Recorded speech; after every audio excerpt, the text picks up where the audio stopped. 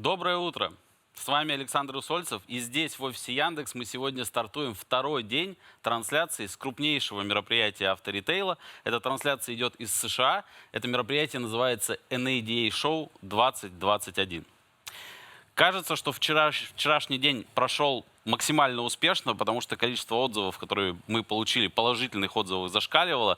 Это мероприятие подготовила команда ассоциации РОАД в партнерстве с Авто.ру. Сегодня программа не менее насыщенная. Мы будем делать таких же два потока, как были вчера. Это потоки продажи и сервис. Две неотделимые части нашего бизнеса. В рамках этих потоков пройдет по 5 лекций. Они будут идти последовательно и сдвоенно. После завершения трансляции этих лекций, семинаров, мастер-классов мы планируем очень интересную и живую панельную дискуссию, в которой поучаствуют Александр Никонов из Авилон, Владислав Ведерников из Рольф и Даниил Шкурыгин из Авто.ру. Обязательно дождитесь панельной дискуссии, потому что вчера панельная дискуссия стала прямо яркой точкой с очень живым и острым обсуждением всех услышанных практик, кейсов, неоднозначных мнений, которые происходили, которые мы услышали в течение семинаров, в течение дня на семинарах. Не забывайте, что в течение всего дня сегодня вам доступен раздел, вы можете выбрать его наверху с онлайн-экскурсиями. Это раздел с видео экскурсиями по зоне экспозиции NADA. Ни для кого не секрет, что NADA в большей степени является уже не только образовательным мероприятием, но и самой крупной в году выставкой всех технологических решений для авторитейла. Вчера мы упоминали, что если раньше это было больше оборудование, какие-то автоматические мойки и прочие вещи еще 10 лет назад, то сейчас это программное обеспечение, которое позволяет дилерскому центру становиться эффективнее. Мы приступаем уже сейчас. В потоке продаж мы ожидаем семинар от Дженнифер Сузуки. Дженнифер Сузуки последние, если я не ошибаюсь, 15 или 20 лет занимается такой темой, как BDC, Business Development центры. Эта тема не очень знакома в России, или там знакома не каждому. По сути дела, это контакт-центры, которые обрабатывают вызовы и работают на исходящих звонках. Дженнифер поделится лучшими практиками о том, каким образом они трансформировали контакт-центры, вот эти BDC из 90-х, когда это были только звонки, сейчас они трансформируют их в том числе и в обработку интернет-трафика. В свою очередь, в потоке сервиса нас ждет очень интересное выступление от Тедда Инкса. Я последние 2 года прям подсел на мероприятие Тедда Инкса. Он проводит так называемые круглые столы по сервису и собирает там, по-моему, раз в квартал, раз в 4 месяца самые лучшие практики, которые он находит со всех уголков США по организации сервисного обслуживания. И сегодня он сделает короткое, но очень насыщенное саммари тех лучших практик, которые он нашел за последние 2 года. Ну что ж, приступим.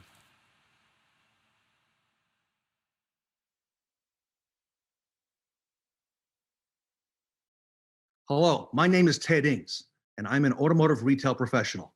I'm the executive director of the Center for Performance Improvement.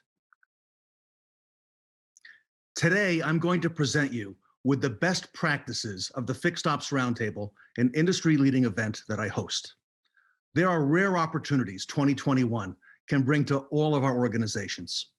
Fixed operations has secured itself in dealerships as the essential piece that kept many stores afloat through the early pandemic period. Together, we embrace changes in processes to accommodate the needed safety concerns for our employees and customers. Many of you integrated new technologies, new digital platforms, as well as remote repair. Yet getting this to all work seamlessly was and continues to be a challenge. What changes normally would have transpired over the next 5 to 7 years have radically occurred in the last 12 months. Embracing these changes for the dealership of today will tell you it is well worth the effort. As far as me, I've been in the retail car business since September of 1981. And like you, I've seen a lot. I worked 10 years retail at 2 dealerships in New Jersey. Don't hold that part against me. And I've held every sales and service position, including general manager. In 1991, I entered the retail automotive training field and have worked with thousands of dealers and dozens of OEMs here in North America and across the globe. So I bring a unique perspective. Most recently, for the past 2 years, I've had the great honor of hosting an industry forum for retail fixed operations. It's called the Fixed Ops Roundtable, and we've held 10 meetings since May of 2019 in cities throughout North America with some of the most notable dealers, dealer groups, and experts in the industry, sharing their best practices and demonstrating them. Over the past year, we've taken that Fixed Ops Roundtable virtual because of the pandemic. And while doing so, our audience has increased to thousands of fixed ops professionals from within our industry, where people come to hear the latest innovations, technology, and trends. And there have been a lot of innovations whose time have come and stand out. In the past, the OEMs held meetings similar to this. Yet since the Great Recession of 2009, there's been a void that we have filled. Today, I will share with you the best highlights of the conference, and many of these will contain actionable ideas that you can take back to your store and put into place immediately. In this workshop, we chose best practices that will help provoke your thinking and address some of your toughest issues. This includes dealership culture and focusing on your people, where it all starts, the customer experience, brand new technology for service appointments, pickup and delivery, focusing on sharing with your team the benchmarks for tires, alignments, brakes, and batteries, the importance of hours, as my good friend Tully Williams of the Niello Group in Sacramento, California says, it's all about the hours. Creating a mobile experience in the service department, AI-powered smart search for technicians, and more. Over the next few years, our industry will create an end-to-end experience in fixed operations, making it similar to many other routines in our daily lives. Are you ready to be part of it? As Brian Benstock, the partner, GM, and vice president of Paragon Honda and Paragon Acura in Queens, New York, likes to quote Professor Scott Galloway of NYU, who says, "It's surprising how long things take, then shocking how fast they can happen." While I have a lot to share on the technology front, I want to start off with a poll we recently conducted within our industry. We asked hundreds of retail dealers and managers this question. All are important, but which one is most important to the success of a company? Multiple choice answers: product, technology, or people. Again, the question: all are important, but which one is most important to the success of a company? Is it product? Is it your technology? Or your people? Well, here's how your peers responded. Just 7% responded product is most important. Another 14% said that technology was most important. It doubled the product. And while they are both product and technology important, they were not as important as people, which was voted as most important by 79% of dealers and managers. 79% said people were most important to the success of a company. So those in our industry clearly agree it's not just about the product or the technology. You see, in a high-tech world, our most important tool is still people. Apple founder Steve Jobs coined the phrase, "think different." And he once said, you have to start with the customer experience and work backwards to the technology. I'll take that a step further. I believe you need to start with the employee experience, because as we all know, we're not just in the car business, we're in the people business. So today, let's start by talking about our people. And I think that starts with your dealership's culture. Creating a high-performance culture starts at the top and has a trickle-down effect on your entire operation. Now, I think this right now is a great and opportune time to reevaluate your organization's culture. It's the beginning of a new year in a new era of fixed operations. Distinctive culture cuts turnover, carves career paths, and makes your workplace a desirable destination. Two of our dealers from the roundtable who stand out in the area of culture are Bo Bachman, the president of Galpin Motors in Van Nuys, California, and Liza Borges, the president and CEO of Carter Myers Automotive, CMA, with 17 dealerships in Virginia. As you may know, Galpin Ford is #1 in the world for the past 29 consecutive years. Each Galpin brand is #1 in the state of California and top 10 in the nation, so they're obviously doing something right. Galpin Motors has not only created a vision and mission statement, they've identified and written down their core values. What I'd like you to do right now, on your personal smartphone, your electronic device, I would like you to Google the words Galpin core values. Go ahead and do that. Galpin core values. And here's what comes up at the very top. You can see a picture of the Bachman family. And it says, our core values. This is right at the top of the search. In bold letters, integrity. We always strive to do the right thing. Servant's attitude. We only exist to serve our internal and external customers, so their concerns are always at the forefront of our business. Accountability, continuous improvement, teamwork. And look at the last one. It says fun. We've got to make work fun. Wouldn't you agree? No matter where we go or who we talk to, Galpin has created tens of thousands of brand ambassadors who are their employees, their customers, people in the community, former employees, and it's completely organic. You don't have to believe me. Ask anyone who's experienced Galpin. Yet their core values transcend their product. It shows through in everything they do. Galpin wants to make sure your experience is the best possible one ever. Whether it's having lunch at the Horseless Carriage restaurant on Roscoe Boulevard, which is led by the former chef of the Beverly Hills Hotel, or their full-service Starbucks, the first of its kind at an automotive dealership anywhere. Walk into Galpin and you can instantly smell the aroma of the coffee brewing. Or just buying or servicing a vehicle, you can be sure it's going to be the best experience you can possibly get. Bo Bachman recently recalled the stories of Disney, the real Walt Disney, making appearances at Galpin Motors in the 1950s. Appearances to promote Disneyland at Galpin. Imagine that. Disney, one of the biggest brands in the world, and certainly one of the most successful companies, promoting themselves at Galpin. So Galpin has had this culture for a long, long time. Carter Myers Automotive calls it a win-win culture. And Carter Myers has made great strides to have an inclusive and diverse workforce, including a focus on hiring and retaining women. Women as leaders, managers, workforce directors, salespeople, service advisors, and technicians. Liza Borges has made it her mission to have a workplace of inclusion and diversity. Liza says that when your staff represents your customer base, you are going to have an advantage. You see, the world is becoming more female and the world is becoming more colorful.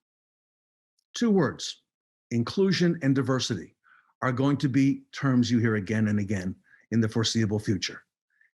In many cases, historically in our industry, we have failed to recognize this, not by design, but just by being unintentional.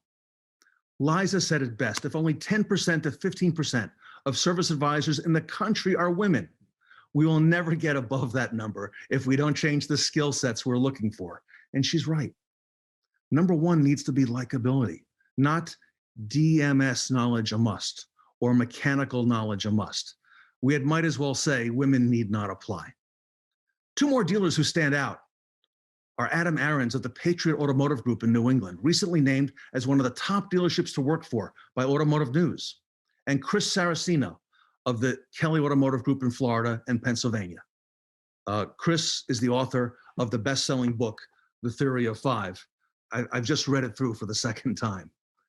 Adam was recently told, you know, I can't find female technicians, to which he responded, well, how long are you going to be in the business? And the answer was forever. Adam responded, then it's okay to plant seeds.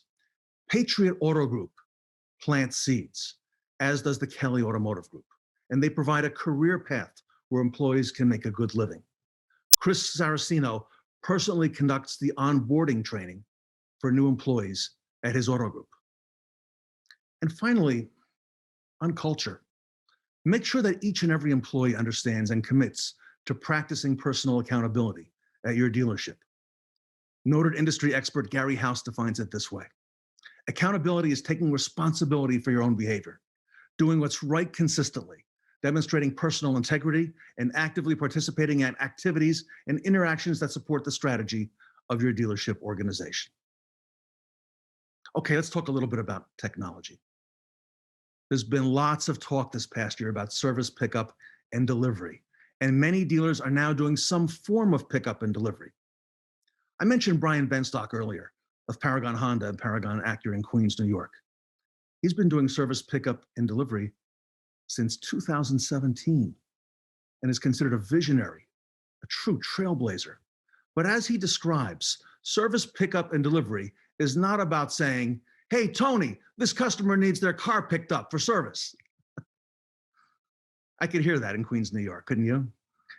No, it's a coordinated effect throughout the entire organization, beginning with their people as well as their digital experience. Paragon Honda, they call it Paragon Direct, offers two service options, just two. Are you coming to us or are we coming to you? That's it. If you still got your smartphone out, and I assume you do because it's the most powerful instrument, go to Paragon Honda and their website right now and go there to book a service appointment. There's no longer a chat box. They've done away with that. And just those two service options standing out. What are they again? Are you coming to us or are we coming to you? What's more, they've cut down on their inbound service calls by 80% while increasing their overall business substantially. They started working with a team at Google in 2017 to use Google Assistant, which is available on your phone, to book service appointments.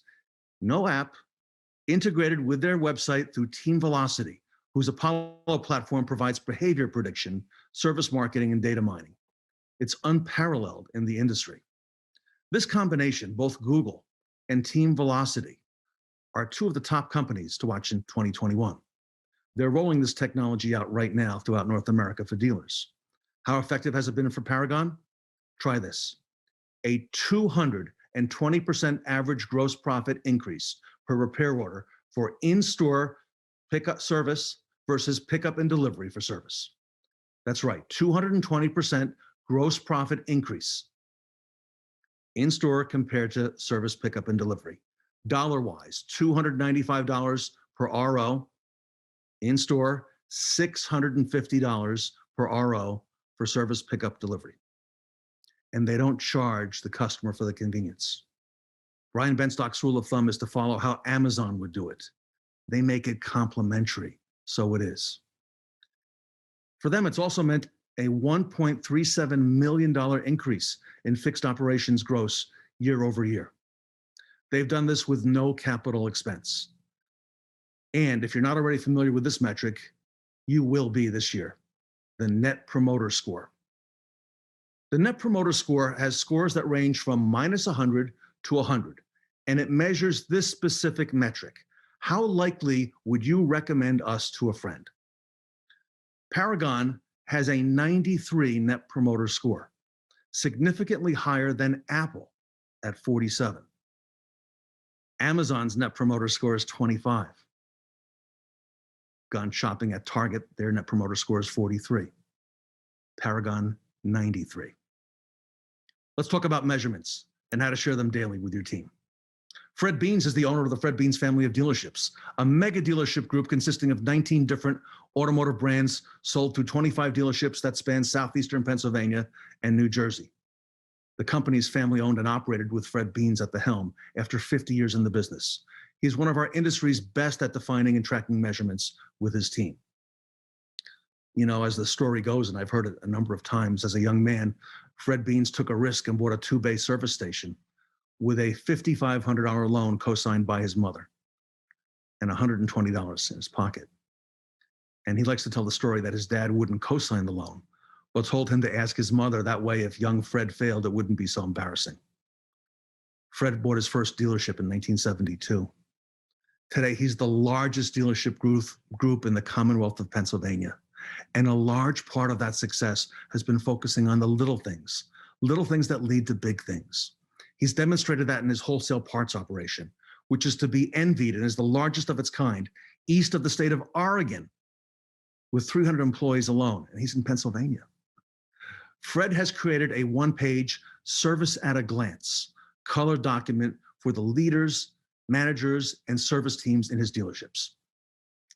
Among the metrics he tracks are appointments kept, hours produced, tires sold, alignments, customer pay, carryovers, and much more. And referring back to the dealership culture, starting at the top of an organization, the Fred Beans family of dealership has created a 226-page service process quality manual.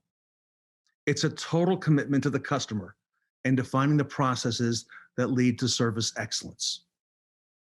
It reads, this manual is designed to acquaint you with the service operations of the Fred Beans family of dealerships and to give you a quick reference to most questions regarding the service department.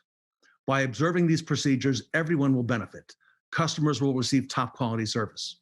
Everyone in the service department will know what's expected, and management will be provided with accurate data and reports for decision making.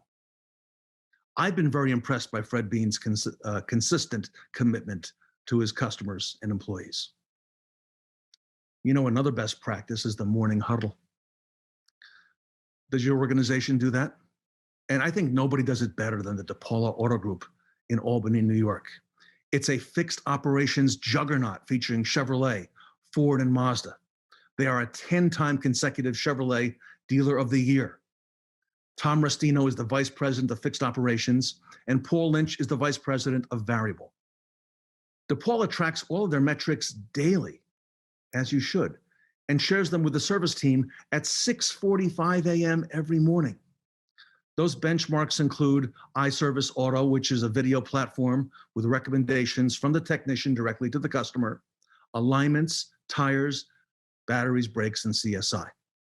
What's even more important is that the DePaula team does this consistently every day. And there's a lot to be said about consistency, and it starts with that culture of excellence at the top.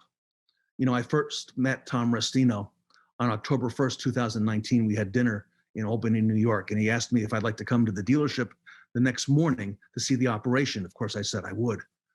And he said, I want you to come and see the morning huddle. And that's when he informed me it was at 6:45 because the doors open at 7. And I said, okay, Tom, what time do you get there? He said, I'll be there at 6:25.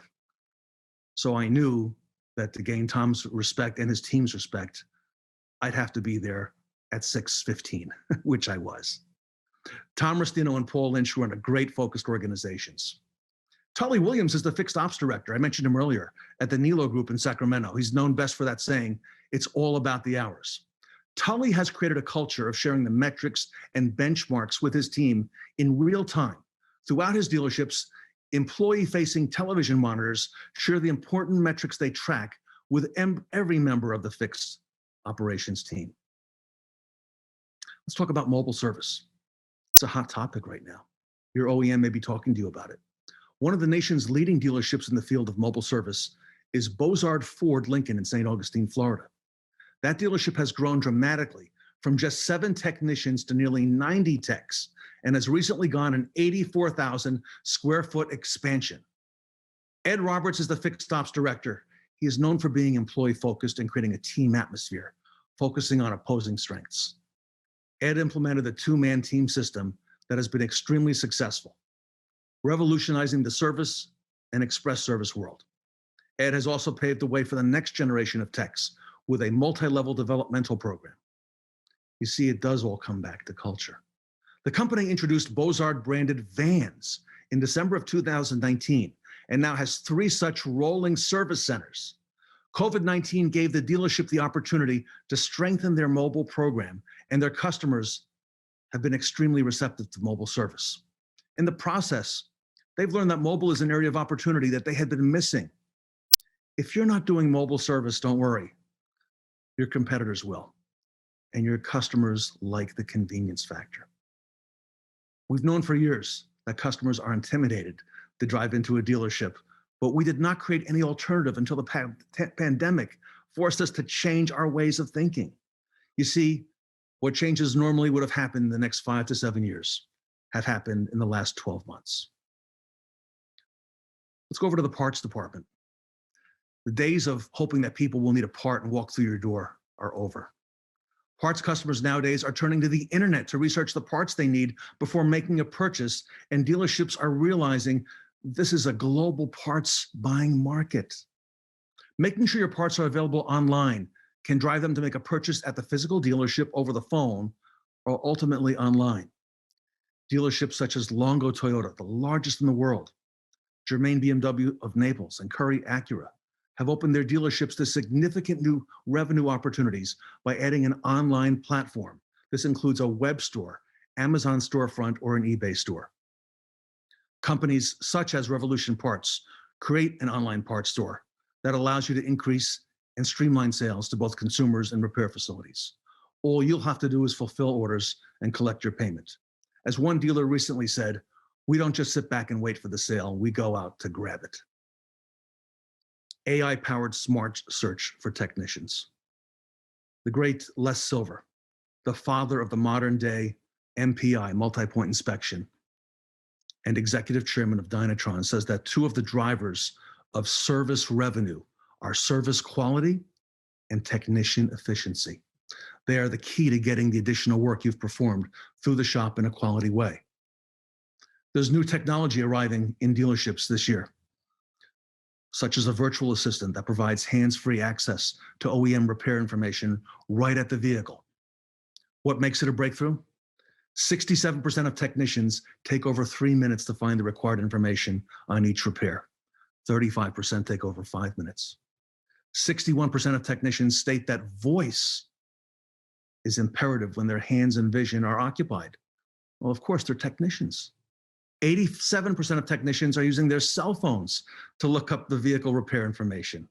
How about that? And 40% of techs are searching for and looking at YouTube videos on vehicle repair.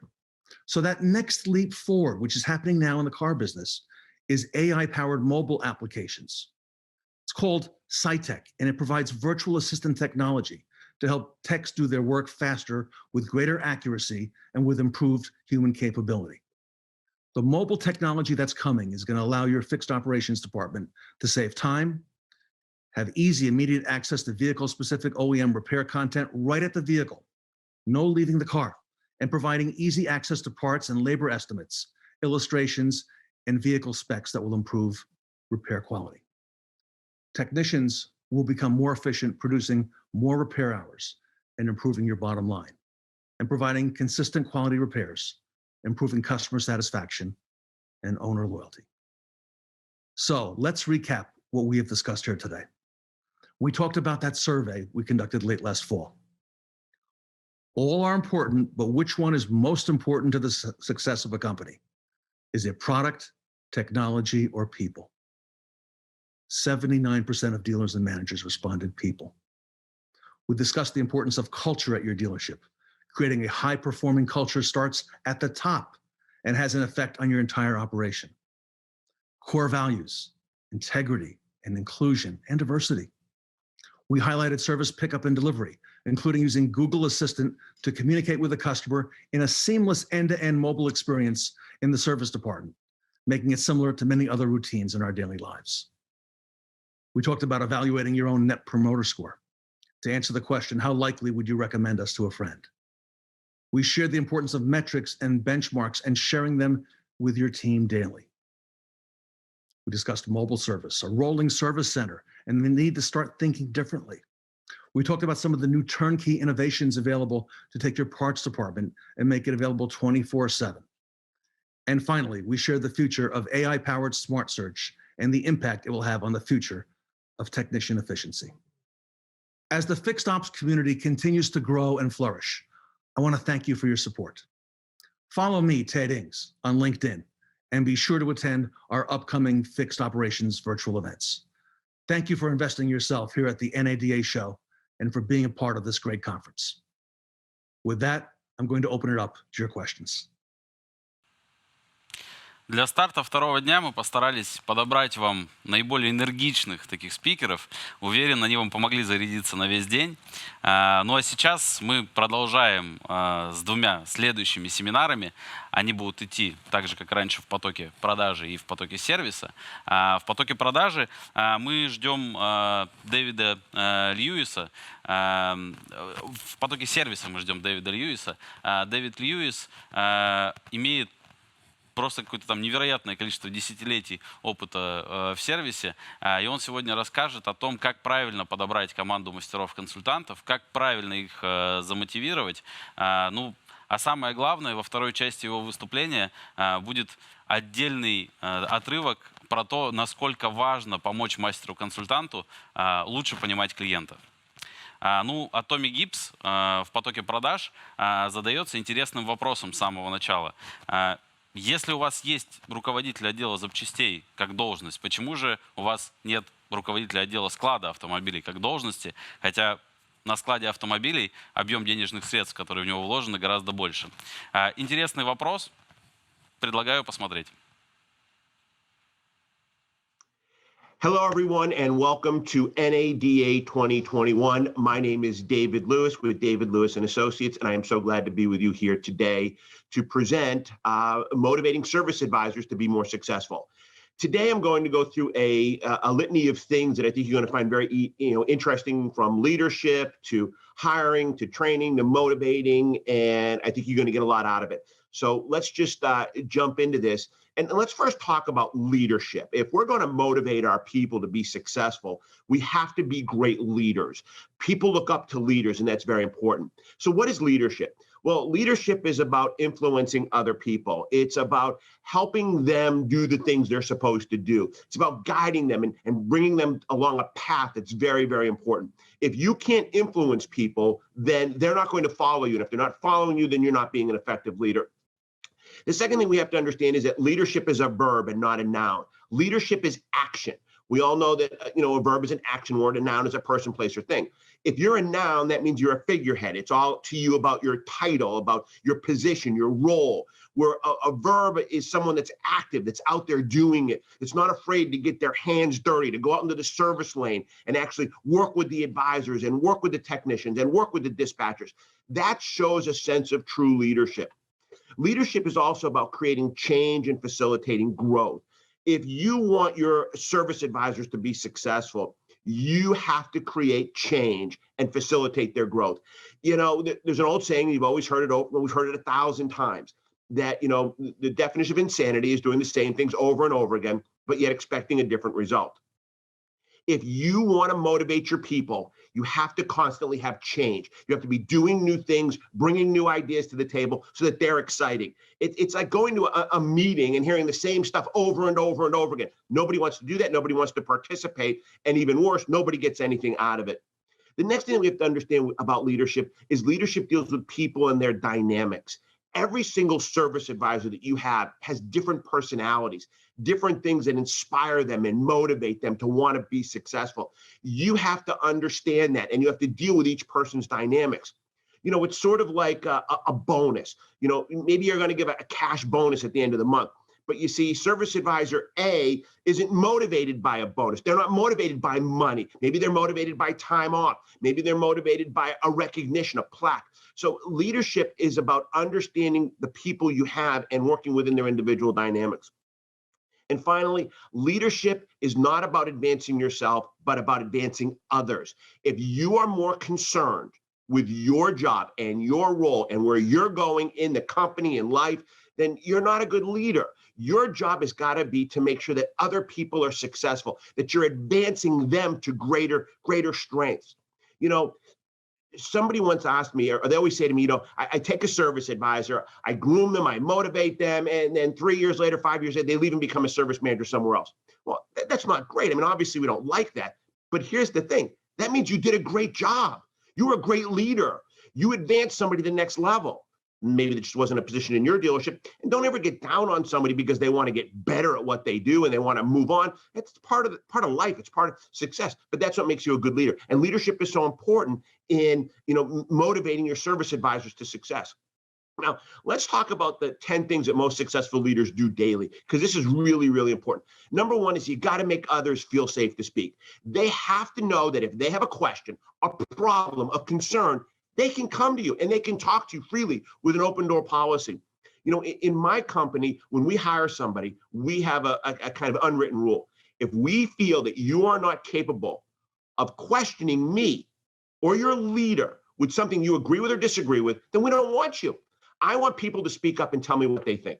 Okay, number two, leaders make decisions. You know, sometimes we make the hard decision. I believe in a committee. I really do. I like to hear everybody's opinion, but then I'll make the hard decision. I'll make the decision. You can never please everybody, but leaders do make a decision. Leaders communicate their expectations. If you want your service advisors to succeed, you have to let them know what you expect of them and what their job and their descriptions are, or else they're just going to go about their day, you know, with no real guidance or direction. Number four, you have to challenge people to think. Always ask people questions. Ask your advisors, what do they think? What are their thoughts? What do they think we're doing wrong? What do they think we're doing right? Don't be afraid to ask somebody, would you do it any differently? Hear their opinion. It doesn't mean their opinion's right, but it's something to think about. Sometimes one idea will spark another idea, which sparks another idea, and before you know it, you have a great idea. Successful leaders lead by example. If you're going to teach an advisor how to do something, teach them, then do it with them. Show them how it should be done. Let them know that you have the capability of doing that. Measure and reward performance is number 6. Strong leaders measure and reward performance. Tell me what you expect. Give me a reward, because rewards are important to people. They're important to you. Okay, they're important to me. I like to know that when I do something right, I'm rewarded. Now, whether it be a financial reward, like we talked about a second ago, or a pat on the back, but make sure you're measuring what they're doing. Next, always provide continuous feedback. Always, always, always. You know, you ever have your significant other give you the silent treatment? Well, then you don't know what happens. And then you start manifesting in your mind what the problems are. And you start, everything becomes a problem and an issue, and it gets blown out of proportion. So always give people their feedback. Let them know the good and let them know the bad.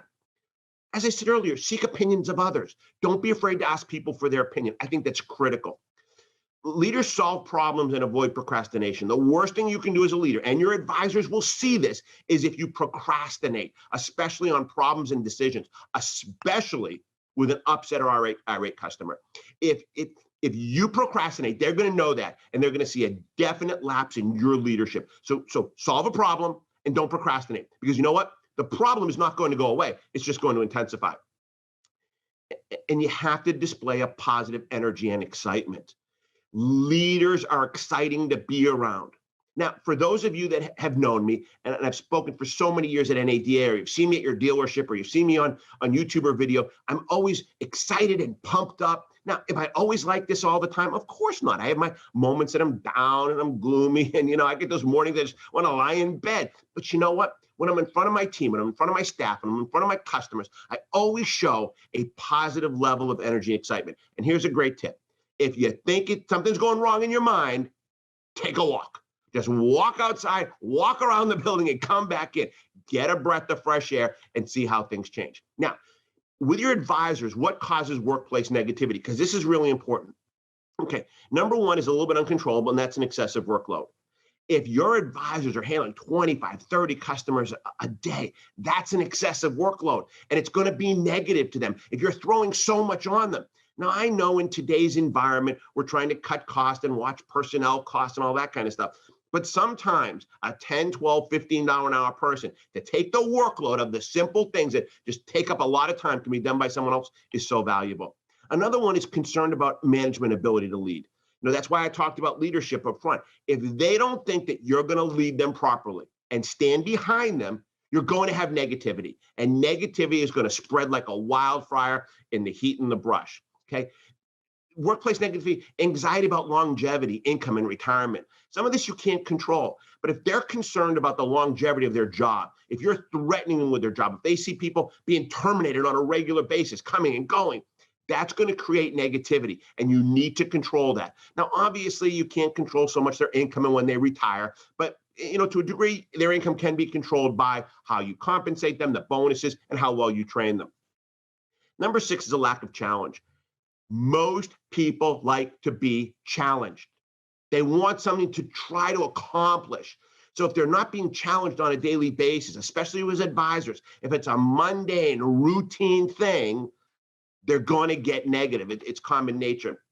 And finally, and this is the number one cause of workplace negativity, is insufficient recognition for their efforts. You gotta let people know they're doing a good job. And I'll give you the great example, and that's if you have children. How often do you tell your child or your children you love them, you're proud of them? Now, I have grown children now, and every once in a while I'll send them a text message. I just want to let you know how proud I am. I just want to know how much I love you, okay? It makes them feel good about themselves. Now, I don't tell my employees I love them, but I tell them I'm proud of them. I tell them great job, and I always say thank you. At the end of the day, when someone's walking out the door and they say good night, I always say thank you. Thank you for your efforts. Thank you for your hard work. Thank you for everything you did for us today, because it makes people feel good about coming to work, and that's so important with your advisors. So let's go in a different direction here for a second. Let's talk now about hiring. What are we going to do about hiring advisors? Because I get this all the time. Well, who are we going to hire? Okay, where to find them and how to train them, because this is very, very critical. So who do we hire? Well, first of all, a big question. Do you hire experienced or inexperienced service advisors? You know, what's the best fit for the team? Is it a diverse group? These are all very important things. So let me give you some input here, on my thoughts.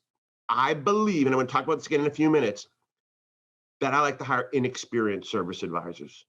I like customer service people. I don't like to hire a service advisor that has been at 5 dealerships over 10, 12 years. I mean, that's a red flag. There's a reason why. Okay. I also don't like to hire unemployed people. Why? Well, there's a reason they're unemployed. Now, sure, some people move into the market area. Some people have all these reasons. I don't hire people that have big gaps in their employment unless I can truly, truly justify why. You know, when somebody says to me, well, I took 2 years off to take care of an elderly parent, I get it. But I don't know if I buy into it. Now, if somebody said they had cancer for 6 months, and I get that. That's obvious. Okay. But you have to look at that gap. You have to look at their record. I like hiring customer service people. The other thing is you have to make sure it's the right fit for your team. You've got to make sure that whoever you hire is going to fit in with everybody else, because that's critical. There's a couple of things are going to happen. If they don't fit in, well, they're going to be pushed out, and they're going to be pushed out fast. And you've got to make sure you also have a diverse group of people that you hire, especially in the service lanes. You know, we're leaning a lot now towards female service advisors, which is very, very good. So you want to make sure you have, your more mature people, you have your female, different ethnicities. Make sure that it is a diverse type of people, because here's what's going to happen. When a female comes into a service lane, she might be more apt to go to a female service advisor, and vice versa. So it's really important that we stay on top of that. So what is our hiring process? Well, first of all, obviously, you need to get a resume. That's the most critical thing. And resumes only show you their ability to write. That's all it does. It tells you how well they can write or how well they can copy somebody else's resume. Okay. I had somebody that gave me, we were interviewing for a job here. We had a bunch of resumes coming in, and 3 of them were identical. They just went to a template and just plugged in their own information. So just remember, a resume only tells you how well they can write. Okay. You've got to do a phone interview when you're looking for a service advisor. Why? Because I want to know if they have the right phone skills. Can they talk? Can they communicate? They have a good command of the English language. If I'm in a diverse area where I need someone to speak Chinese or Spanish, do they have those skill sets to promptly and effectively talk over the phone? Are there pauses? Are there gaps? Can they think on their feet? Then, of course, I want to do an in-person interview. Now I'm looking for personality. I'm looking for how they dress, how they appear. Always remember one thing. When they came to that interview, whatever they're wearing is going to be the best they're ever going to look. So keep that in mind. That's the best they're going to look. And if it's not, then why would you hire them to begin with? So I want to look at their attire. I want to look at how well they're prepared, their preparation for the interview. Did they go to our website? Did they do any research on us? Things like that. And then I listen very carefully to the questions they ask. When somebody asks me, when I say, do you have any questions? And they say, well, sure. What's the vacation plan? What's the time off plan? That's a huge red flag. Someone looking for a job shouldn't be looking for time off. They need to be looking for when they can get there. How soon can I start? Those kind of questions. Here are some additional hiring tips. As I said a few minutes ago, recruit from within the service industry, not automotive. I want somebody that has great service skill sets, that understands customers, that is very detail-oriented. This is very important in an advisor position. I'm going to share with you in about 15 minutes how to train these people to sell, and it's very easy. You don't need people to have selling skills. Are they good to have? Absolutely. Okay. Be careful about the money questions. Okay. Both ways. You're okay to ask money questions, and they're okay to ask money questions too. But we want to find out how much do you need versus how much do you want, because that's two different things. Okay. What I want and what I need are two different things. But I like to know both, because I want to know their needs, but I want to know what their goals are. And that's really, really important to me. And if somebody says they need 50,000, but they really want to make 80,000, that's good. Now, if that comes up in conversation, I might ask, okay, why? Okay, why such a big gap from your need to your want? And they might say, well, I want to buy a new house. Those are great qualities when you hire somebody. Okay, I ask them a lot about their hobbies and their interests. This will determine their level of interest in the position. That tells you a lot about somebody. It tells you whether they're detail oriented, what their skill sets are as far as communications and things like that. So and it's a great way to converse with people. I try to hire people that I would enjoy going out to lunch with, that I'd have fun with, that I would invite to a barbecue. Not that I'm inviting them to the barbecue, but somebody I would enjoy hanging around with. Keep in mind, you and others are going to be around this individual for 8-10 hours a day. So there's got to be some common interest. And I said before, and this is actually a misprint where it says only, I'm saying this wrong. You only want to hire employed people. Don't hire people that are unemployed. Because I said to you earlier, there's a reason they're unemployed, especially for long gaps. And don't hire people just to fill the role. Take the necessary time to allow for options. If you hire someone just to fill the role, what's going to happen is you're going to hire somebody that's a best of the worst, okay? And you're better off just not hiring anybody. I don't want the best of the worst. I want the best of the best, okay? So now when we're going to train new hires, this is important. If you want your service advisors to be more successful, training after you've got them or you already have them, training is going to be critical. And so many people, so many dealerships just throw people to the wolves, and they think they can figure it out. Just because you understand it doesn't mean they understand it. Just because you understood it faster doesn't mean they'll understand it faster. I've always had a problem too with the mentoring program. Now I know in a service lane, if you have a lot of service advisors, I get it, okay? But if I'm being hired, I don't want to mentor with the average guy. I want to mentor with the best person.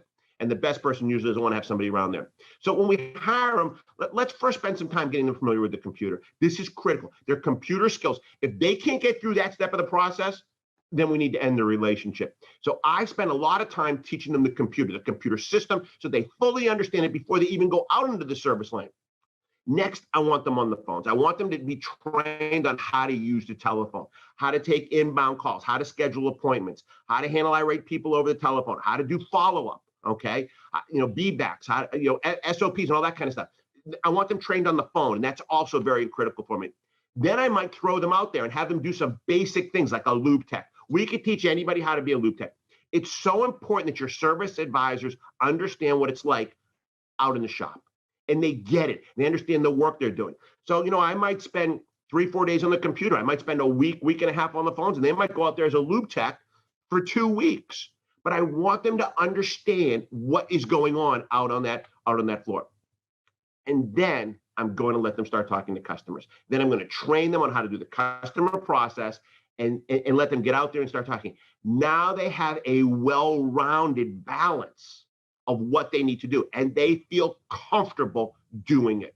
Okay, now when we train experienced advisors, there's multiple ways you can do this. Number one is you can go to an outside source, okay? A training company, a consultant, someone does, and there's a lot of value to that because what they bring to the table is things that you might not be familiar with. There's an old saying, and I'm sure you've all heard this. If you're the smartest person in the room, then you're probably in the wrong room. Don't be the smartest person. I also say this, if you think you know it all, then go do something else. This can't be fun anymore. I've been in this industry my entire adult life. Actually, I started in service stocking parts when I was 14 years old at my local car dealership and worked my way through the ranks. I'm still learning. Every day, new ideas, new things. And I've always told everybody, when I'm done, it's because I think I've mastered it. Okay, but I don't think I'll ever be done. So outside sources can bring you different ideas, different aspects, things that are going on in different parts of the country. You know, if you're in the East and you have someone who's from the West come out and spend time with you, we do things differently in different parts of the countries. Okay, so we get new different ideas. The other thing is this, training has to be daily. Now I'm going to jump ahead in my presentation here because I think it's important to talk about this right now. You can't train once a week, once every other week, once a month. You can't say to somebody, here, watch this video and think they got it, because they don't. Training is hearing it, absorbing it, talking about it, internalizing it, and then using it in my own way. Allow me to give you an example. I believe that you should be training every day your entire group of service advisors for 10 minutes. Now, I know half of you are going to say, I can't do this. I can't get the time. I can't get everybody together. But you know what? That's because you just don't want to. Okay? You have to want to do this. So let me give you a great example. I grew up in Boston. And in the 70s and 80s, I was very lucky. My father was a huge sports fan. And we went and saw the Boston Celtics play basketball. He would take us, me and my brother, 2-3 times a year. Larry Bird, you probably all know who Larry Bird is. And it was always the same thing. Larry Bird would win the game with some sort of jump shot with 3 seconds to go at the end of the game. The crowd goes crazy and everyone would start leaving. And my father would say, no, we're going to stay. And it's funny how you learn things that you don't realize you're learning them. Well, what happened is 30 minutes later, there's still 100 people in the stands. Larry Bird would come back out and he'd go with a trainer and he'd pick one spot on the key. And he would stand there for 30 minutes with 50 balls in that exact same spot, doing the same shot over and over and over and over again. The same spot, same shot. What he was trying to do is create something we call muscle memory management. He knew that when he was on that spot, his muscles knew exactly what to do. He didn't have to think. That's why at the end of the game, when you had a second left, you wanted the ball in the hands of Larry Bird. So why can't we do the same thing? So think about this for a second. Let's just say that we have 3 advisors, plus yourself as a manager. Let's say that every day we want to train for 10 minutes, whatever time you want to make it. You want to make it 7 a.m., make it 7 a.m. But at 7 a.m., everyone's going to be in the office. And here's what we're going to do. We're going to pick a topic, an obstacle, a situation. Maybe the customer says, I want to go home and think about this repair. Okay? And what I would do is I would ask advisor number 1 to respond. And we'd listen to him or her. And then I would ask advisor number 2 to respond. Then advisor number 3, and then myself, I would respond. Now, obviously, I'm going to do it the best. Why? Well, because I've been doing it a long time, but more importantly, I heard 3 other people do it. And I heard 3 kind of different ways of doing it. So I kind of took the stuff I liked and put it into mine. That whole event's going to take 10 minutes. Let's go have some fun. The next day at 7 a.m., same obstacle, same situation. Customer says, I need to go home and think about it. This time I start with advisor number 2, advisor number 3, me, advisor number 1. The next day, same thing. Customer wants to go home and think about the repair. Start with advisor number 3 this time, then me, then 1, then 2. And I'm going to take that same obstacle every day, I don't know, maybe for 10 days. And here's what's going to happen. 10 days later, your advisors are going to be fantastic at that obstacle. And the best part of all is they're going to create their own response. I'm not telling them what to say. They're picking up from each other. And you're going to notice it every single day. They get stronger and stronger and more confident and more confident. And you're going to learn something too. This is the way you learn together and you train together as a group. Listen, I don't make a lot of promises. I promise you this. You do this for 10 minutes a day, you can have a super strong team in 6 months, a year and a half. But listen carefully. You can't do a different one every day. They're going to forget it. You got to do the same one every day for a period of days. And that way, they'll get good at it. And then you go on to another one. Okay, so there we go. 10 minutes today. That's what you want to do. Okay. if you're going to train them, you got to be willing to demonstrate what you teach them. So once you teach them something, and now you're reviewing it for 10 minutes every day, now make sure you're doing it with them. They have to see this as the leader. That's very, very important. Now, if we want our advisors to be successful, we now have to understand the customer that's coming into our dealership and how we train them and how we get them to do more things. So the number one problem that customers state to us and why they don't buy things is we talk over their heads.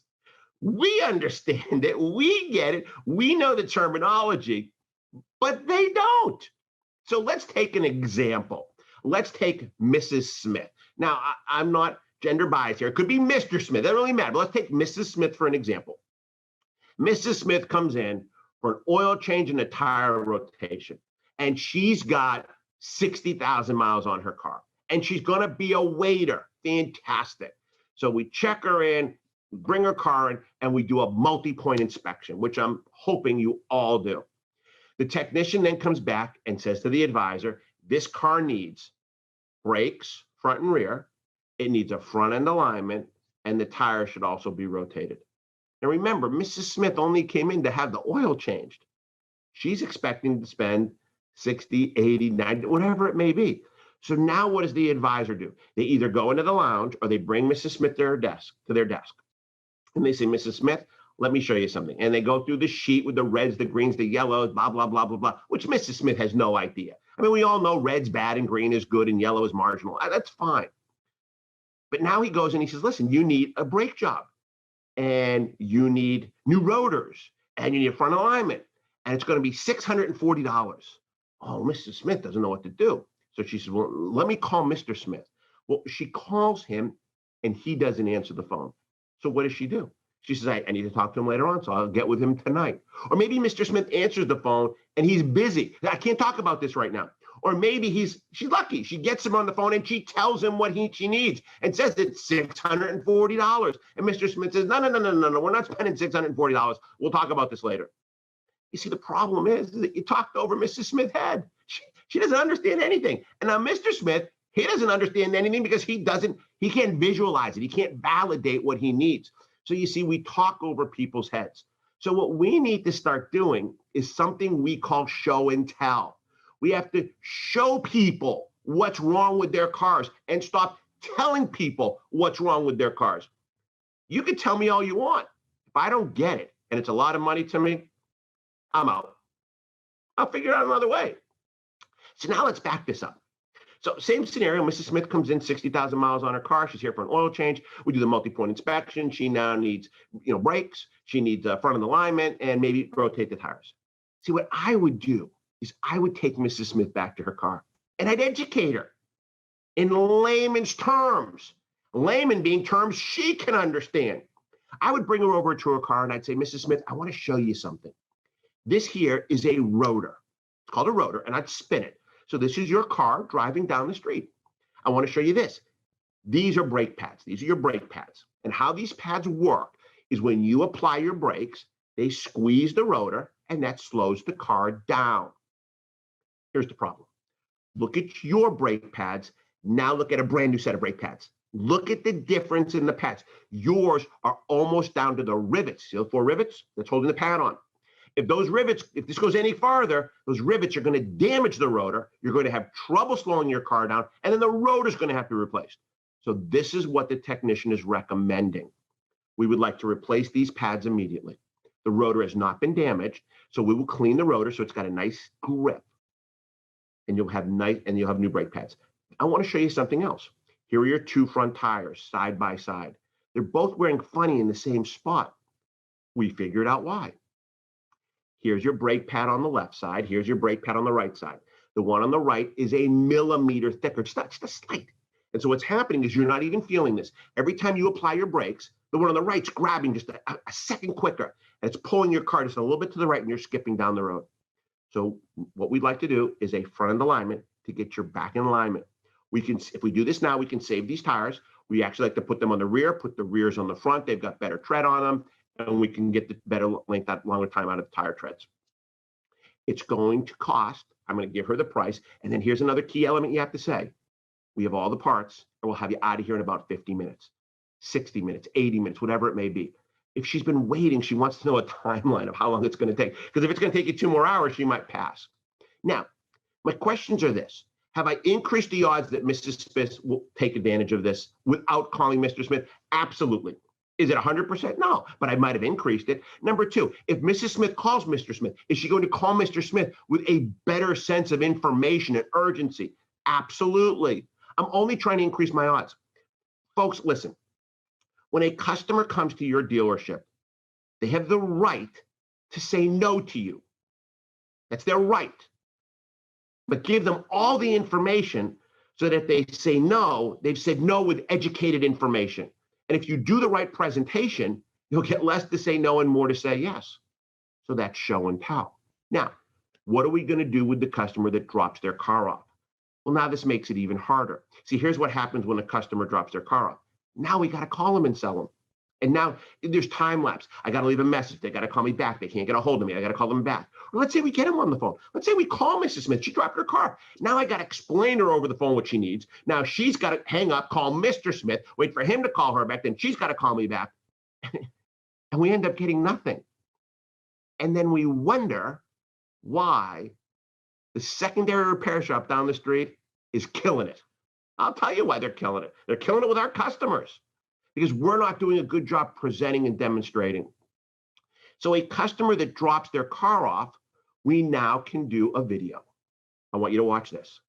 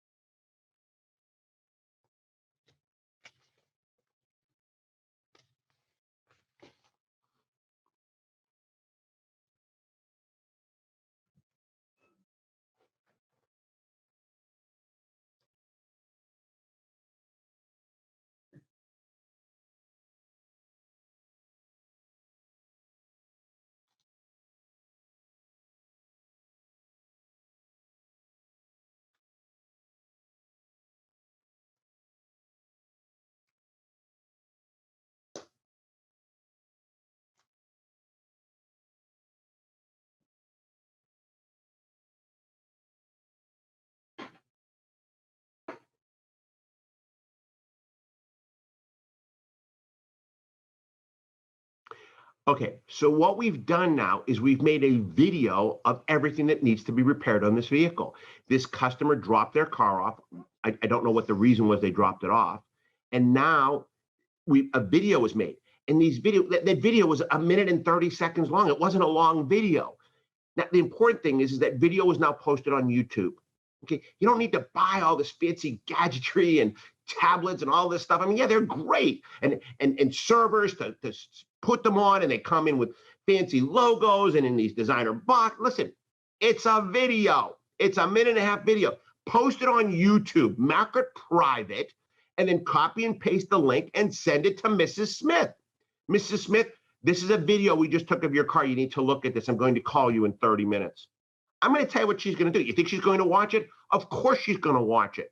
Of course she's going to watch it. And then what she's going to do is she's going to forward the video to Mr. Smith. And now Mr. Smith is going to watch it.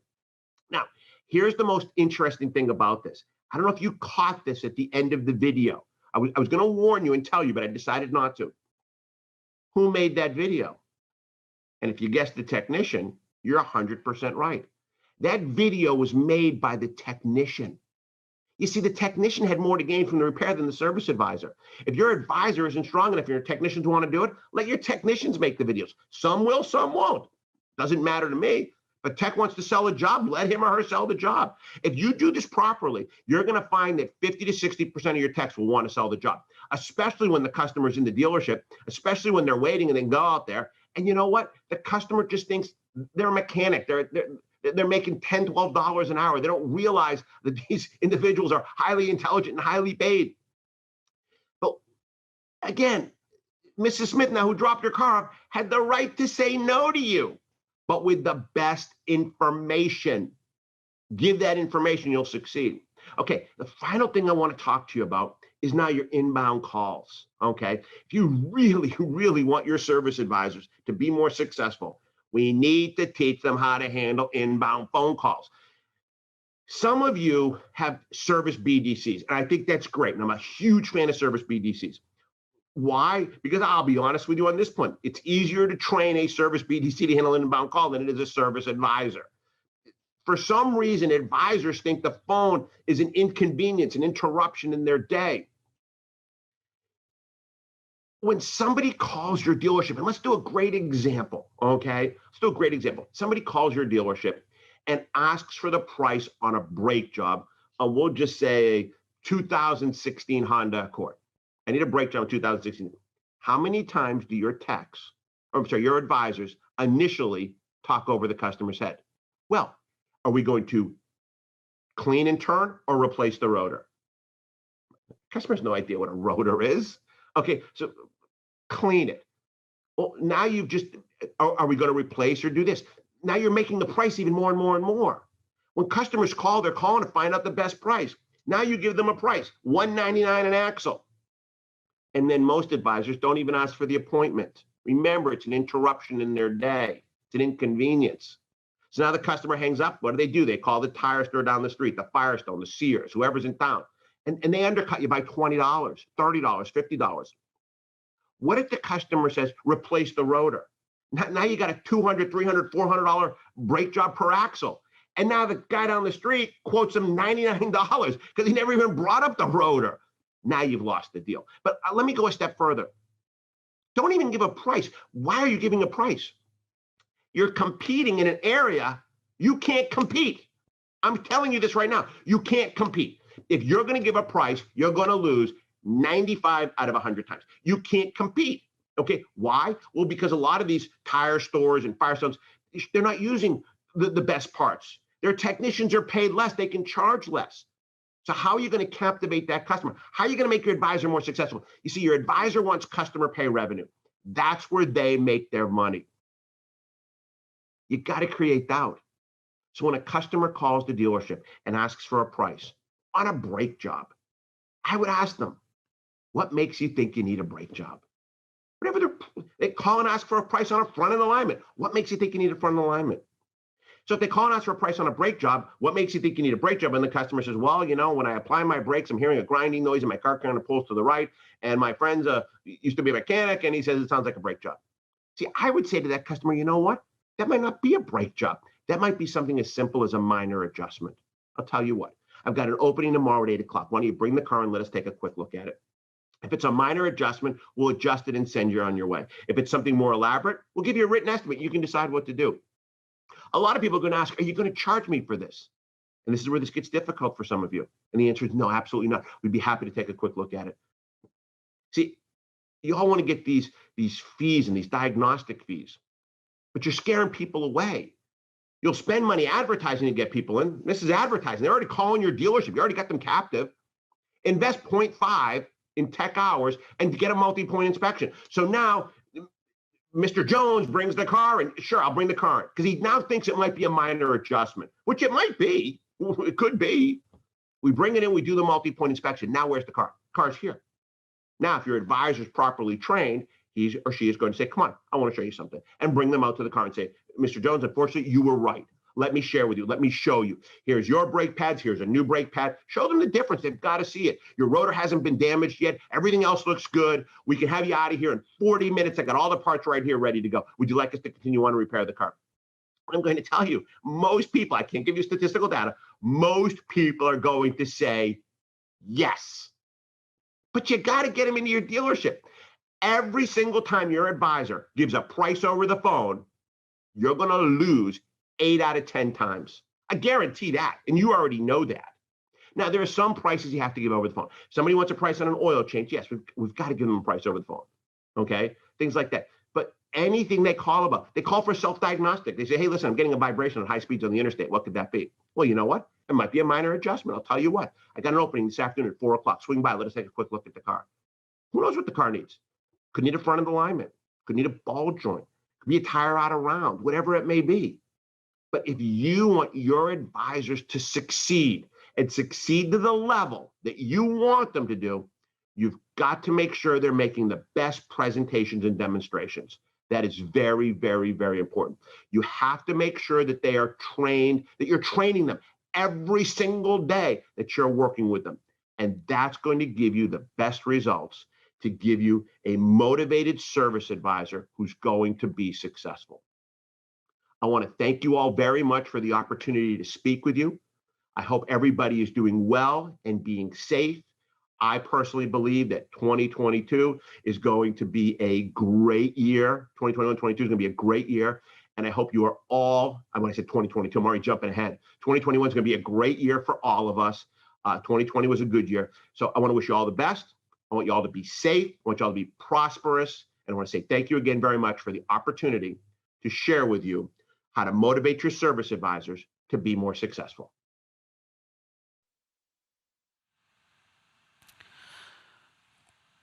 Кажется, что эти два новых семинара дали нам снова огромное количество ценностей. Особенно мне понравились те KPI, которые были предложены для управления складом.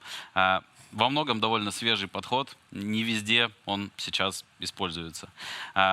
Стоит попробовать. Перед тем, как передать вас в руки следующих спикеров, выступающих с семинарами, хочу напомнить, что по-прежнему в разделе с онлайн-экскурсиями по зоне экспозиции на EDA, по зоне экспозиции с более чем 300 компаниями в этот раз, по-прежнему в этом разделе доступны короткие, всего 20-минутные тематические туры от спикеров-экспертов. Там 7 туров, начиная от финансовых услуг, заканчивая цифровым ритейлом. Коллеги взяли по 3-5 компаний, кто-то чуть-чуть побольше 7, и в очень коротком, емком режиме описали те преимущества, те новшества, те самые, что называется, up-to-date технологии, самые современные, которые можно использовать, которые можно их использовать непросто, но можно найти всегда аналоги в России, либо самому себе подсказать, где требуется какая-то тонкая настройка и какой-то новый взгляд на автоматизацию бизнес-процессов. Эти экскурсии доступны там в течение всего дня, они доступны в любое время суток сегодня и завтра. Не упустите возможность их посмотреть. Короткие, емкие, классные. Но так как у нас сегодня тема сервиса, то у нас есть хорошая новость. Нам удалось договориться с командой РОАД еще об одной экскурсии от такой компании, как Эквинет. Это экскурсия по стенду. Чаще всего этот стенд самый крупный в зоне экспозиции, самый крупный со всем оборудованием для сервисных станций. Это стенд компании Hunter. Я вам настоятельно... Он появится сегодня около 16:30 в доступе по той же самой ссылке и будет доступен до конца сегодняшнего дня. И я рекомендую вам после... Те, кто интересуется именно потоком сервиса, я рекомендую вам после того, как закончатся семинары и закончится панельная дискуссия, обратить свое внимание на эту специальную дополнительную интерактивную экскурсию. Там есть оборудование, которое на самом деле бесконтактным образом помогает все автомобили, например, просто как пример, оно меня просто впечатлило, все автомобили, которые заезжают на сервисную станцию, диагностировать развал схождения и предлагать клиенту и обосновывать ему расширение заказ-снаряда по этому направлению. Ну, а пока мы двигаемся дальше, и следующие два семинара — это семинар по eCommerce. Причем по eCommerce не как мы привыкли обсуждать. Мы обычно говорим о продажах новых подержанных автомобилей, но в данном случае Марк Михальский и Брайан Crossin подготовили нам интересную тему по eCommerce запасных частей. Безусловно, у американского рынка есть своя специфика, но я уверен, каждый специалист сумеет адаптировать их идеи и их приемы под нашу местную специфику.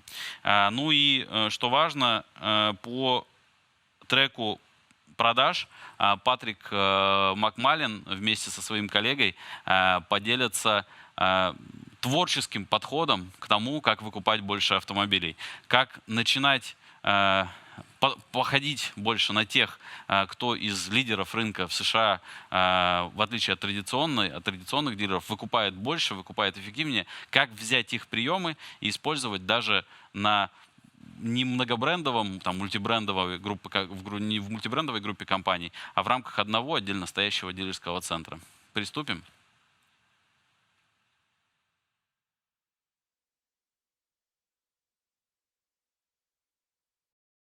Welcome to the 2021 NADA show. My name is Mark Michalski, and with me is Brian Crossin. We are both Academy instructors at the NADA Academy for the Fixed Ops Parts section. And today our topic is going to be e-commerce, making your parts department the big dog in town. Brian, take us away. So thank you so much for being with us today. We hope to have a little bit of something for everyone, whether you are new to e-commerce, you're exploring it, whether you've been doing it for a while, or maybe you think you're a pro at it. We hope to have a little bit of something for everyone today. So we're excited to jump right in and talk about some of the lessons that we've learned over our combined, 15 to 20 years of selling parts online.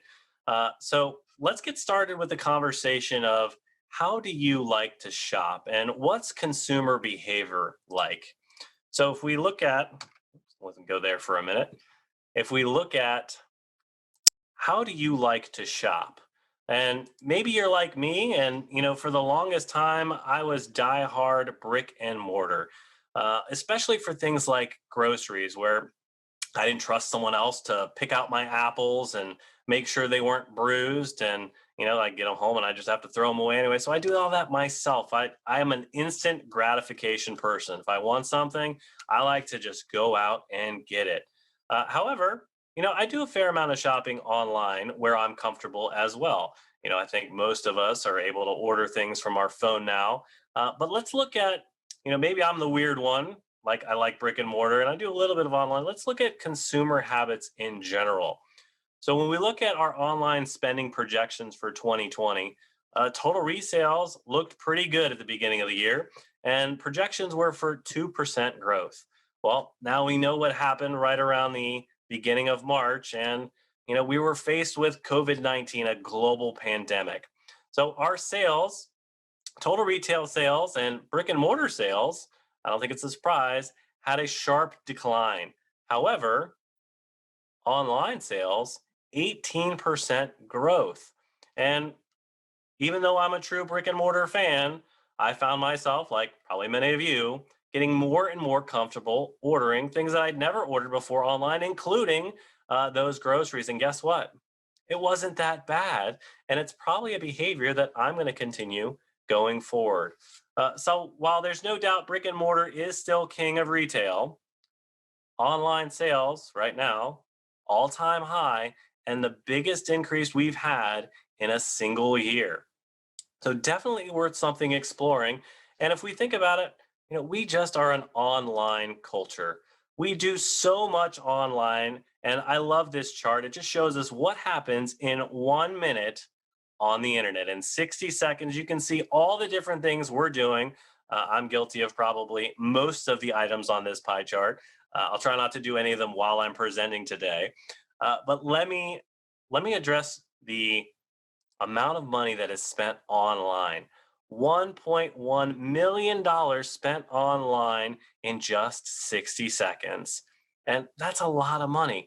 And you may be thinking, you know what, that's total online sales. What does that have to do with me at my dealership and selling parts online? Well, I'm glad you asked, because here we go.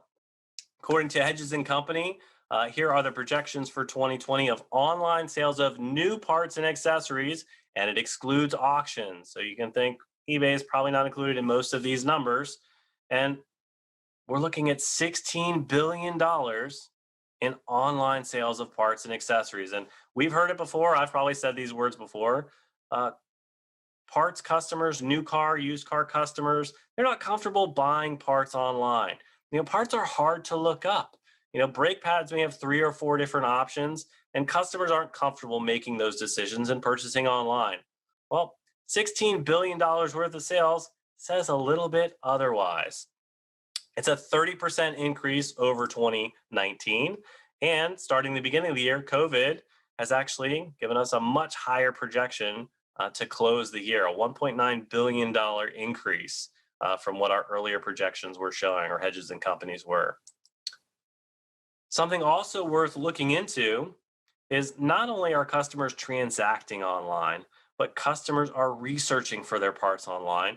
And this chart shows us how many sales were influenced by online. So whether the customer did some research online, maybe they were retargeted advertising based on what their previous search history was. $141 billion in sales were influenced by online. Our customers are researching parts and accessories online, most of them using online search. Your retailer sites, so think your competition, manufacturer sites, and automotive forums where our enthusiasts are hanging out. They're talking about the best practices and the ways to fix their vehicles and keep them up and running. And this is a hard metric for us to measure. So maybe you're one of those that you've been doing e-commerce for a little bit and it hasn't taken off quite the way you've liked. However, are you measuring, and maybe you can't measure this, maybe it's difficult for you, how many customers are researching on our website and then coming into our store and transacting? So while we're not getting a lot of conversions online, we actually are getting conversions in our store that are a direct result of the research our customers have been doing on our e-commerce sites. And when we look at that projection for 2023, $168 billion in sales influenced by online, that's a place that I want to be an influencer. I want to have a presence where my consumers can do research to then hopefully transact with me. Because if they're doing research with me, I think it's a good bet that they're probably going to purchase with me. Our customers are also getting so comfortable purchasing online now, they're able to do it from their phone and they're more comfortable doing it.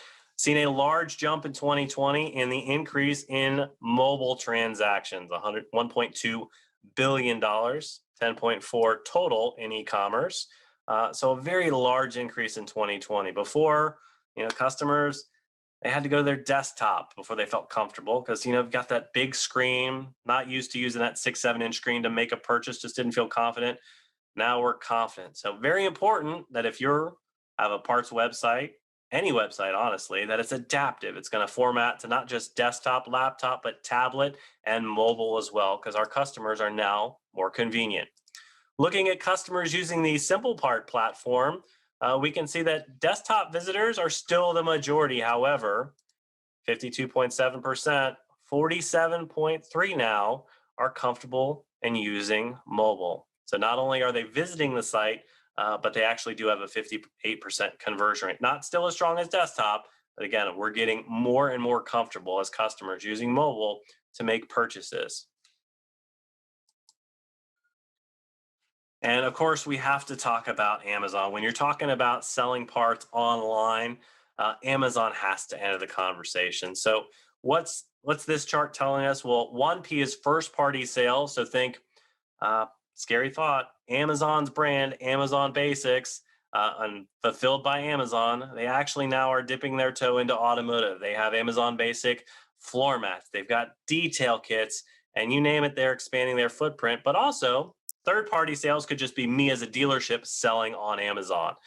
So I've got my own Amazon store and I sell to customers. They buy directly from me and it's on Amazon's platform. So combined, first party and third party, we're looking at the projections for 2020, just over $10 billion in sales on Amazon.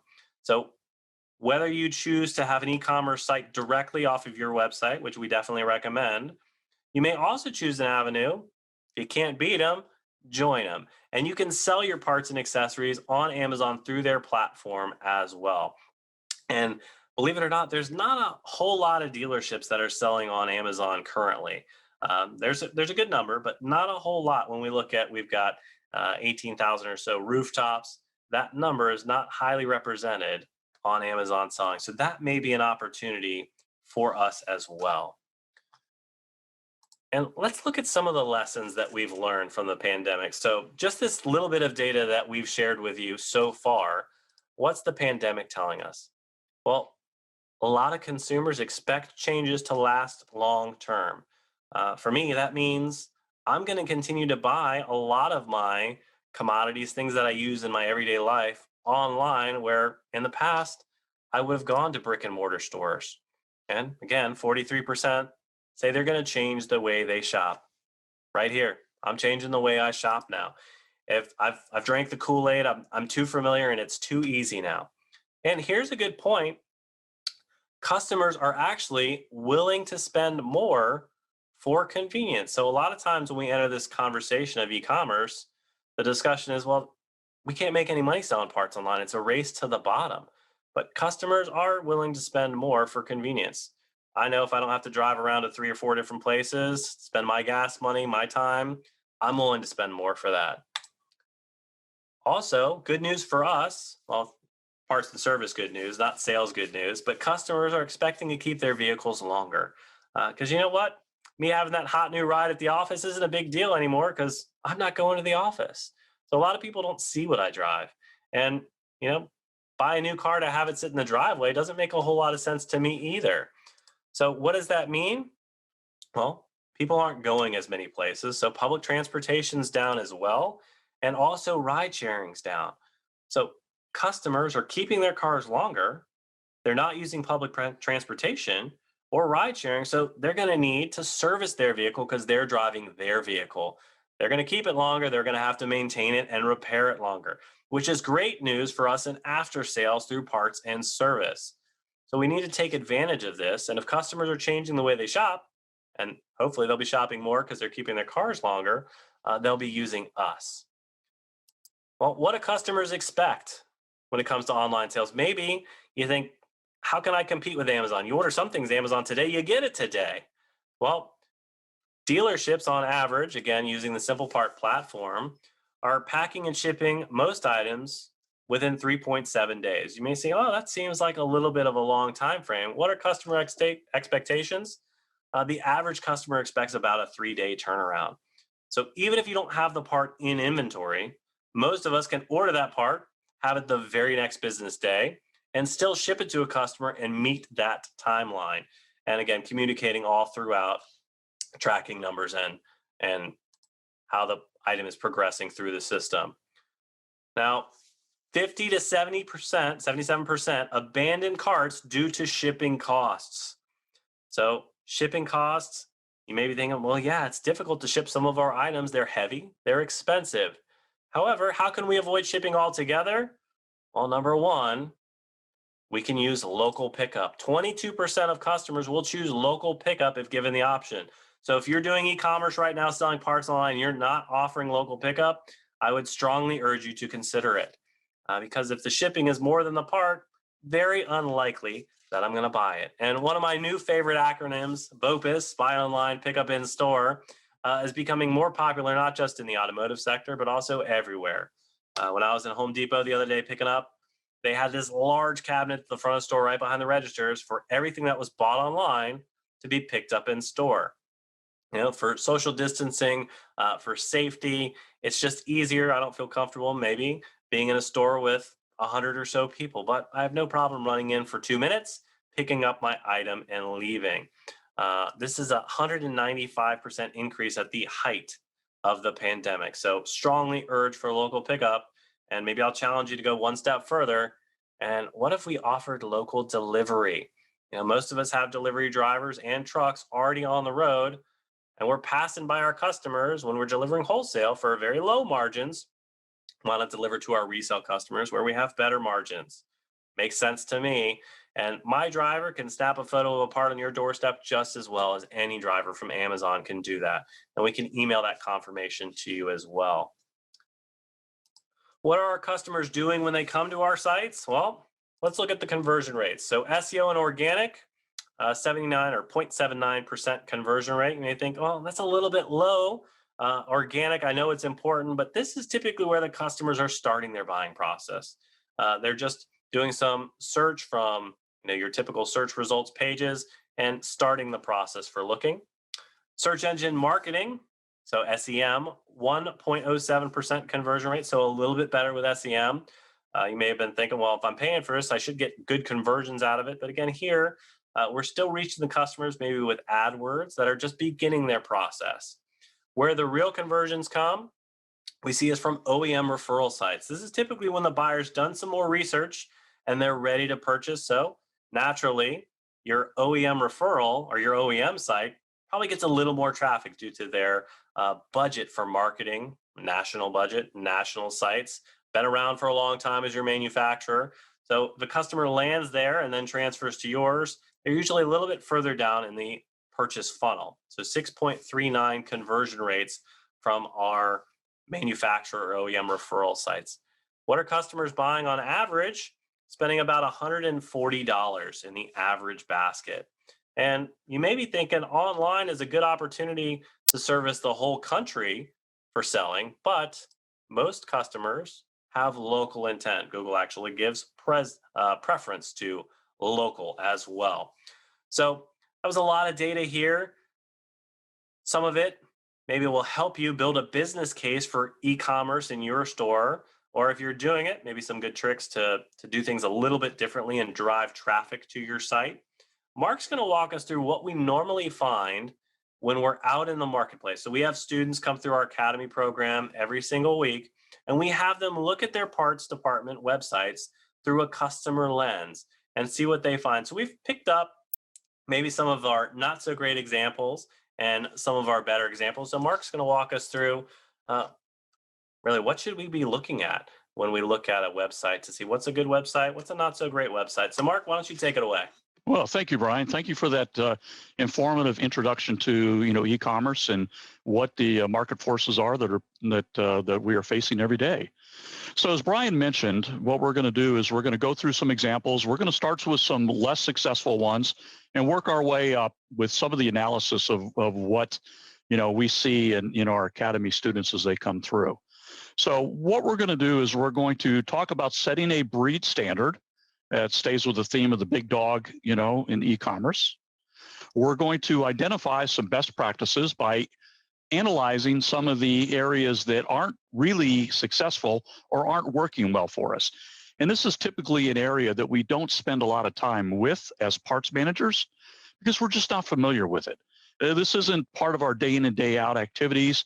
We're normally fire people where we're putting out fires. We don't have a lot of market savvy that a lot of our dealerships do on the front end when we talk about new and used and marketing our dealerships. So typically what happens is the parts department is an afterthought when it comes to this. And if you think about it, your parts and service departments contribute to almost 50% of the gross profit in your dealerships, yet about 3% of your spend is spent on parts and service, and that 3% is traditionally more towards service than it is for parts. So let's take a look at an example. Well, here's an example right here. You can see that on the splash bar that we have new, used, finance, service, and specials. Well, our customers aren't used to going to our websites and trying to find parts. Think about how simple and easy it is to order something on Amazon. But right here, this is a roadblock. This is a no that we've set up for our customers. So in this case right here, the order parts is found under the more in the main menu. But that's not a logical flow for our customers. Typically what happens is, think about this. Customer walks into your dealership. They walk up to the service department and they say, hey, I'd like to order some parts. Well, your service advisor is going to basically say, well, what are you doing here? You need to go over to the parts department. In this situation right here with this website, we do not make it easy for them to find where our parts department is. So we like to think that for as much as we contribute in gross profit, you should at least have a landing spot for your parts department that's on a par with all of these other categories: new, used, finance, parts, service, specials, and more. Well, here's an example that's a very promising start. You can see that we got order Ford parts. We got all the other makes that we have down there. But in this case right here, when we clicked on order Nissan parts, we were actually taken to a landing page that directed us towards a Ford body shop. This was actually advertising their body shop. So there was a misdirection of the link here, When we thought we were actually clicking on Nissan parts, we are actually redirected to the Ford body shop splash page. So think about this when it comes to bounce rates. Now all of a sudden we made it difficult to find out where to land, for the parts department. And now when we click on the link to order Nissan parts, boom, now we're actually in a Ford body shop location. Misdirection at this point here, I'm going to bounce out. You've now got to disconnect and you've got to bounce click. So let's talk a little bit about the contact pages and what is required and how difficult we again make this transaction. Because we've got a consumer coming to our website that's looking to order parts. But when we've got a contact sheet, now we're setting up a contact form that we actually need in order to submit. So if you take a look at this first one, this is a very brief contact page. And you can see that we have few required information fields. And you can see that, in this case right here, it would be first name, last name, and email. Now, in this case right here, cell phone is not a required field. Some customers don't like to put in their cell phone number. They don't want to be contacted via cell. And so in this case right here, one of the good things about this situation is that at least the cell phone isn't a required field. Now, one of the things that we need to talk about also is that, we may want to change the wording of that submit button, because if most of us know, if you think about Chuck Norris would not be able to fill this form out, because in our cases, or in Chuck's case, Chuck never submits. So he wouldn't fill this form out because obviously, it may be that at that point here, we might want to change the wording of that. But as you can see right here, if we click on submit, we get a very brief response to that submission that says, hey, thank you for your request. Your request has been sent. One of the things that we need to make sure of is that when this submission goes in, that we actually have a working email address that this is actually going to attend to. Because in our cases, when we do this in our academy classes, we find out that almost 80% of our students never receive a response from their submission. And some students actually go through the graduation process, all 12 months of it, and have still, by graduation time, have never received a follow-up for their submission.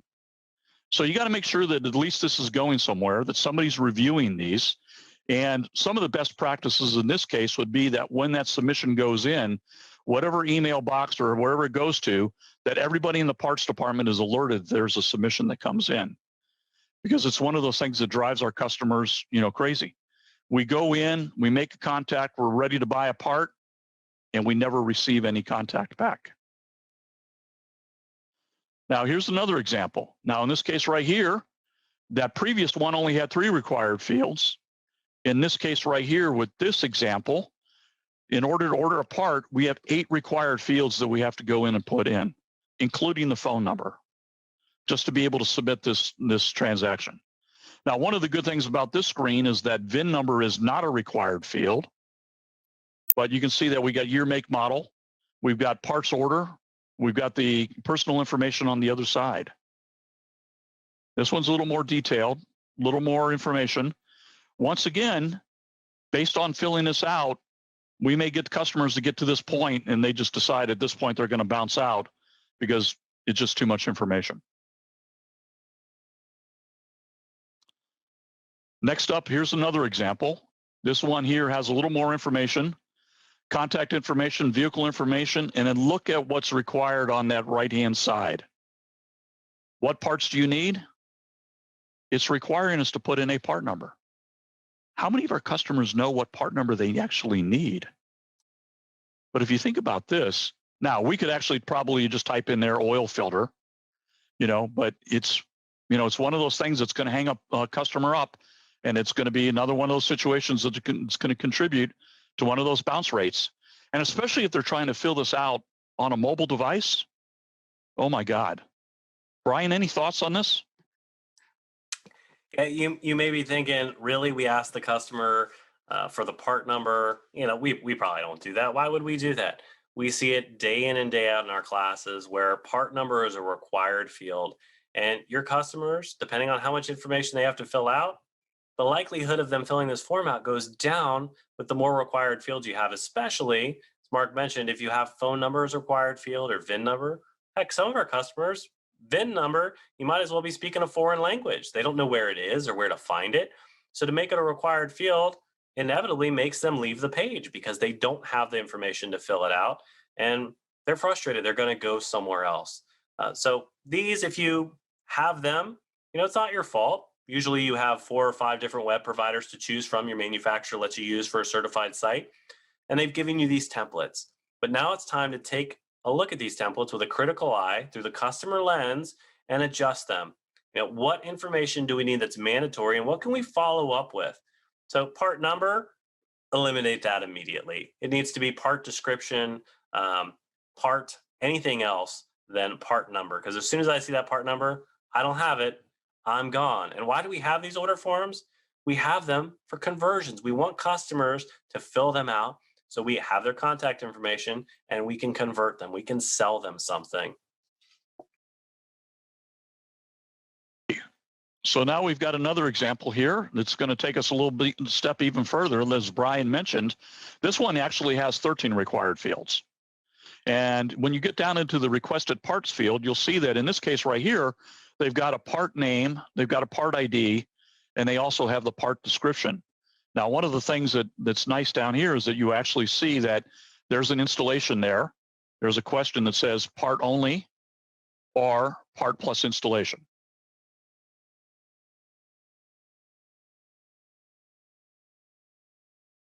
Okay, next up, you might want to make sure that all of your links are actually working. And this is an example, and we're going to talk a little bit later about when we get to the, the About Us or the employee page.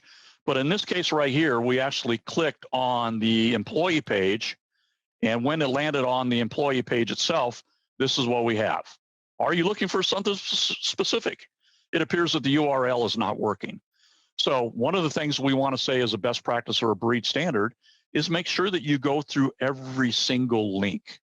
Once again, your parts managers don't know how to set this up.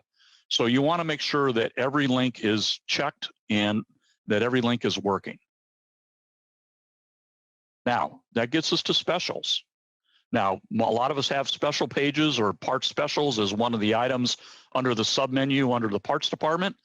But here's an example of part specials that really doesn't work for Brian and I. Because if you take a look at it, when we clicked on this, we actually were directed to what I think is a service page. No contact service check-in, a brake savings event. Now, you could possibly say that out of those 3, that this front brake pad replacement special, maybe a part special. But all 3 of these actually take a look and lead me to believe that they're actually service specials. You also want to make sure that all of your specials actually work, that they're fresh, that they're relevant.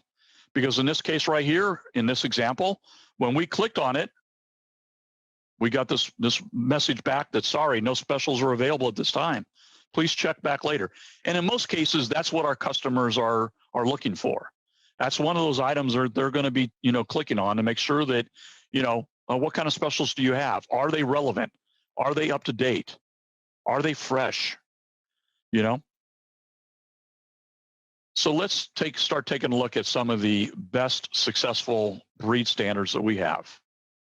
And if we take a look at it, we find that they're easy to navigate, that they're visually appealing, they have high quality content, which includes videos, blogs, and staff pages. They don't really require you to be a parts expert or that you don't need parts expertise, and that they have fast response times. And it's not something that's going to turn into a brand assassin. We want our web pages to be brand ambassadors. We want them to be a coherent part of our marketing effort. But don't throw up a roadblock that turns around and makes it hard for a customer to do business with us. We need to be able to have something that's friendly and easy and relevant. And I'll jump in there real quick. don't require parts expertise. You may have been wondering, what is that talking about? Well, we're going to look at some really good examples here in a moment. But if your catalog, so if you're in e-commerce and you know what, you're not selling a whole lot, or you do okay, if your catalog is difficult for your parts people that have worked in parts for their entire career to use, well, think about how your customers feel.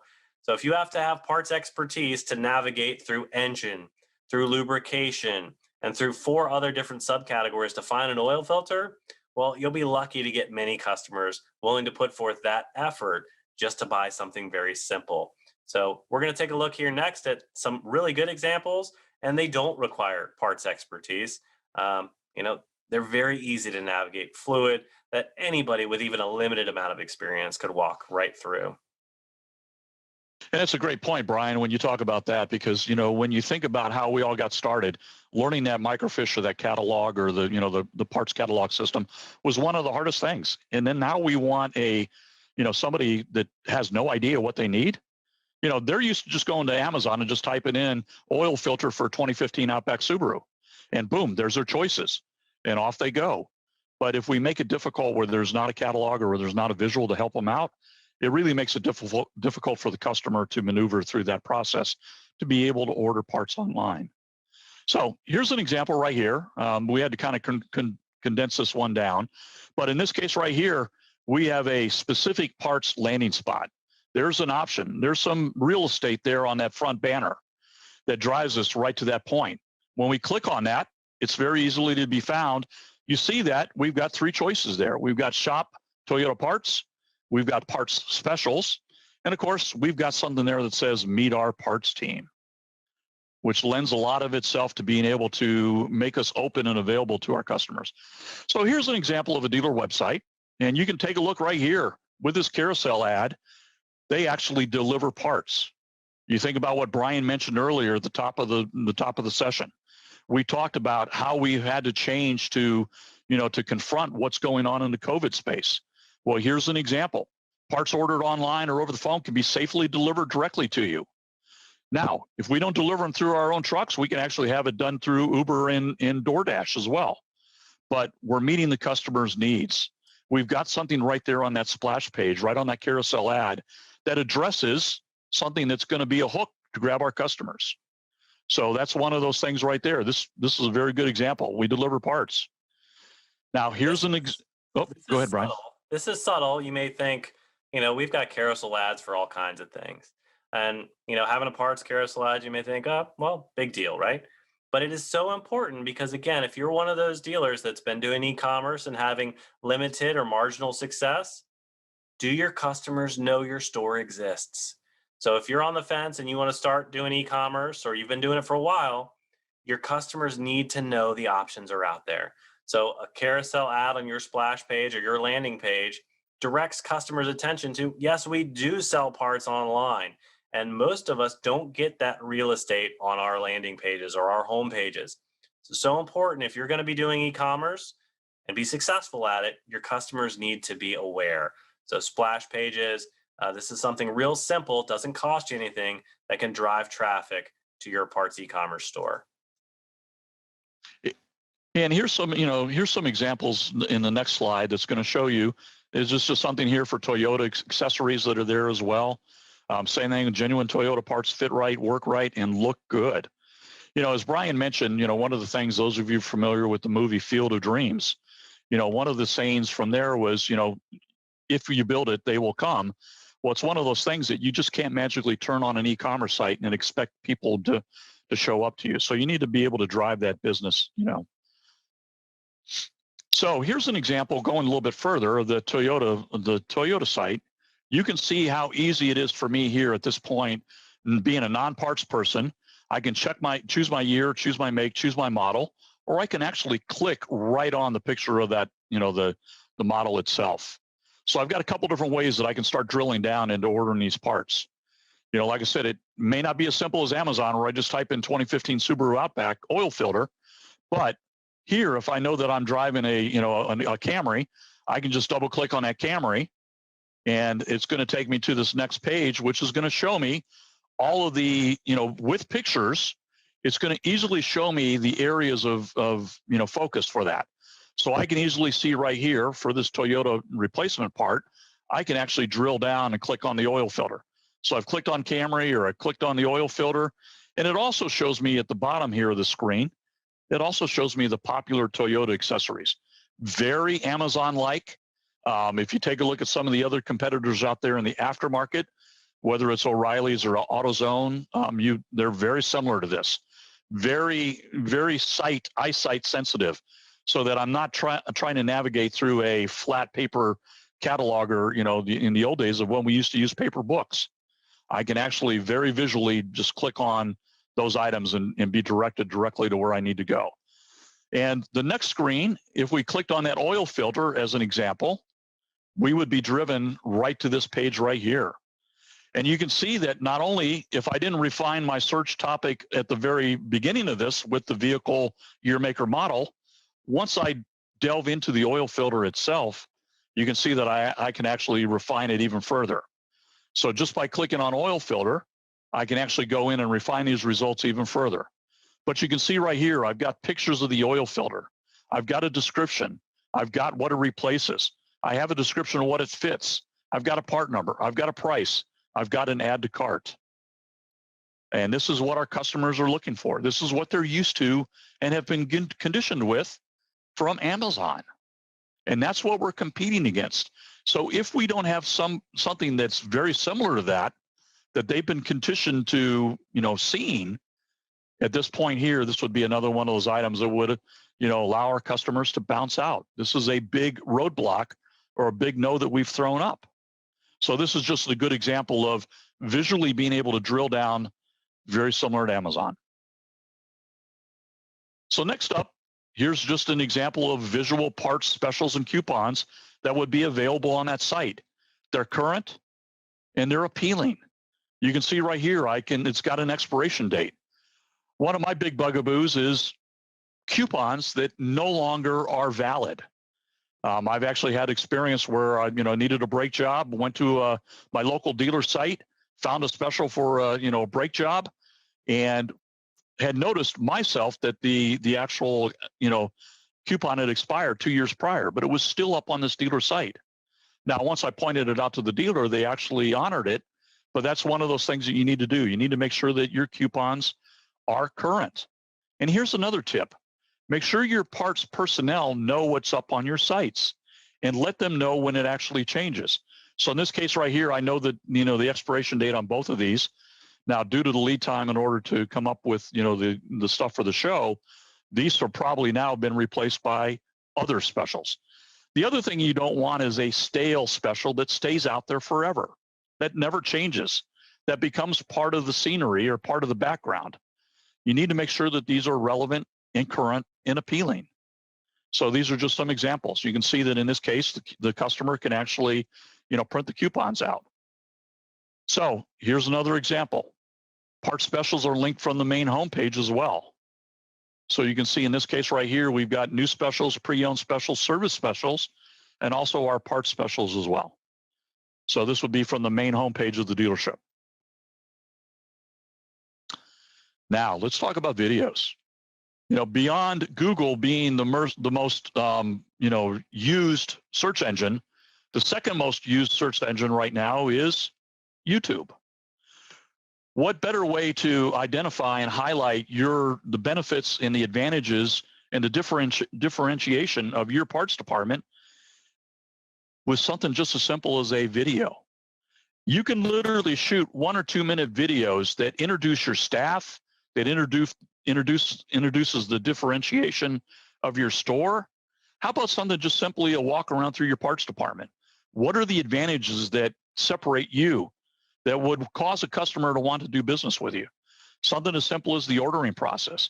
How about something as simple as just walking your customers through how to order, what the steps are to order a part? What happens in the background after that submission of your order process goes? Well, how about something, like, let's take that process. It's received. Here's Brian. Brian has that order. Here's what Brian does to go pick and pull it. Here's what he does in order to mail it out.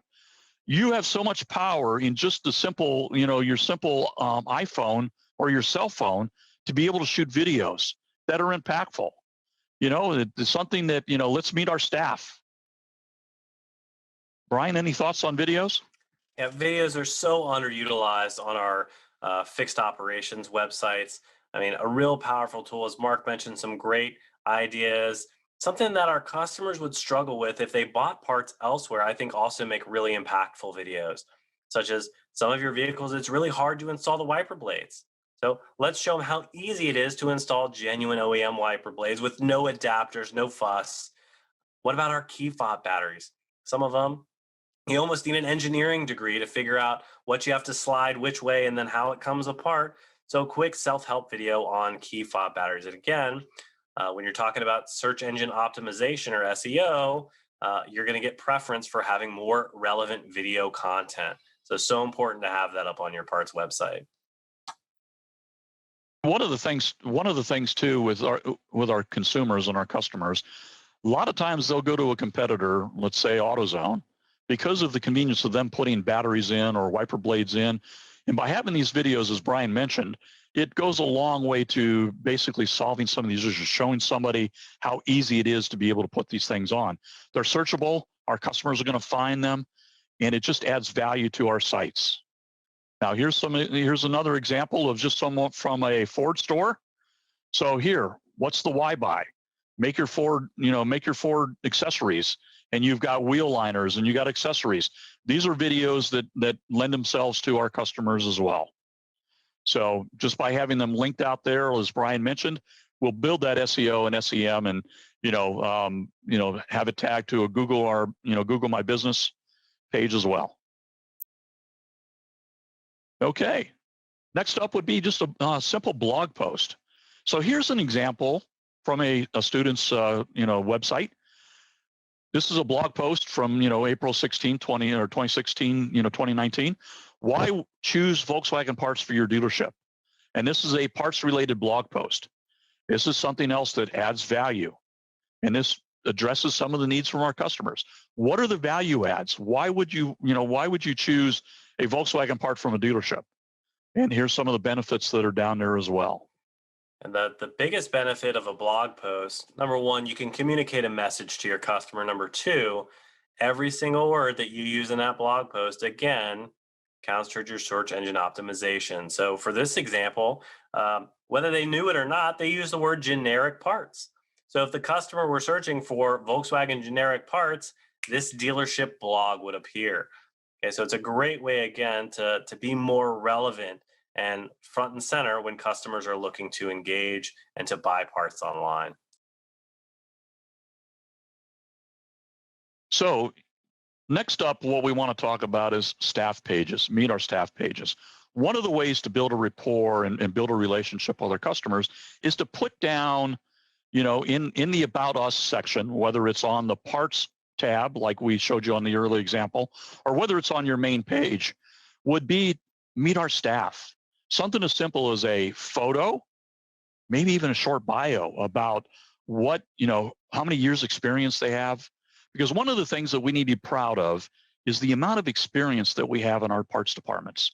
One of the things in my store that I was proud of was the combined years of experience that I had in my parts department for Volkswagen.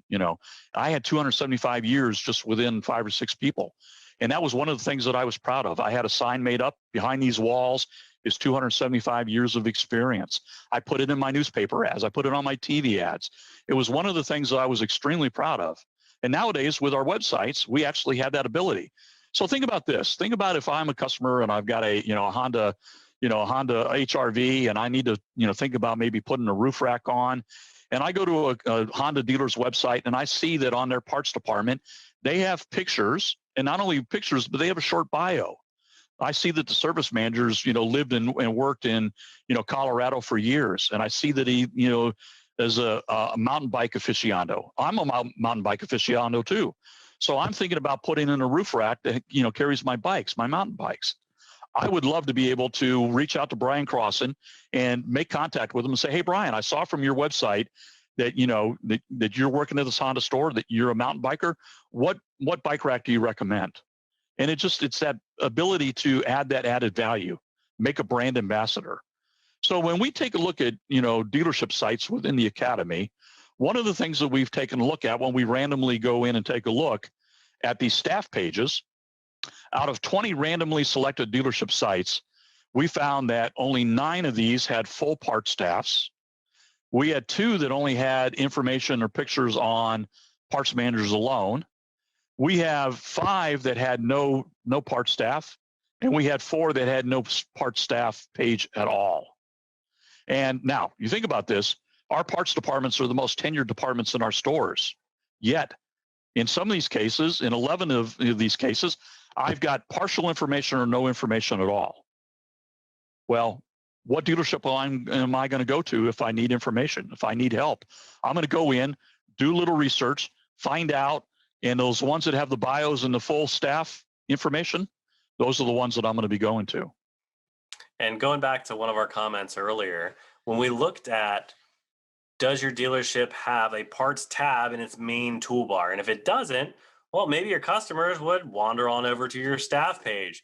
And for the 9 dealerships here that don't have a staff page or left parts off their staff page, now not only do you not have a parts tab, but you don't have parts staff. Customers can't find anything parts related. Well, they need a part, they're going to go somewhere else. It's not easy to navigate. They can't find what they're looking for. And for each additional click a customer has to make, 50% of them are going to drop off.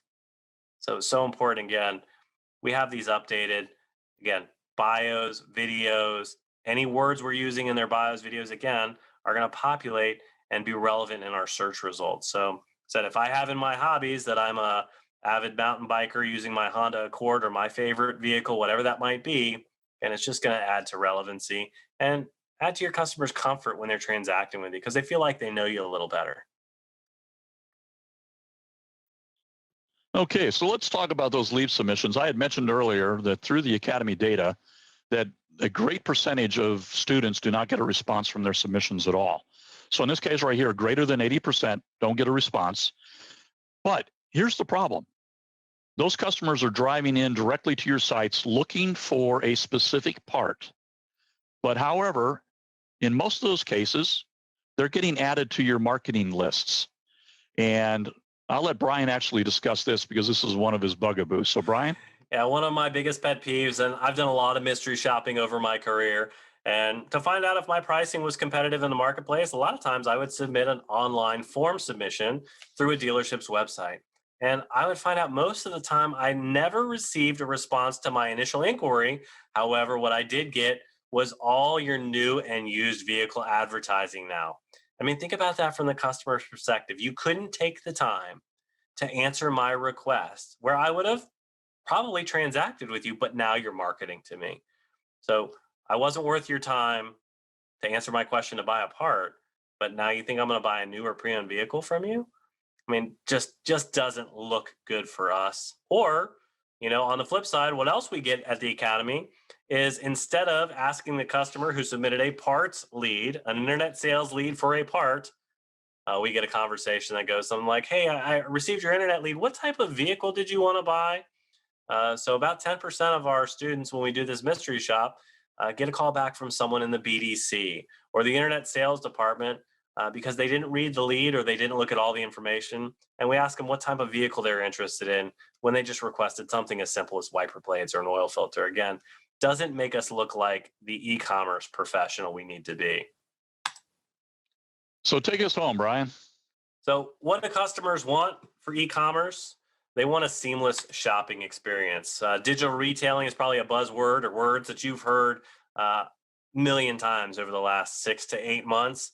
But customers want to connect their online, phone, and in-store experience to all be the same experience. So if I start a process online, I can finish it in-store and it's seamless. Like we mentioned earlier, if you transact and your customers can buy online and pick up in-store, that local pickup option, when they come to my store, and maybe I have a designated parking spot out front where they can just call or text in and say, I'm here, bring my order out.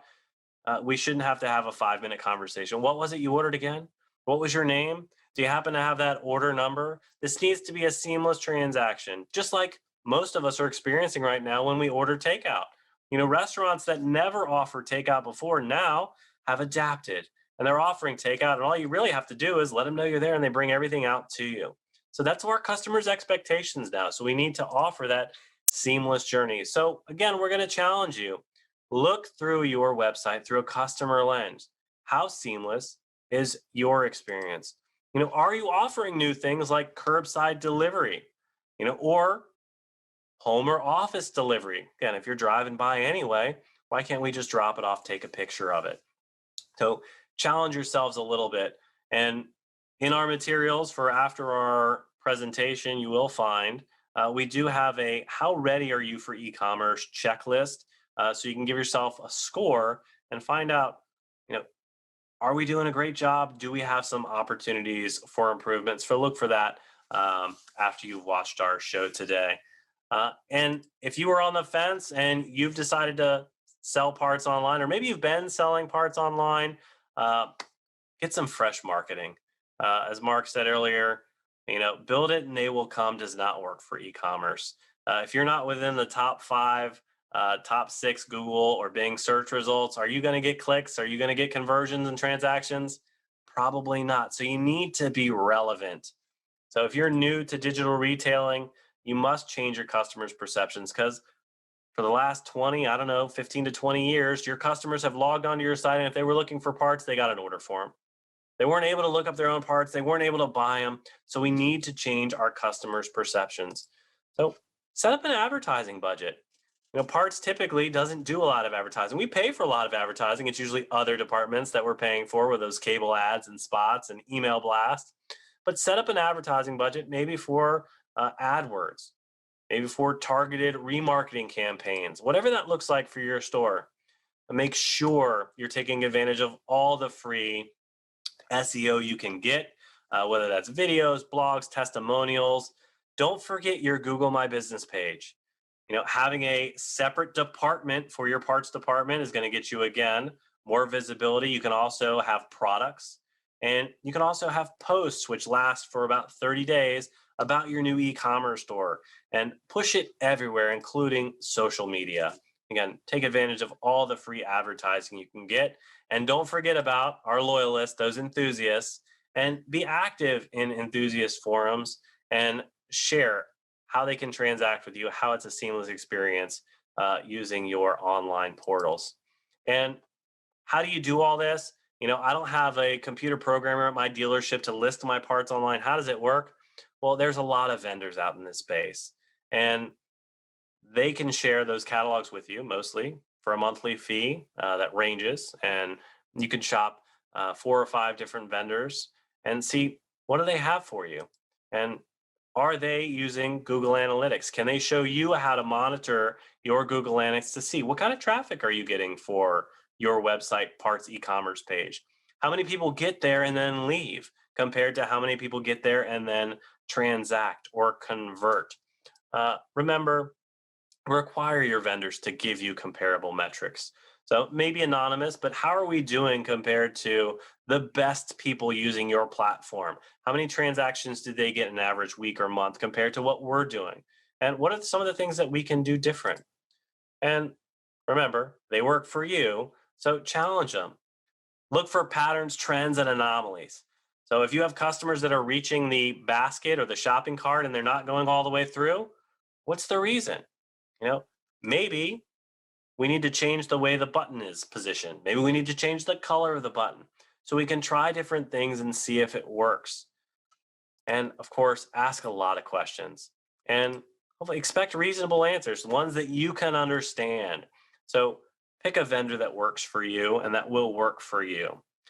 Mark, any thoughts when we wrap up here? No, Brian, I think we laid it out in a plain and simple way for them.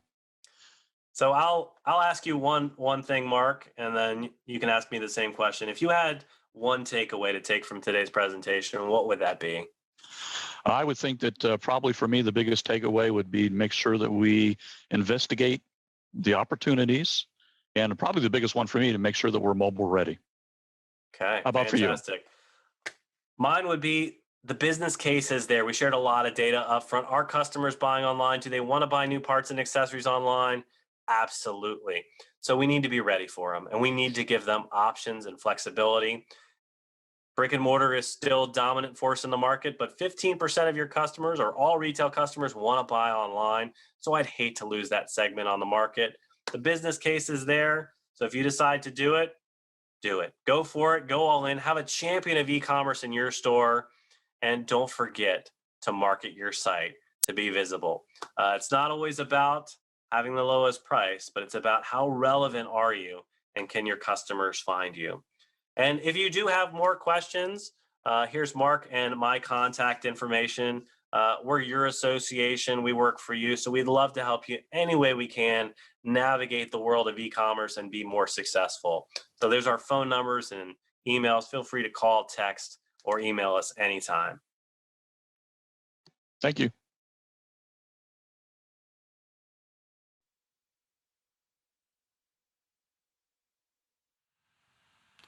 Мы возвращаемся в офис Яндекс для того, чтобы продолжить трансляцию с NADA Show 2021.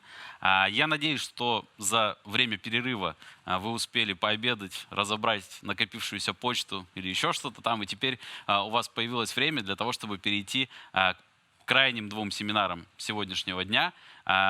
Они будут два последних и в потоке продаж, и в потоке сервиса. Но перед тем, как перейти к их трансляции, уточню два организационных и очень важных вопроса. Нам сегодня приходили вопросы, почему время трансляции не совпадает на странице в расписании, на странице трансляции не совпадает с лекциями. И хочу уточнить, что вам нужно внимательно время воспринимать как время местное. То есть это время не московское указано, а именно местное время на странице трансляции, местное время того города, в котором вы открыли браузер и зашли на трансляцию. Чтобы было понимание и никто не опоздал на третий день, стоит уточнить, что когда мы говорим о том, что трансляция начнется в 10 часов утра, мы имеем в виду московское время. Поэтому завтра по московскому времени в 10 часов утра не пропустите начало мероприятия, мы будем вас ждать. Второй вопрос, который часто задают, когда и где будут доступны все материалы, во-первых, самих выступлений, во-вторых, презентации. Все материалы будут доступны для членов РОАД, ассоциации РОАД, будут доступны в пятницу, после окончания мероприятия. Для всех зарегистрировавшихся участников на трансляцию на странице Авто.ру, они будут доступны в понедельник. Поэтому, чтобы получить все необходимые материалы, вам, если вы вдруг смотрите трансляцию с вашими коллегами по одной ссылке, вам необходимо перейти на страницу с регистрацией. Мы ее в ближайшее время в чате трансляции подвесим закрепленным сообщением, чтобы у вас была возможность зарегистрировать свои контакты, электронную почту, и вам все материалы по электронной почте пришли. Ну а теперь переходим к сессиям, к семинарам. В потоке продаж мы ждем Дэвида Стрингера. Дэвид Стрингер поделится тем, каким образом в Соединенных Штатах сегодня увеличивают эффективность и какие инструменты используют для повышения продаж аксессуаров. В свою очередь, в направлении сервиса, в потоке сервиса, мы ждем Тодда Марселя. Тодд Марсель поделится темой, которая последний год серьезно взрывает американский рынок. Это новшество, которое захватывает все больше и больше дилерских центров, а именно это бесконтактные терминалы приема клиента на сервис. Как, если бы вы представили, раньше, если вы вспомните, в Макдональдсе было 10 кассиров, сейчас там 10 терминалов и 1 кассир. Вот как подобную технологию Тодд Марсель представит вам для отделов послепродажного обслуживания. Смотрим.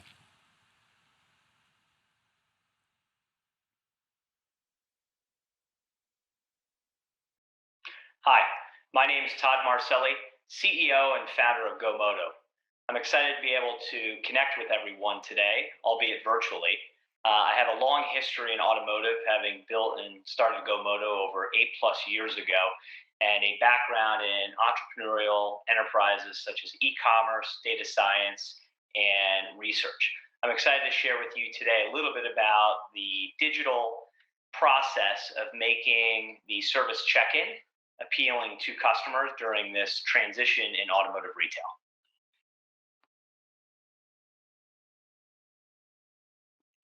So let's start a little bit about where we are now. One interesting point is that we understand with the current trend that customers are holding on to vehicles even longer, right? 11 plus years. Well, that translates into a tremendous revenue opportunity for us. If you look at kind of the scale as you see here, all the way from a 3 to a 10-year-old vehicle, the profit opportunity is significant for us as dealers. And so we as dealers need to think about how do we attack this opportunity in a smart, intelligent way, understanding that consumer preferences have changed, and albeit, achieving profitability. So let's talk a little bit about where we are today in the sense of what customers are truly looking for in these unprecedented times. First and foremost, customers want minimal in-person contact today. COVID-19 has accelerated the change to modernizing the retail environment, and decreasing human interaction is a key component of what consumers are looking for. Number two is increased sanitation. Certainly, as we think about, creating this retail environment, ensuring that our customers are safe and secure is top of mind for them. So we need to be communicating and educating to them. We have the means necessary by which to provide a safe and secure environment for them to visit our dealerships. And third, we as dealers need to maintain profits while leaving customers in control. And I think nothing has told us, more about this than the change in the e-commerce effect on the variable side that we've seen over the last 10 months with COVID. Before I get into a little bit about kind of what we need to do and how to respond as an industry, I often like to use these questions as an opportunity to discuss with folks if we were in a live setting and challenge all of you. But I'll do this virtually and ask you the question, think about the last 30 days. Have you used a self-service kiosk? I can assure you in all of these sessions that I've done across NADA or 20 groups, everyone raises their hand. And the question is consistent, they all have. Think about the last time you visited a gas station, a bank, and ask yourself if you're the type of consumer that coming home from work, today in COVID times, are you the consumer that will wait in line for 20 minutes to check out with that gallon of milk? Or will you utilize a self-checkout and be in and out in 2 minutes or less? The reason I ask this question is that a majority of consumers prefer self-service technology. And we as dealers need to adapt in this ever-changing world quickly to maintain our competitive advantage in the marketplace. It's no doubt you've experienced this beyond the examples I just had, and these are just a few more of last time you've flown or you utilize any of the Amazon lockers. We as dealers need to respond. So let's take us a step back and see what is it like today, the status quo. Well, the status quo is that if I walk into most dealerships, I have to interact with the person. And if we just, highlighted, most consumers are trying to decrease human interaction right now. Two, there are limited options for us as consumers to drop off and pick up the vehicle in a frictionless and contactless way. Three, we typically, and unfortunately have seen this time and time again, is that we are sacrificing profits, for process. And ultimately what happens, and I see this, when I go into dealerships many times, our check-in times are too long, our advisors are backed up, and we can't execute on the foundations that make us successful day in and day out. And then lastly, we're losing a critical opportunity in our most valuable customer base, which is seamlessly ensuring that our customers and their lifetime value stays within our four walls of our dealership.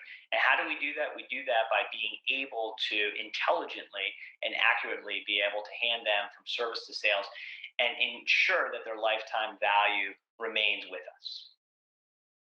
So the question we've talked about and what I wanted to share today is, what about the digital experience? And how do we make self-service technology part of our footprint?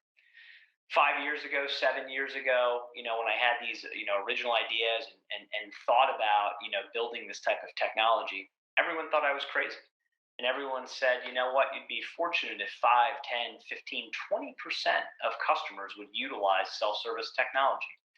Fast forward 7 years, we see that 85% of customers that have deployed self-service technology in automotive dealerships prefer it. And so that means that we, have responded as an industry with early adopters, but two, we built a solution, as you think about it, that customers are used to in every other walk of life. And so how do we bring that and bridge that gap and bring it into our dealerships in an intelligent, thoughtful way? So let's talk a little bit about what making the greeting digital includes. Number one, it's about serving all customers. So I just mentioned a statistic that 85% of customers who utilize self-service technology in automotive dealerships prefer it. Number two, it allows us to have our employees focus on high-value activities and allows consumers to feel safe and secure in our dealerships. Three, it allows us to have a consistent flow of information. And this is important for two specific reasons. Oftentimes when we speak with dealers at NADA summits or 20 groups, they often raise the challenge that acquiring contact information is a huge challenge with both cell and proper emails. And the reason why that's important is 90+% of consumers prefer to communicate via text and or email. And if we aren't capturing that properly, how do we expect to be able to leverage technology to enhance the shopping experience and the service experience at our dealerships that these customers are using these forms to do business every day?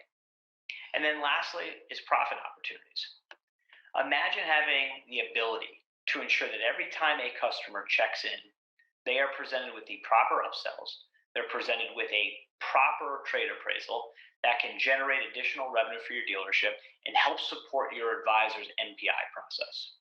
A digital greeting process allows you to achieve that. In fact, we've seen a couple interesting statistics. Around 25% of customers that utilize self-service technology in automotive retail will actually upsell themselves upon check-in, which is incredibly powerful. And 11% of customers will actually raise their hand, your most loyal customers, to trade in their vehicle while visiting the dealership for service. While I talk about the digital check-in process and the importance and the value of process and the benefits that we see, we also have to think about the checkout experience. And why I reference that is you have to understand that as we as consumers, the check-in process is critical, right? Consumers have an appointment, they come in, we get them in fast and efficiently in under 2 minutes with self-service technology. The checkout process can create the same opportunities for us. Number one, customers should be able to quickly find their information, whether via their mobile device or self-service technology. They should be able to pay for that service quickly, and then they should be able to pick up their keys and be able to do that 24/7. Unfortunately, if you look at the most dealership setups, we're typically only constrained to our hours of operation. Consumers now want the flexibility and convenience to be able to do all of this 24/7. And we as dealers need to think about how we respond to that. Second, we've all faced the conundrum at 5 o'clock in our service drives where consumers are lined up. And while they may have had a great check-in experience, the advisor may have knocked it out of the park on an NPI. Now the consumer is waiting 20 minutes just to pay their bill or pick up their keys. And that will negatively impact our CSI scores. So we need to think intelligently, not only about the check-in, but how we address the checkout process as well. And self-service technology can be a huge benefit in doing that. So let's talk a little bit about the benefits of self-service. One topic that I'm often asked about candidly is, will self-service technology replace service advisors? And that's a very challenging topic, and one that frankly is one that needs to be discussed. And I think what's important to note is that self-service technology is designed to help enhance the service advisor's experience. And the reason being is that if you think about the average consumer, and most of our dealerships have a 60 to 80% appointment scheduling element, we want to be able to get those customers in and out quickly and allow our advisors to do what they do best, which is intelligently communicating with the customers post-MPI about the important critical aspects of what's wrong with their vehicles. We've all faced the challenges within our dealerships, no doubt, of advisors calling in sick, running late, having seasonality fluctuations in our business, turnover, or getting just bogged down because we're handling one customer on a large warranty claim. By leveraging self-service technology and averaging 2 minutes per check-in or a minute per check-out, we can shift the time that advisors used to spend on those mundane tasks to much higher value added activities, predominantly the MPI process and communicating with customers. That ultimately allows us not only to achieve higher success on the check-in process of achieving a consistent process and upsells and trade appraisals, all things that we as dealers care about, but allowing to unlock the true value of our advisors, which are communicating with customers and intelligently articulating the value of each MPI 100% of the time. Now, with that being said, we have a ton of challenges, to meet. First is we've got to meet these new customer expectations. COVID has accelerated the rapid change of automotive retail. If you look at e-commerce, it has fast cycled that 5+ years on the variable side. On fixed ops, you're seeing the rapid deployment of self-service technology, mobile service, and even pick up and drop off. We need to meet these new expectations of customers. Number two, self-service can help us manage these rush hours. Unfortunately, with COVID, it allowed us to evaluate our businesses, but this too will end. And when it does, we will have business as usual. And that will include 7 to 9 being our busiest hours in the morning and 4 to 6 on the checkout process. We need to be able to respond to alleviate consumers' concerns about human interaction and time. 3, we've got to be able to provide a consistent experience. So I talked about a little bit about meeting those expectations. If we can create the same consistent experience, consumers will be more loyal to us, and ultimately they'll pay more for the service. 4, capturing that customer information. The real benefit of self-service technology, beyond everything we said, is that it consistently asks each customer to update their preference on how they want to be communicated for that service that day. And imagine if we can take the rates of email and cell phone capture from 60% to 95%, which is what we typically see. This will allow us to communicate more effectively and maintain our customers. And then lastly, we've got to encouraging social distancing. We still have 6, 7, 8 months left of COVID-19. We've got to think about how to do that intelligently, and self-service can help bridge that gap for you. So one question I want to transition with us to is, what does self-service look like in a dealership? And ultimately, what are the 3 factors that make it successful if I was to implement self-service at a dealership? Well, first and foremost, it's all about the people. So I mentioned about self-service technology not replacing people, but enhancing it. People have to be the forefront of what we do at the dealership. It's still a people business. And so having our team bought in that the self-service technology is here to assist us, just like it is at the grocery store, the gas station, the bank, the airport, goes a long way in building the confidence in our consumer base. Number 2 is we have to have process. We've got to build an incredible process that educates customers from the start of their appointment confirmation process that we have this available, and to educate them why it's valuable for them to utilize it, because it'll save them time, give them transparency and control of the process. And lastly, placement. I often joke with dealers that ask me about placement. If you've ever been to an airport, which most of us or all of us have, the kiosks are designed to be in front of the actual agents. Why? Because consumers will utilize them. Same thing in the dealership. We need to have these in the drive or outside of the drive, outdoor, so it allows the consumers to interact with them at first glance. So that it'll clearly differentiate us as a dealership, but also give the consumer a clear spot designated where to interact with the technology. So why does self-service technology become successful? Because you can track 4 key statistics. 1, was the customer satisfied? Interestingly enough, I mentioned the statistic that 85% of consumers that have gone through self-service technology in automotive retail prefer it. So if we think about that and how that extrapolates across the entire industry, if we could find something that 85% of our customers preferred and wanted, should we offer it? The answer is simply yes. Number 2, did the kiosk and the self-service technology answer all the questions for you as a consumer? Interestingly enough, 90+% of consumers that go through self-service technology at a dealership say that the kiosk and the technology actually answers all of their questions. Why is that important? Because it allows those customers to be in and out of our dealerships in 2 minutes or less, and allows our advisors to do the proper work with the customers that do want to speak with an advisor and properly present an NPI. 3, how many upsells were captured? We all talk about the lost revenue. I talked about it where 25+% of consumers will select an upsell. Imagine what that means if you took across your RO volume and were to apply a 25% conversion rate to customers upselling themselves. That can translate into a significant revenue opportunity, of which we've seen upwards of $58 to $60 per customer selects an upsell generated per RO. That's incredible value to the top line and bottom line. And then lastly, the age-old problem that we face in our dealerships, converting our loyal service customers to sales. I mentioned 11% of customers will actually raise their hand, ask for an appraisal, and like to transition into a new vehicle while they're at your dealership servicing their vehicle. Let's capture that opportunity in an easy, transparent, and efficient process.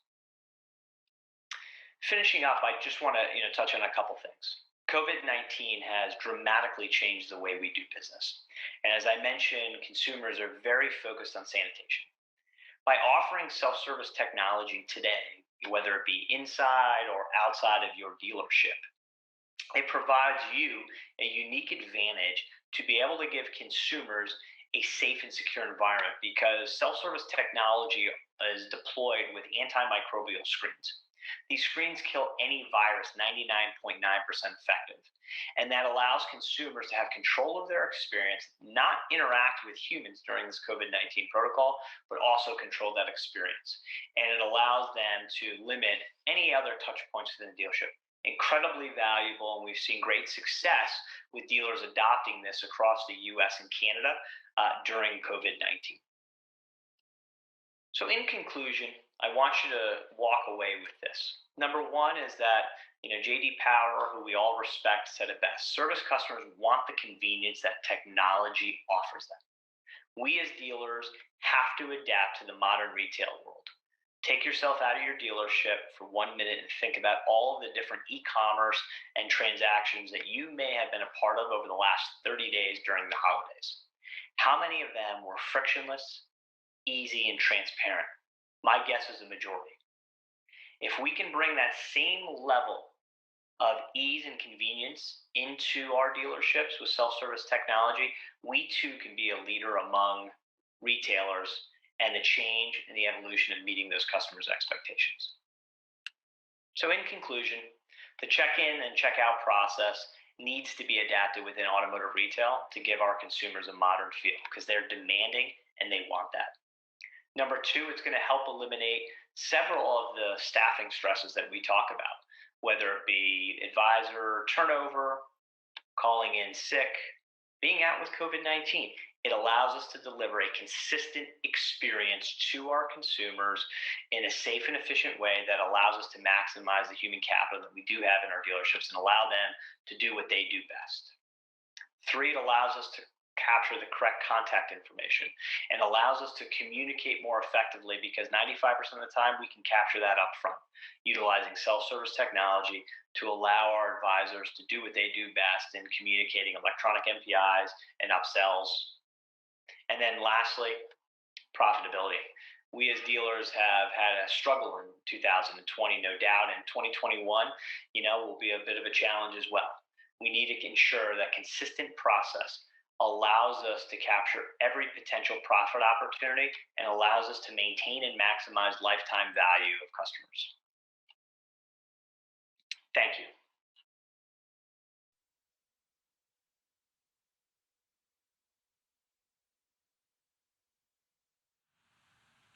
Уверен, тема бесконтактной приемки и терминалов уже встречалась вам, именно терминалов, например, в продуктовой рознице.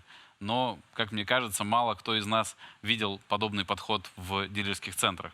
На мой взгляд, интересно, но переходя к следующей, крайней сессии сегодняшнего дня в потоке сервис, мы будем говорить о показателях и KPI, ключевых показателях эффективности по измерению подразделений запасных частей. Не всегда KPI местные, нашего рынка, совпадают с подходом наших американских коллег. Тем самым интереснее посмотреть и сравнить, где, возможно, нам стоит взять пару интересных подходов от наших американских партнеров и коллег, которые этим занимаются все-таки уже почти 100 лет, во многом в отличие от нас. Предлагаю посмотреть следующий семинар.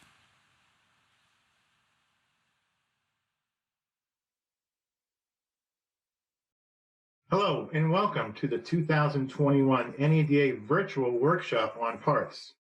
My name is Dave Piecuch, Vice President of Automotive Consultants Group and President of ACG Smart Parts.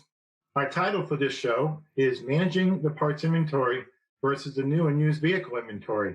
We're going to see the differences and the similarities of how managing an inventory, no matter what the inventory is, can be the same.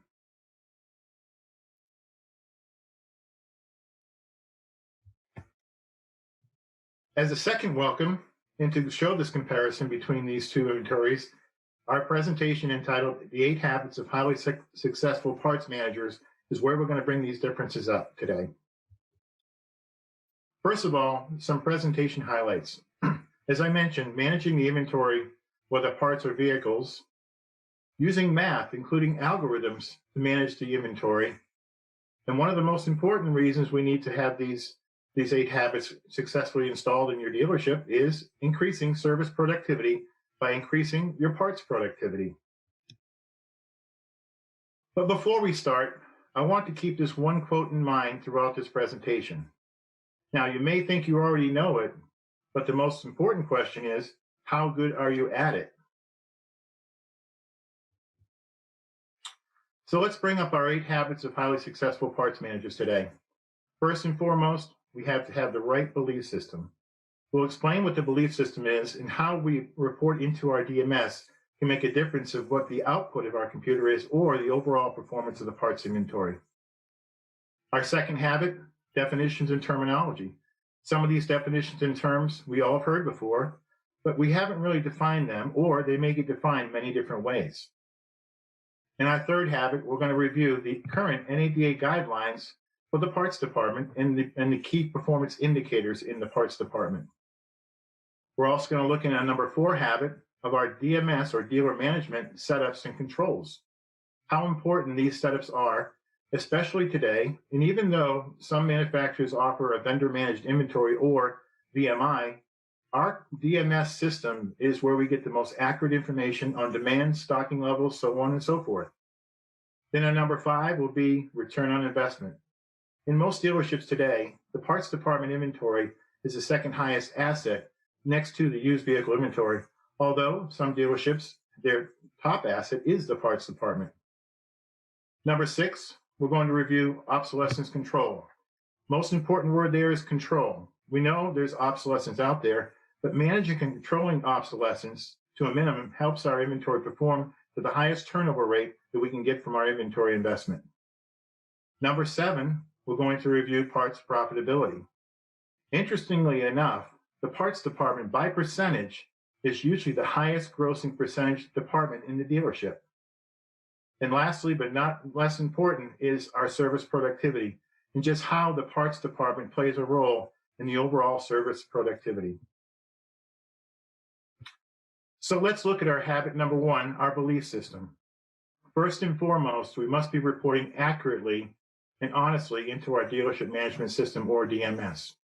For example, I remember doing an evaluation on one dealership parts department, and as I was reviewing their management report on their DMS, I noticed this dealership had no lost sales reported, no customer orders, a 99.9% overall off-shelf fill rate, and I thought to myself, I just met the perfect parts manager, although the service manager wanted to wring his neck. We'll review the belief system more in detail. A few years back, I was doing a 20 group meeting with a bunch of parts managers and service managers, and I had a question. I wanted to poll the room and find out what the top 3 prime concerns or the prime concern of the parts managers that were in the room. And these are the top 3 areas that came up in the conversation. First and foremost, parts obsolescence. Number 2 in the survey was parts overall off-shelf fill rate. And number 3 was the overall investment or dollar amounts in the parts inventory. Now, I was caught by surprise on this because there was one element there that I thought would be in my top 3 that did not show up, and that was parts profitability. As I thought about it, though, it totally made sense because, as I mentioned earlier, most parts departments are profitable, so it doesn't end up being a prime concern for parts managers in this particular survey. So I questioned them once again, and I found out I wanted to know what was the number one fear for most parts managers. And actually, the answer came close to the way I felt back in my days as being a parts manager. The answer came up to be buying and stocking parts that may never sell. It almost became to the point when I was a parts manager, I inherited a store with tons of obsolescence. And I didn't want to buy anything because I already had that monkey on my back. And the last thing I wanted to do is add parts that may not sell down the road. But I truly believe the primary reason that we should have the right fundamental beliefs and the overall catch-all is to provide the right part the first time. The more I provide that part the first time, much in sales, if I have the right vehicle on the lot, my profit chances go up, and my turnover rates go up, and my closing ratios go up. So my number one goal was always to provide the right part the first time. As we move on to habit number 2, we're going to look at some definitions, and we're going to compare these definitions on the part side, and then we'll compare it to the sales side to see some similarities. These terminologies or definitions, as we go into some of them in detail, they're not unusual to most people. We all know and heard the term lost sales, emergency purchases, and what is just an in and out sale, and what does that mean? We've all heard the term customer orders versus stock orders. Then our inventory contains 2 types of parts in the categories of normal stocking parts or non-stock parts. Now, eventually, some of these non-stock parts or even normal stocking parts could eventually phase out and become an AP stocking status or automatic phase out. Also, we're going to look at how outside purchases can impact our overall inventory and our profitability in the parts department. As I mentioned, let's compare the definitions from parts to sales. We could probably say that lost sales equals ups in the service department, the sales department rather, or even I compare it to email capture rate. The more information of demand that I receive, the more information I can put into my computer and maybe eventually stock some of these parts or vehicles based on demand from my customers. Dealer locates could be considered emergency purchases along with dealer swaps. We have factory special orders in the sales department. Maybe a customer wants to order a particular model with a particular color and so many options. So we do have special orders in the sales department as well. New vehicle inventory orders could be compared to stock orders in the parts department. New vehicle stock units versus non-stock units. And we have special orders also. I have it there twice for used vehicles. Maybe you have a particular customer that's looking for a certain price range and a certain model. So the dealer would then try to locate or find that particular vehicle for that customer. And of course, auction purchases come in for outside purchases in parts.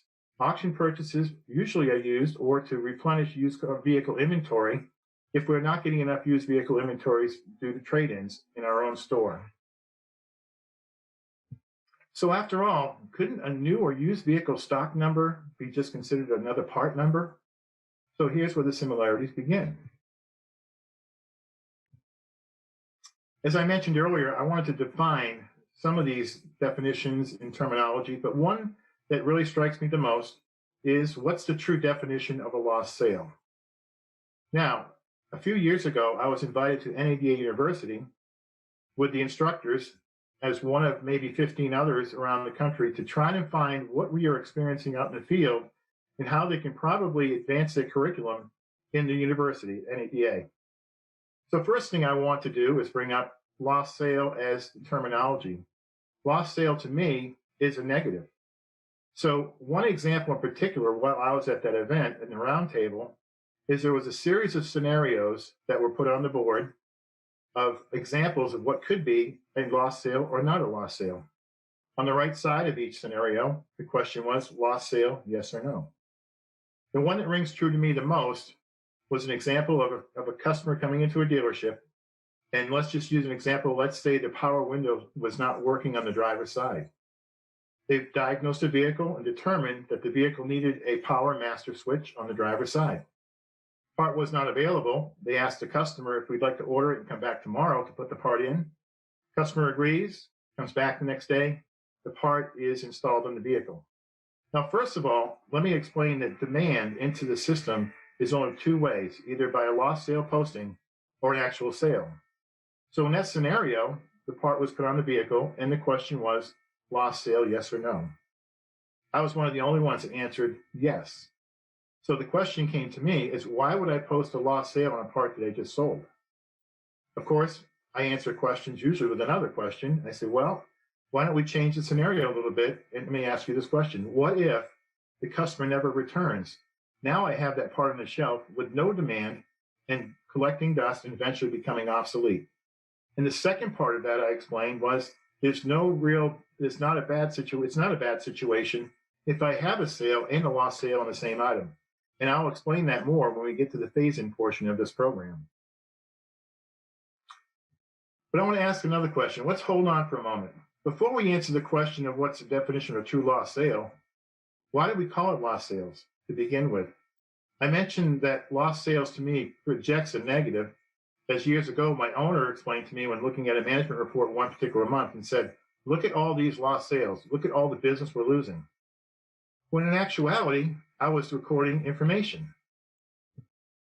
So are we really truly missing a lost sale, or we could maybe redefine lost sale as potential missed opportunities? And that's why I consider lost sales or potential missed opportunities much like email capture rate. I'm recording demand or ups in the sales department. I want to get my feelers out there to see what my customers are asking for. Not only that, actually people do not determine a lost sale on a part. The vehicle does. If a vehicle comes in and needs a set of brakes, it needs brakes. The vehicle determines a lost sale. Now, I may post a lost sale or I may not, but either way, it's an opportunity that we may be missing. Moving on to habit number 3, let's look at some of these NADA guidelines for the parts department. Parts guidelines on stock order performance, 90 to 95%. In other words, 90 to 95% of the parts that I'm ordering should be ordered on the stock order. This used to be 85 to 95%, but now it's been moved up. Our overall off-shelf fill rate should also be 90 to 95%. Now you see I have two fill rates there mentioned, overall and first time. First of all, an overall off-shelf fill rate, that's basically total sales at cost minus lost sales and emergency purchases. So I guess if I don't post lost sales, I'm looking like a hero, when in all actuality, I'm not posting correctly, part of the number one belief system. And also, it doesn't matter when I fill that order, when overall off-shelf fill rate. I could fill that order today, tomorrow, or next week. But what's more important, my overall off-shelf fill rate or the next one? How many times I get that part off my shelf the first visit to the technician? 80 to 85%. Unfortunately, in many dealers today, that falls short of 40%. Lost sales reporting should be 10% of total cost of sales. Actually, that one's been updated to 5 to 10% by NADA as well. Now, if you look at the difference between overall off-shelf fill rate and lost sales reporting, there's your equation to 100%. If I'm properly reporting lost sales, then I would have my overall off-shelf fill rate in the range of 90 to 95%. So when I finally got asked the question, what is my definition of a true lost sale? As always, I like to answer a question with a question. So my answer was, what's the NADA guideline for posting of lost sales? And they said 5 to 10%. And I said, well, I guess my answer to that question of the definition is, if you're not reporting up to 10% of your lost sales, then I guess you have the wrong answer. Emergency purchases should also be 10% or less. This is another one we have to be very careful on. First of all, emergency purchases should only be reported on those parts I run out of, because there are only two reasons why I don't have a part to begin with. Either I never stocked it or I ran out. And I definitely don't want number two. So the emergency purchases category is basically a flag. It doesn't interrupt my settings, my stocking levels, or anything else. it's basically a flag. So if I'm only reporting 1% of emergency purchases, obviously I'm not being true in my belief system. I would much rather have emergency purchases reported at 10 to 15%. Now, here's what I get out of that. If I start reporting honestly in my system on my emergency purchases on factory items only of my dealer franchise and not aftermarket parts, I can pull that report and find out where these stockouts happen, go in those sources or rank sources, make my corrections to my high stocking days or my best stocking level. Non-stock parts, and also in parentheses, I have in stock, 10% or less. The reason I have that there is non-stock parts are always being tracked in the dealer management system. For example, if I sell a part that I special ordered yesterday and I put it on the vehicle today and that count goes to 0, that part is still being tracked for potential stocking down the road or demands down the road. But my in-stock non-stock parts should be 10% or less. And again, unfortunately, many dealers fail in this category, and there are many reasons why. Our parts to labor ratio should be basically 1-to-1 or 100%. So in other words, if I sell $100 worth of labor on a particular repair order, I should have $100 worth of parts on there. Now, some manufacturers may be lower, up to 80 or 90%, depending on the manufacturer. The NADA's guideline is 100%. Now, why is that important? Well, if my percentages go up or down, either it could be a pricing issue or a missed opportunity on the service side. Also, our special order aging should be 30 days or less. Here's another category that I find often carries well into 60 or 90 days. And that's primarily because we don't have the right process to begin with. We all know we like to take deposits on customer pay, but what about those warranty parts that are not drivability issues? In other words, if I have a defect in a door panel on a new vehicle I bought, there's not a necessity or sense of urgency to have that part installed right away. But this is where process comes in. We have to make sure that we're ordering only special ordering parts either on a repair order or on an appointment. So in other words, the appointment should be made before the customer leaves. If your DMS does not allow you to set an appointment or attach a special order part to an appointment, it can usually be attached to a picking ticket, something that we can follow up with and make a call to the customer to remind them they have that part to be installed. This next category from NADA is a very, very important one. It's called Parts Sales Activity Guidelines. Now, I want to make sure everybody understands sales activity when we go down through this explanation does not mean sales of your inventory. In other words, in my 0 to 3 month sales activity category, 75% of my part sales should be in 0 to 3 months.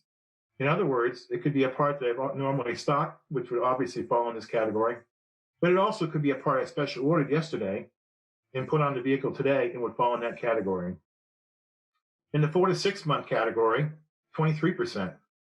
Now let's look at that collectively. From 0 to 6 months, 98% of my sales should be active in the 0 to 6 month category, which will lead us into obsolescence as we get to that further in our presentation, which leaves 2% in the 7 to 12 month category and 0 over 12 months. So let's look at how a part gets into the inventory to begin with.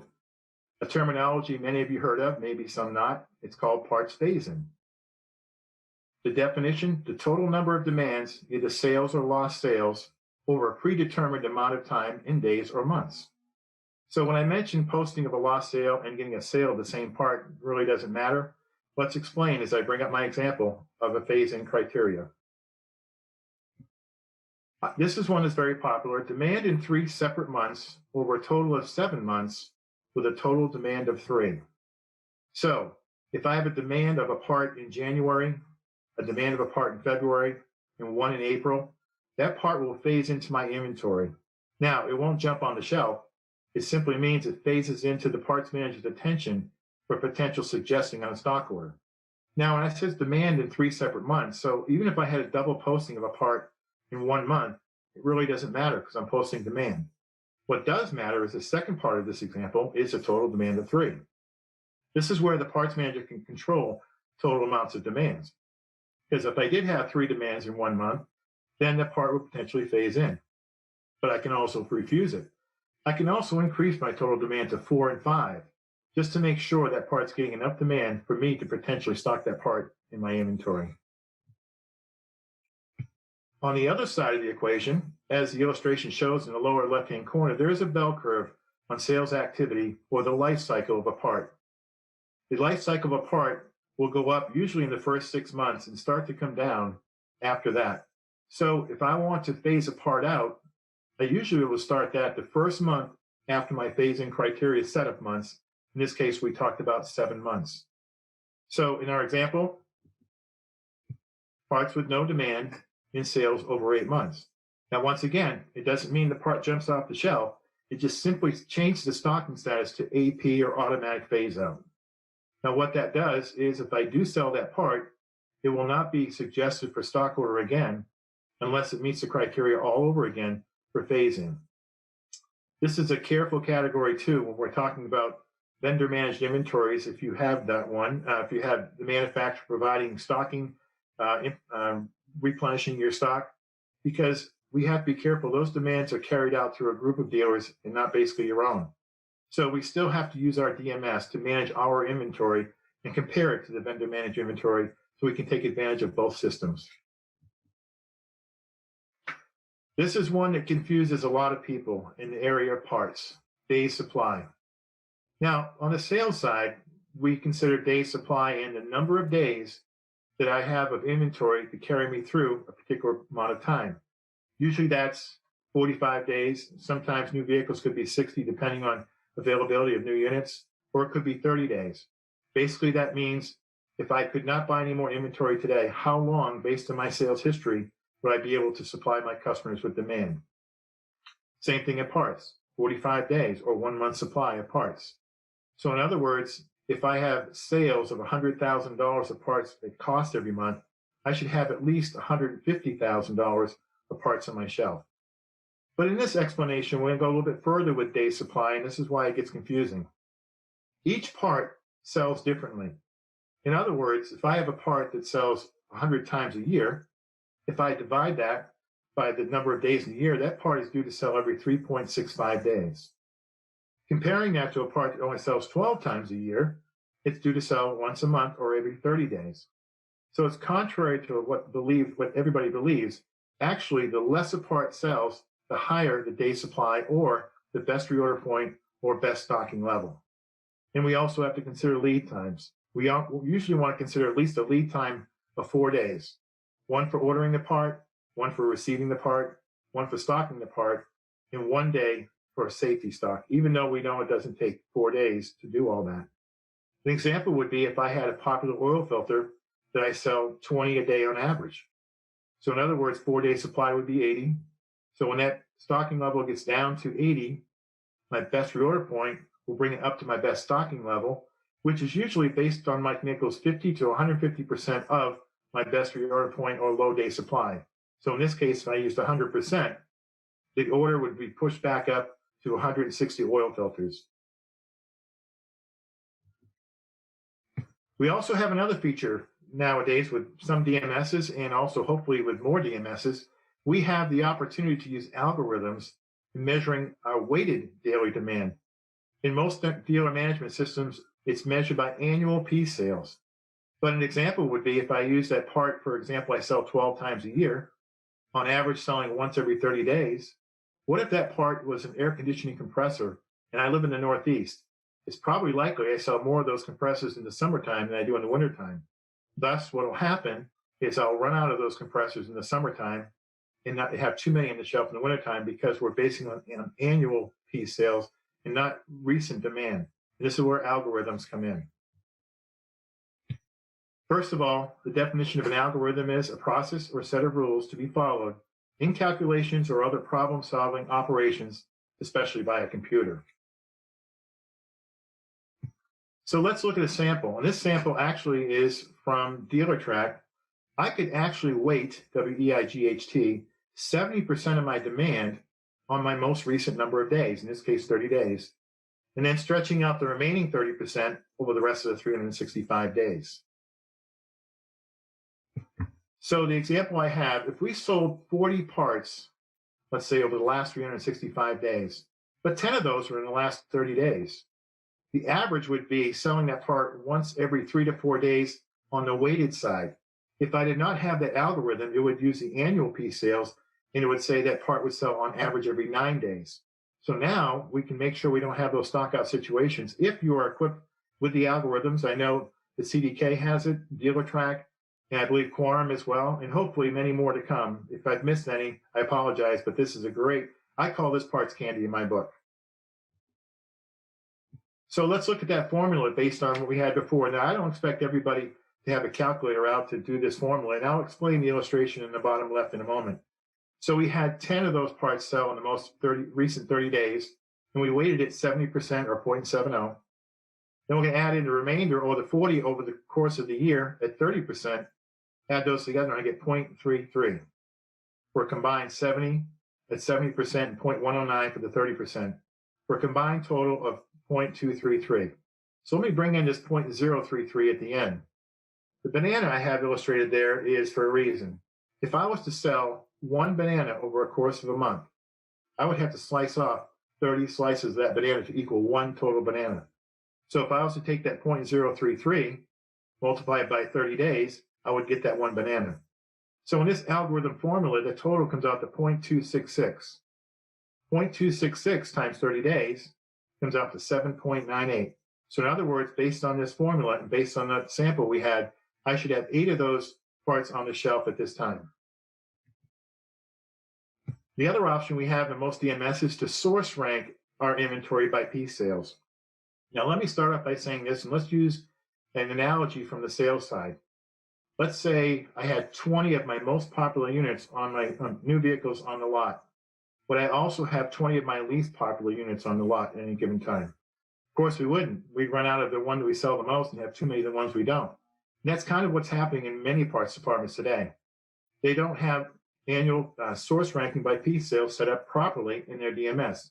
Unfortunately, in most dealerships I work with, that the actual low and high day supply or best reorder point and best stocking level are the same for all the inventory, whether it sells 500 times a year or 2 times a year. By utilizing source ranking by piece sales, we're able to sub-source our inventory based on how well it moves.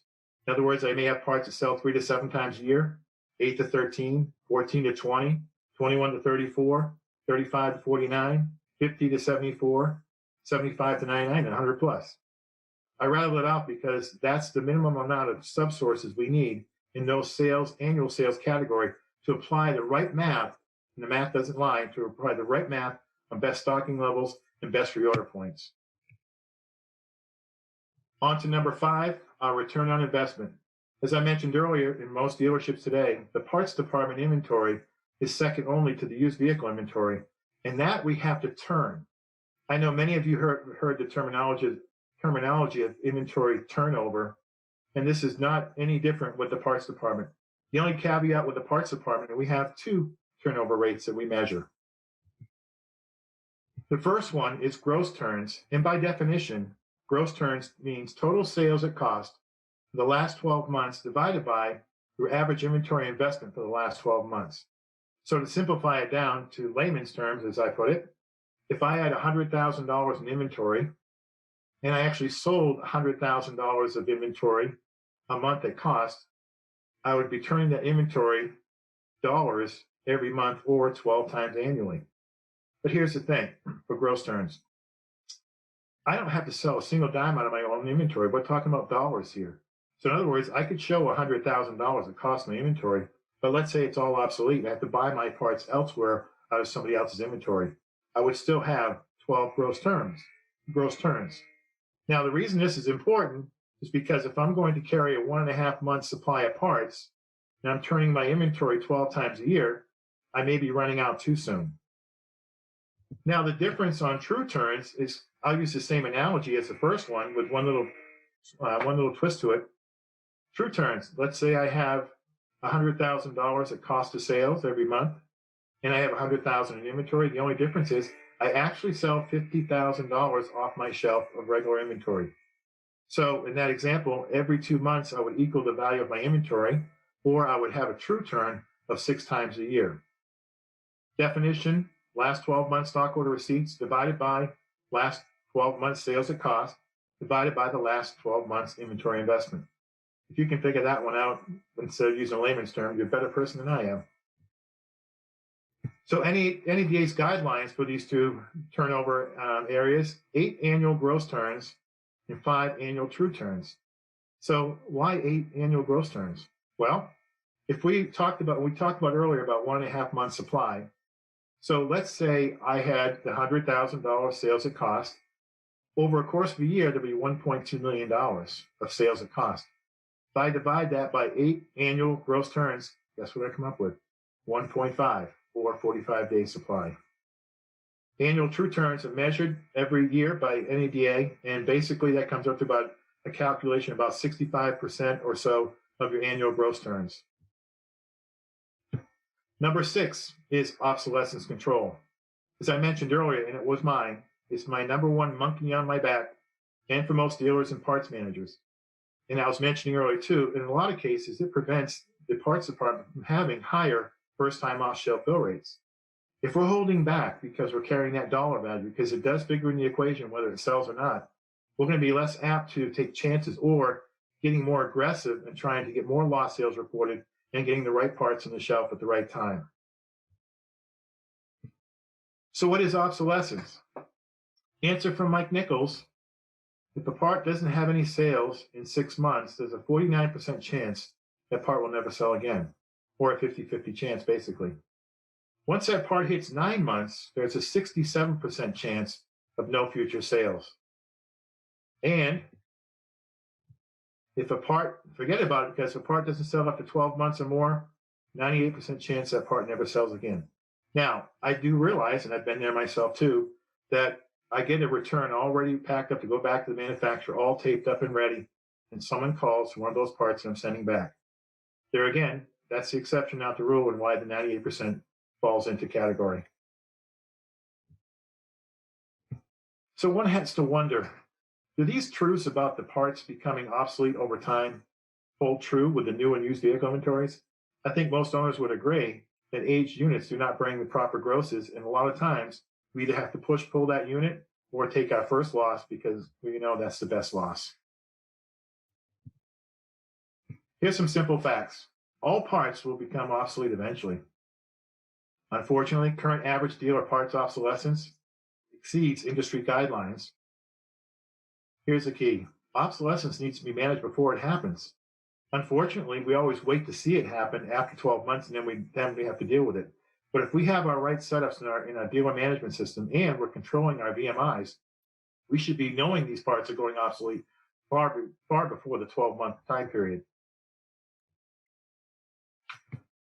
So my question is, why don't we treat our parts obsolescence like we treat our aged, new, and used vehicles?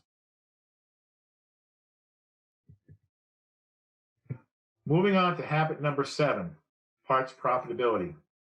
Now, the first one I have bullet pointed is installing the right parts escalation matrix. Now, the reason I have right in quotes there is I've attended many, again, 20 groups with many dealers. And when it comes to parts, the question around the room goes, do you have a parts matrix installed? Yes. Do you have a parts matrix installed? Yes. When the actual question should be, what's your retained gross profit on customer pay parts?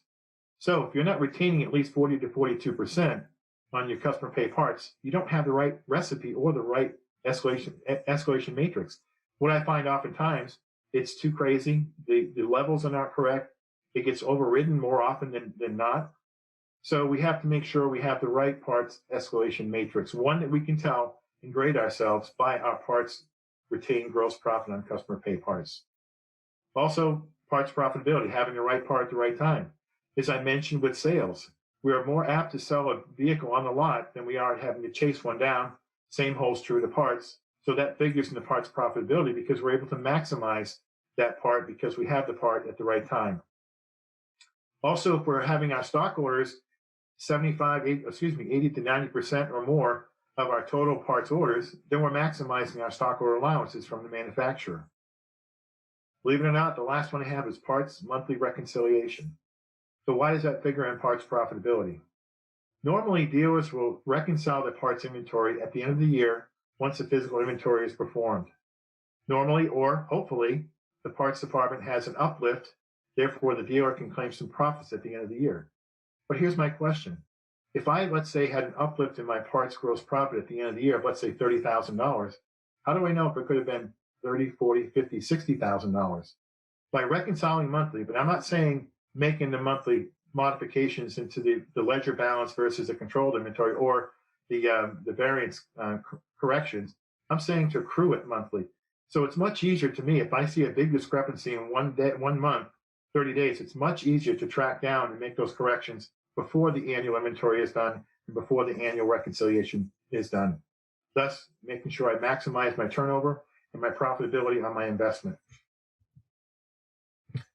Our last habit is service productivity.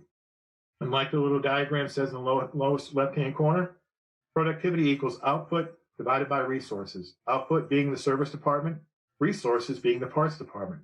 So how does the parts department impact the overall service productivity? Another fact is, in most dealerships today, the service department generates approximately 70% of the parts department's business or gross profit. But in service, it's different. Time is money. I can sell as many cars a day as I want to, or it can vary. Same with parts. But in service, time is a perishable inventory.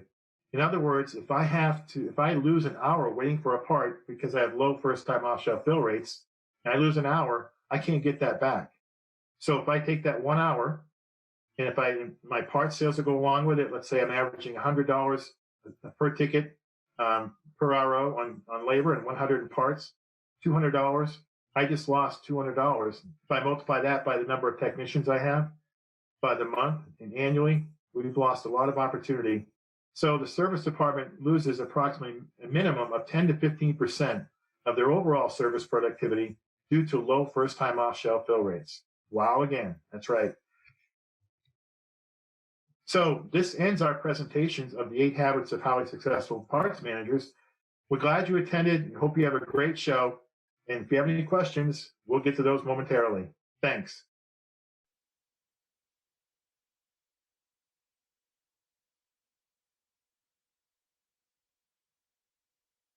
Сегодняшнего дня, и вслед за теми 10 семинарами, которые нам удалось сегодня прослушать, мы открываем панельную дискуссию, которая поставит вопросы на тему применимости тех или иных практик, методов и бизнес-процессов, которые предлагают нам коллеги из США как успешные. Применимо ли это все на российском рынке? Что-то где-то, возможно, мы убежали вперед, где-то мы отстаем. Нужно определенным образом сверить часы и понять, что из этого нужно применить в первую очередь. И для панельной дискуссии к нам любезно присоединились наши коллеги. Даниил Шкурыгин из команды Авто.ру, Владислав Ведерников из группы компании «Рольф» и Александр Никонов из группы компании «Авилон». Спасибо, коллеги, что присоединились сегодня, нашли время. Я надеюсь на такую острую дискуссию. Вчера она получилась довольно интересной. Не все друг с другом были согласны, но тем не менее пришли к пиетету, потому что дилерам жить и жить довольно успешно. Сегодня посмотрим, как те инструменты и те практики, которые есть на американском рынке, жить ли им на нашем рынке вместе с нами, с успешными, прибыльными и доходными. Начнем, пожалуй, с того вопроса, который звучал сегодня чаще всего. Это вопрос управления складом автомобилей и новых, и автомобилей с пробегом. Я заметил, что есть таких 2 лейтмотива. Первый лейтмотив, о котором говорят спикеры, о том, что у отдела вообще должен в отделе продаж автомобилей, в отделе продаж новых автомобилей, может быть, в целом на них двоих должен появиться какой-то человек, который отвечает за управление тем самым складом. О чем они говорят? Они говорят о том, что есть отдел запчастей, у него есть руководитель, там какой-то определенный объем денег в оборотке, а есть отдел склад, огромный склад новых и подержанных, где денег гораздо больше, но вроде человека ответственного прямо за него нет. И второй момент, о котором они говорят, это тема того, что этого человека, такая контрпозиция, что не нужен нам этот человек, и не нужно нам плодить еще дополнительных сотрудников, надо просто все это заменить на искусственный интеллект, на алгоритмы, забить на вот такое вот ручное управление, забыть о нем и начать это все управлять машинным обучением. Что скажете? Кто начнет? Ну, кто начнет, тот начнет. Слушайте, я могу сказать, что, в принципе, в Рольфе давно это уже работает. У нас есть на больших локациях выделенные сотрудники, которые занимаются стоком. А вообще руководители отделов продаж и СП занимаются как раз тем, что смотрят в том числе и за стоками.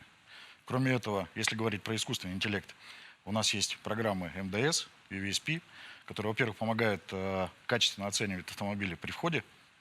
Они дают нам возможность понять, сколько аналогичные автомобили простояли у нас на стоке, с какой ценой они были приняты, с какой ценой они были проданы, какая маржинальность на данном конкретном автомобиле, данной конкретной марки. Ну и, соответственно, дальше мы можем смотреть в том числе и на стоки, понимая, сколько автомобиль стоит у нас, когда он выходит у нас за срок 60+, что нам нужно сделать для того, чтобы продать его быстрее, когда были уценки, ну и так далее, так далее, так далее. И это собственные программы? Это собственные программы, собственные разработки. Если говорить чисто об управлении через искусственный интеллект, наверное, на сегодняшний момент это не совсем актуально, на мой взгляд, потому что присутствие человека и все-таки управление процессами через человека, оно достаточно эффективно. А программы помогают это делать. Александр? Саш, я начну с главного. Я, наверное, сторонник второй версии. Такой человек не нужен, потому что в реалиях, в дилерском бизнесе управлением стоком занимается даже большая команда стоком автомобилей, чем в запчастях. И мне кажется, сложно утверждать, что нет ответственного. Это всегда руководитель отдела продаж. Есть диспоненты, есть логисты, есть старшие менеджеры. И здесь надо разделить на две вещи. Вот новые автомобили — это совершенно своя логика и свои алгоритмы, и бэушные автомобили — это своя логика и свои алгоритмы. Интересный вопрос про искусственный интеллект. Мы проводили эксперимент, и искусственный интеллект, он тоже бывает разный, да? Вот бывает роботизация, а бывает именно интеллект, который выполняет за человека определенную мозговую деятельность. Принимает решения, по сути. Да. Мы считали приблизительно экономику. Вот мы замерили все рутинные процессы, которые делают люди руками, и выяснили, что если посадить на эти процессы робота, то нам его нечем загрузить, потому что он работает 24 часа, а робот не дешевое удовольствие. И получается, что робота нужно догружать какими-то еще процессами. И в нашем бизнесе, с точки зрения заказа, планирования поставок заказа автомобилей, 24/7 нет работы. Искусственный интеллект еще более дорогая история. И, собственно говоря, возникает вопрос, а зачем? Вот сколько в моменте у дилера может быть, не знаю, винов для заказа, да? Это там 1000, может быть 2. Но для искусственного интеллекта там нет фронта работы. Поэтому, если будет готовый продукт в виде коробочного решения, который ты взял и поставил, это здорово, но с другой стороны, мне кажется, что он вряд ли появится, потому что количество неизвестных в этой модели, я сейчас говорю про новые автомобили, оно очень высокое. Искусственный интеллект может сказать, что, слушай, тебе нужно 100 крет, но тебе их не дает импортер, да? Или искусственный интеллект говорит, заказывай белые автомобили, а ты не можешь, тебе нужно заказывать только серые автомобили, да? И это очень многофакторная модель, и она меняется постоянно во времени. Поэтому, мне кажется, очень будет сложно сделать математическую логику, которая позволит в этой модели жить. То есть, с одной стороны, это дорого, с другой стороны, это, как мне кажется, сложно. По бизнесу БУ, да, подтверждаю слова коллеги. Такие программы есть. Они носят разный прикладной характер. В частности, мы используем «Эксперт». И здесь, скорее всего, это не программа управления складом, а программа оценки автомобилей, программа определения стоимости вывода в продажу. И как одна из частей это управление. Управление основано на многофакторной модели. Есть ROI, есть дни хранения на складе, есть постоянное сравнение с рынком, что нужно делать с ценой. Но ключевое — это управление ценой. То есть все в БУ все завязано на одном факторе — это управление ценой. Если ты попадаешь по цене в рынок, ты продаешь автомобиль. Не попадаешь, он у тебя стоит. Вот, поэтому, с одной стороны, команды, которые отвечают за склады, они достаточно большие, и нельзя говорить, что это только один человек. Это точно не один человек, у него есть диспонент, у него есть логисты, то есть это командные усилия. С другой стороны, математика и искусственный интеллект, ну, как мне видится, в бизнесе новых автомобилей точно пока не приживутся. Просто это дорого и не нужно. Там довольно интересный момент, что как раз компании, которые так или иначе предлагают алгоритмы ценообразования, внедрять какое-то машинное обучение, есть два подхода. Первый, человек обязательно нужен в принятии решений. Второй подход со стороны, и в том числе в России также эти компании разделяются, что человек на самом деле помешает. Вот. Все-таки, по вашему мнению, человек должен остаться, если я правильно услышал. Без него принять решение об оценке автомобиля может быть рискованно. Скорее помощник, получается. Мне кажется, здесь надо я не знаю, удобно ли шутить, но как в анекдоте, девушка, вы или разденьтесь, или оденьтесь. Скорее человек не нужен, и он будет мешать машине. То есть если стратегия доверять математике и логике, человек будет мешать. Ну, по крайней мере, на основе модели заказа запчастей, вот мы видим, что, скорее всего, логист, когда вмешивается, он делает неправильное действие. Именно вот. Как вы со стороны одного из крупнейших классифайдов, вы, я уверен, смотрите по клиентам, кто использует какую-то алгоритмику или модели, а кто нет. Кто из них успешнее, может быть, или ваш подход? Рекомендуете ли вы использовать подобное программное обеспечение? Любые мат-модели, даже не программное обеспечение? Саш, спасибо. Ну, я, во-первых, поддержу коллег.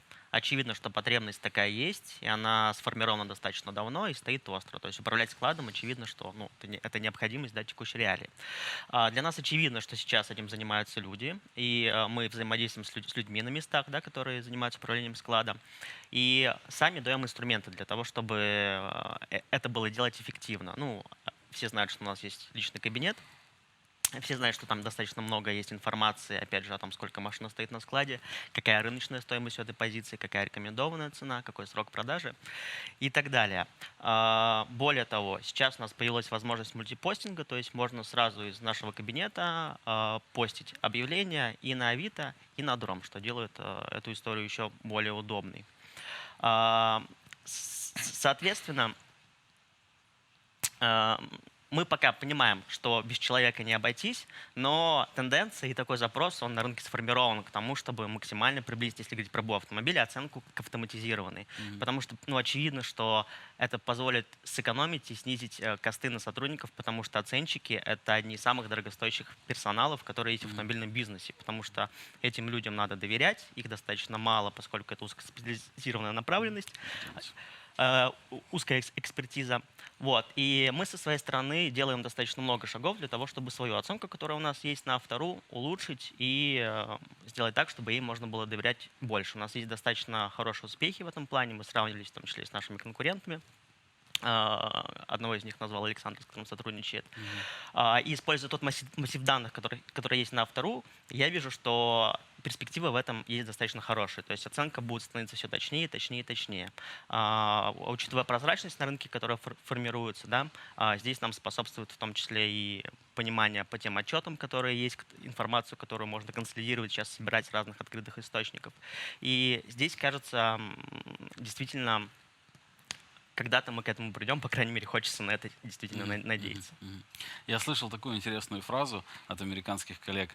Они возводят все в абсолют. Ну, это, в принципе, у них такой формат. Они говорят, что нет вопроса использовать или не использовать машинное обучение, какой-то искусственный интеллект, неважно, как мы это назовем, в процессе ценообразования на автомобиле. И есть вопрос, что кто-то не будет его использовать, скорее всего, останется позади. Вот, то есть они всегда говорят о том, что это теперь какая-то определенная необходимость, и с этим нужно жить. Второй момент, переходя к второму вопросу, который я хотел затронуть, это вопрос предпродажной подготовки автомобиля.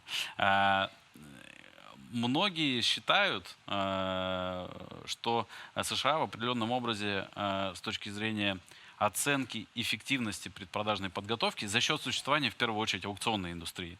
То есть аукционная индустрия позволяет им на огромных массивах данных понимать, что восстановлены, я как пример приведу, у меня в памяти запечатлелся такой пример, запах сигаретного дыма в салоне. Они вычислили, что запах сигаретного дыма влияет минус 0,7% от стоимости автомобиля на массиве огромного количества автомобилей. У них есть там специальное измерение, как это делать. И вот эта штука позволяет им говорить о том, стоит ли заниматься той или иной частью предпродажной подготовки. Я сейчас говорю, не знаю, поменять ветровое стекло, к примеру. Насколько вложения в 6 тысяч рублей окупятся увеличением стоимости. И одна из ключевых вещей, завтра, к слову, мы планировали сказать об этом раньше, но я сейчас только вспомнил, что завтра специально, эта тема просто вызвала большой интерес, и завтра по предпродажной подготовке дополнительная будет семинар в рамках потока цифровых продаж, будет дополнительный семинар по предпродажной подготовке и по организации, автоматизации этого процесса, поэтому не пропустите, мы его там дополнительно вставим в один из слотов, который есть, поэтому будет такой небольшой бонус от организаторов РОАД. Вот. И вопрос задается такой. Измеряется ли сегодня, как нас убеждают коллеги в Соединенных Штатах, они убеждают, что они измеряют возврат инвестиций от каждого, условно говоря, вложенного доллара. Вот. Если реально такой бизнес-процесс, или это больше, такая сказать, больше у нас сейчас построена бумажная какая-то такая, или на основе принятого индивидуального решения? Как у вас сейчас? Саша, очень хорошая тема. Мы говорим в основном про БУ, потому что если говорить про новые автомобили, там все регламентировано, все понятно. Просто по БУ автомобилям я считаю, что это очень перспективная история, потому что я не видел ни одной, по крайней мере в России, работоспособной модели оценки затрат на доведение автомобиля до какого-то состояния. И, безусловно, дилеры меряют косты, ну, то есть сколько в среднем я трачу на подготовку автомобиля. Но рабочая модель, а вот я вложил 1 рубль, а что мне это дает, это очень хороший инструментарий, который, безусловно, позволит нам больше зарабатывать. Но рабочих моделей пока нет. Более того, существует гипотеза, не знаю, откуда она взялась у нас на рынке, но вот многие дилеры побежали в дополнительную подготовку. То есть сначала мы просто там автомобиль мыли, потом мы стали его полировать, потом мы стали что-то ремонтировать. И вот есть мнение, что доведенный до определенного состояния автомобиль, у него маржа больше. Но как это померить, вот я лично не знаю. Не знаю, если сейчас ребята поделятся секретами, было бы хорошо. Мы просто пока меряем средние величины и не занимаемся управлением на основе данных. Владислав, у вас? Ну, я соглашусь с Александром. Наверное, пока в России особо в эту сторону никто не смотрит. Что касается нас, то мы все-таки концентрировались на том, чтобы оказывать клиенту максимально качественную предпродажную подготовку. Потому что не секрет, что зачастую клиенты считают, что в дилерских центрах им навязывают какие-то услуги, и доверие к дилерским центрам только восстанавливается в настоящее время. Вот наша задача сделать так, чтобы клиенты не боялись покупать у нас. Поэтому мы доводим автомобили, мы сокращаем сроки подготовки автомобилей и вывода в продажу. Да? У нас есть собственный продукт, гарантия роль с пробегом, который мы запустили год назад, и который позволяет зарабатывать дополнительные деньги на определенном парке автомобилей, на который мы поддерживаем гарантию. Она бесплатная, если... Она абсолютно бесплатная для клиента, да. Есть определенные... Условно, бесплатно. Платит все равно он. Есть определенные моменты, которые клиент должен выполнять. Это приезжать к нам на инспекционный осмотр, соответственно, через 30-45 дней осмотреть машину. Дальше, соответственно, он должен пройти у нас ТО. В этом случае поддерживается гарантия. Но согласитесь, это достаточно такой весомый инструмент для удержания клиента, во-первых, а для клиента... Опять же, лишний аргумент покупать у нас, потому что он может к нам приехать и какие-то крупные узлы и агрегаты поменять по гарантии абсолютно для него бесплатно. Но если я правильно понимаю, в этом случае появляются определенные обязательства предпродажной подготовки, потому что, я имею в виду обязательства с точки зрения предпродажной подготовки по направлению безопасности, назовем его так, потому что теперь, давая гарантию, я должен гарантировать, что и те узлы и агрегаты, на которые я даю гарантию, они восстановлены. У нас есть определенный чек-лист, по которому мы смотрим, насколько автомобиль подпадает под гарантию. Есть 3 уровня гарантии: золотой, серебряный и бронзовый. Соответственно, если машина по году, по пробегу подпадает под определенный уровень, в нормальном техническом состоянии, либо мы довели ее до нормального технического состояния согласно чек-листу, она попадает в золотой, серебряный или бронзовый уровень. Автомобили, которые не подпадают ни под какие условия, либо мы понимаем, что мы на них не готовы поддерживать нашу гарантию, соответственно, они попадают на аукцион и продаются через аукцион. Верно ли я услышал, что, получается, что Мы стараемся сделать прозрачную и такую комфортную для клиента услугу, но ответить досконально на вопрос сегодня, сколько вот этот вот рубль, вложенный в восстановительный ремонт, связанный с тем, чтобы, ну, для гарантии, либо не для гарантии, все равно, ну, такой, как сказать, мат-модельки, тоже, опять же, какого-то вычисления у нас все равно пока нет. Если мы говорим про РОИ, то да, пока такого нет. Пока нет. Ну, разумеется, мы понимаем свои косты, затраты, которые мы тратим на предпродажу. Да, return on investment, возврат инвестиций, соответственно, это как раз возврат инвестиций с каждого вложенного рубля, да, пока эта штука. Саша, я хотел добавить, важно понимать, на каком уровне находится наш рынок, да, потому что все-таки вот история автомобиля, ну, по крайней мере, в Америке, она намного белее и честнее, и дилер в момент принятия решения, вот он купил автомобиль, он видит, что вообще с ним. И он может понимать, надо это менять или не надо. Я купил автомобиль, я не вижу, что с ним, как правило. Поэтому это второй как бы нюанс, да. Соответственно, мы должны принимать решения.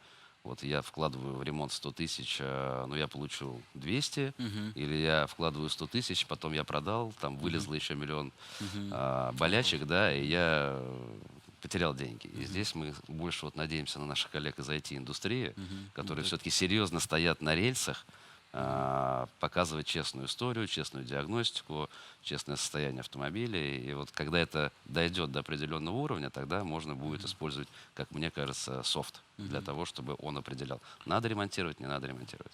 Я вот как раз хотел слово Данилу передать, потому что вы, по-моему, в прошлом году запустили уже так широко историю с отчетами по автомобилям, если мне память не изменяет, да? Да, Саша, я прям жду слова, потому что тема, правда, очень интересная. И есть много поинтов, несколько поинтов, которые я хотел бы особенно отметить. Ну, раз ты задал свой вопрос про отчеты, действительно, мы их запустили не в прошлом году, а уже несколько лет назад. В прошлом году у нас был ребрендинг. Ребрендинг, точно, да. поэтому я теперь мы называемся ProAuto, и теперь у нас есть название, по которому нас легко идентифицировать, скажем так. Вот.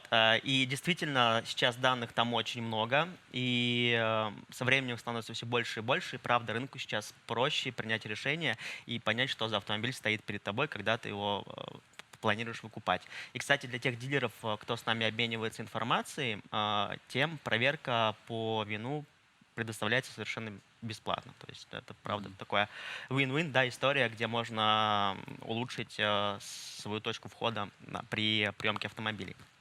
Следующий поинт, который очень интересен, по поводу того, что никто не использует, скажем так, доработку автомобилей для достижения надбавочной стоимости.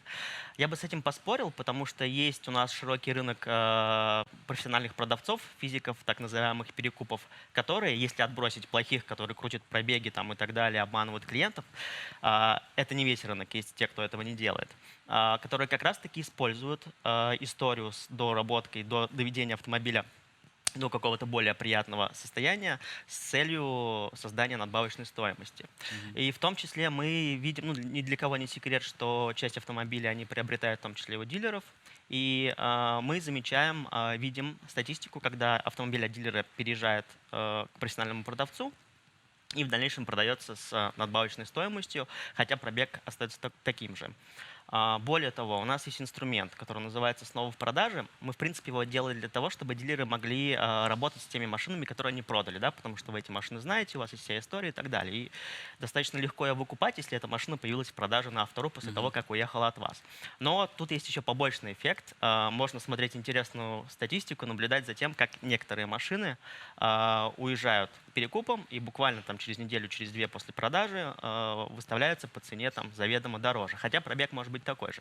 И здесь я бы советовал коллегам, кто думает в эту сторону, понаблюдать, потому что встречаются достаточно интересные кейсы, где наценка, она прям существенная, хотя по сути, да. Здесь еще интересно, если я правильно понимаю, понаблюдать, эта наценка появилась, и вот эта добавленная стоимость на следующий же день, и тогда есть вопросы каким-то уже, не как сказать-то, умышленным действием в этом случае, либо она появилась после длительного восстановительного ремонта в месяц, что совершенно другая история. Да, все так. Инструмент доступен всем, в любому дилерскому центру, любому руководителю, собственнику.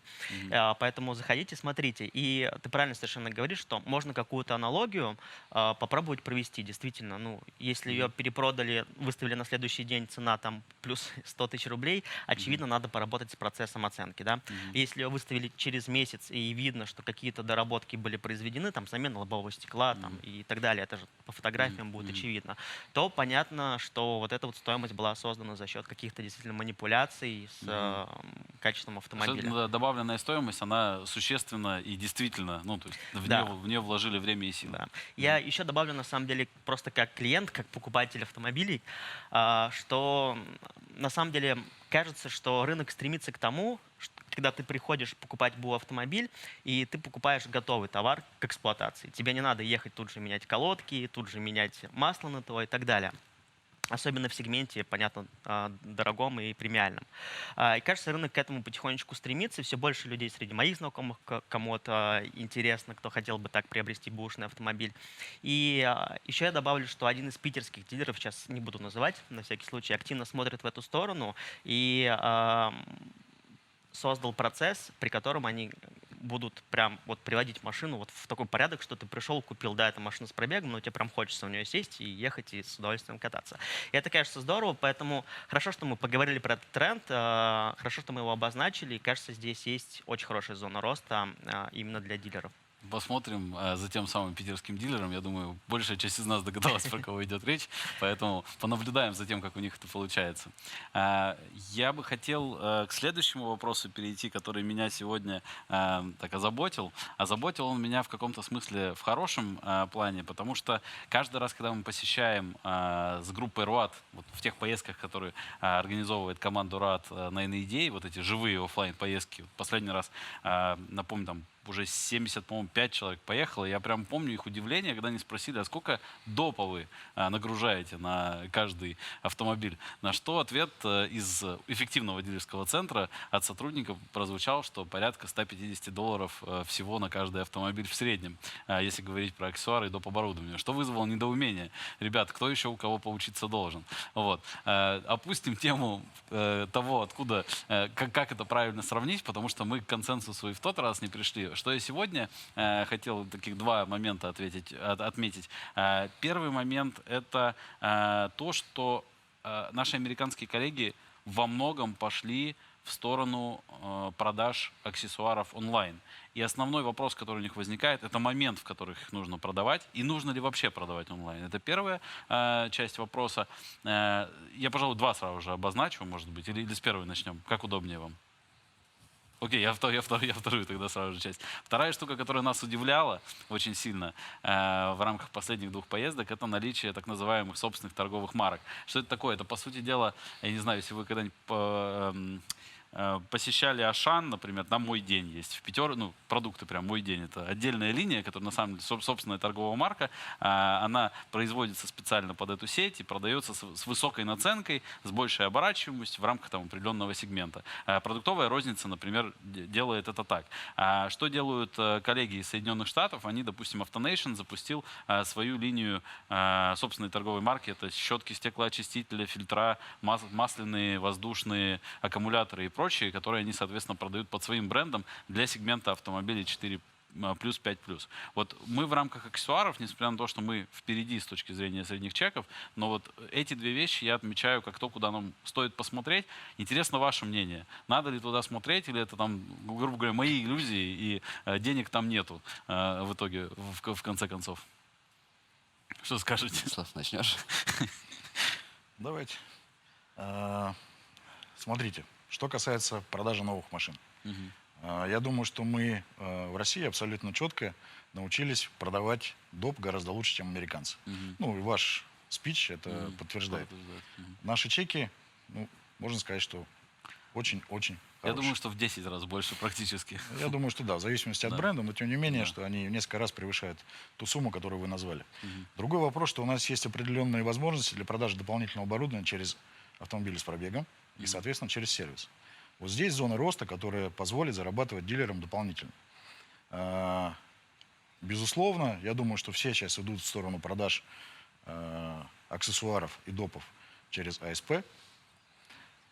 И это действительно хорошо, похвально, в том числе и мы пытаемся нарастить чеки, поднять их хотя бы до уровня там, половины от того, что мы продаем в новых, а лучше сравняться с ним. Но есть определенная зона, это сервис, где можно продавать тоже. К сожалению, пока это в России находилось в тени. Здесь мы можем дополнительно зарабатывать деньги. Второй момент. Мы все-таки должны как-то начать сегментировать клиентов. Потому что продавать через автомобили с пробегом, либо через сервис дополнительное оборудование, которое ставилось при продаже нового автомобиля, сетки, сигнализации, это, наверное, уже все не то. Это уже утопия и вчерашний день. Нам нужно понять, во-первых, в разрезе брендов, какие клиенты к нам ездят, возрастные группы. Дальше, соответственно, понять, чем они занимаются, чем увлекаются, какие у них еженедельные, там, ежемесячные пробеги, да?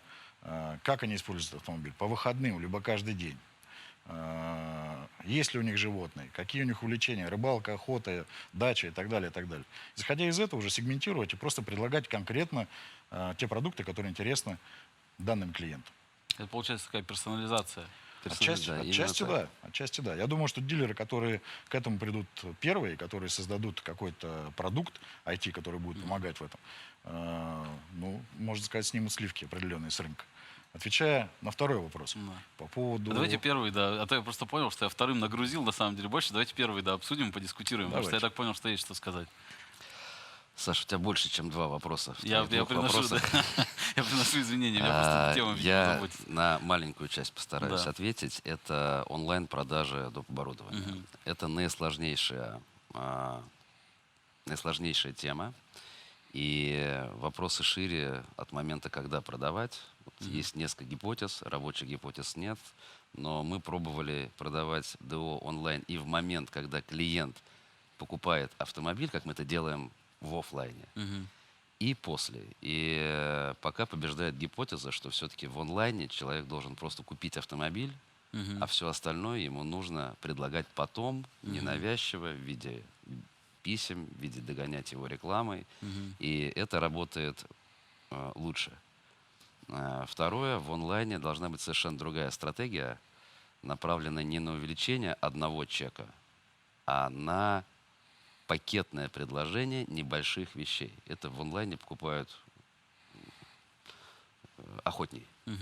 И следующая большая часть, которая вот у дилеров, это достаточно сложные перестройки, тюнинг, обвесы, что вообще невозможно продать в онлайне. Потому что у клиента возникает миллион вопросов, и невозможно никак его проконсультировать онлайн, чтобы он, сидя дома, понял вообще, что ему предлагают, почему это столько стоит. Второй большой аспект этого, что мешает развитию, это отсутствие контента, потому что надо делать фотографии, не компьютерные фотографии, какие-то живые фотографии, нужно давать видеообъяснения, и только тогда возникает некое доверие к товару, и человек начинает это покупать. Поэтому развитие онлайн продажи ДО получит, но это очень сложное и дорогостоящее мероприятие. Я думаю, что это не перспектива там, ближайших 3-4 лет, а, наверное, все-таки это более дальний горизонт. Если коротко, то так. Мы сегодня с Владиславом как раз за кофе делились, стояли, просто смотрели одну из лекций и делились, что да, действительно, все-таки покупка доп. Оборудования при покупке нового автомобиля, это то, что, скорее всего, будет происходить в основном в офлайне. Да, и при покупке автомобиля с пробегом то же самое. Вся стратегия наших продаж нацелена на то, что продавец своей харизмы может в момент эмоционального взрыва покупателя убедить его купить что-то, может быть, даже и не очень нужное. Да? Но вот в онлайн это не прокатывает, это не происходит, это невозможно сделать. Согласен. Эмоционального состояния от того, что я смотрю на картинку автомобиля, не возникает. Ну, мы же понимаем, что человек, когда приобретает автомобиль, неважно, новый он или с пробегом, он, соответственно, покупает автомобиль. Для него это первично. Доп. Оборудование для него стоит на 2-м или там, на 3-м месте даже. И абсолютно правильно продавать дополнительное оборудование через шоурум. Там можно сделать визуализацию, рассказать там, по чек-листу определенному, какие продукты ему нужны, какие не нужны. Ну, за счет этого сделать доп. Продажу. Согласен с Александром, что онлайн в настоящий момент действительно не работает. Я здесь добавлю по поводу онлайн-продаж, но не именно доп. Оборудования, а по поводу онлайн-продаж автомобилей. Да? Такая популярная тема в связи с последними событиями. И когда мы говорим про эту часть истории, то наша позиция в том, что когда мы делаем шаги к онлайн-продажам, какие-то эксперименты, мы с этим в эту сторону тоже смотрим и пробуем различные варианты подхода. И мы разделяем точку зрения внутри себя, что все-таки при онлайн-продаже машины нужно предлагать пользователю, клиенту, в том числе и дополнительное оборудование. Во-первых, как минимум, справедливо будет ему рассказать о том, какой есть ассортимент, как он может улучшить свой автомобиль. Во-вторых, это честно по отношению к дилеру, поскольку мы даем возможность сделать какой-то апсейл, и либо как-то заинтересовать клиента, чтобы на месте уже при выдаче там что-то допродать. Вот. И здесь, кажется, не надо про это забывать, когда мы говорим про онлайн-продажи, что дополнительные продукты, они тоже должны быть предложены, и они тоже существенная часть сделки должны быть и должны ими оставаться. Если я правильно услышал, то здесь еще мысль заключается в том, что, по сути дела, предварительное знакомство в онлайне в рамках карточки автомобиля и прохождения каких-то этапов с потенциальным дополнительным оборудованием, возможно, сокращает путь до покупки уже в шоуруме, потому что именно в тот момент, когда эмоциональная возникает связь, ну, то самое, когда продавец зарядил, там уже, соответственно, есть примерное понимание, что мы не со всем каталогом его на 100 позиций знакомим, а все равно мы пытаемся его на те 10, которые, может быть, не предвыбрал, но, тем не менее, обратил внимание больше.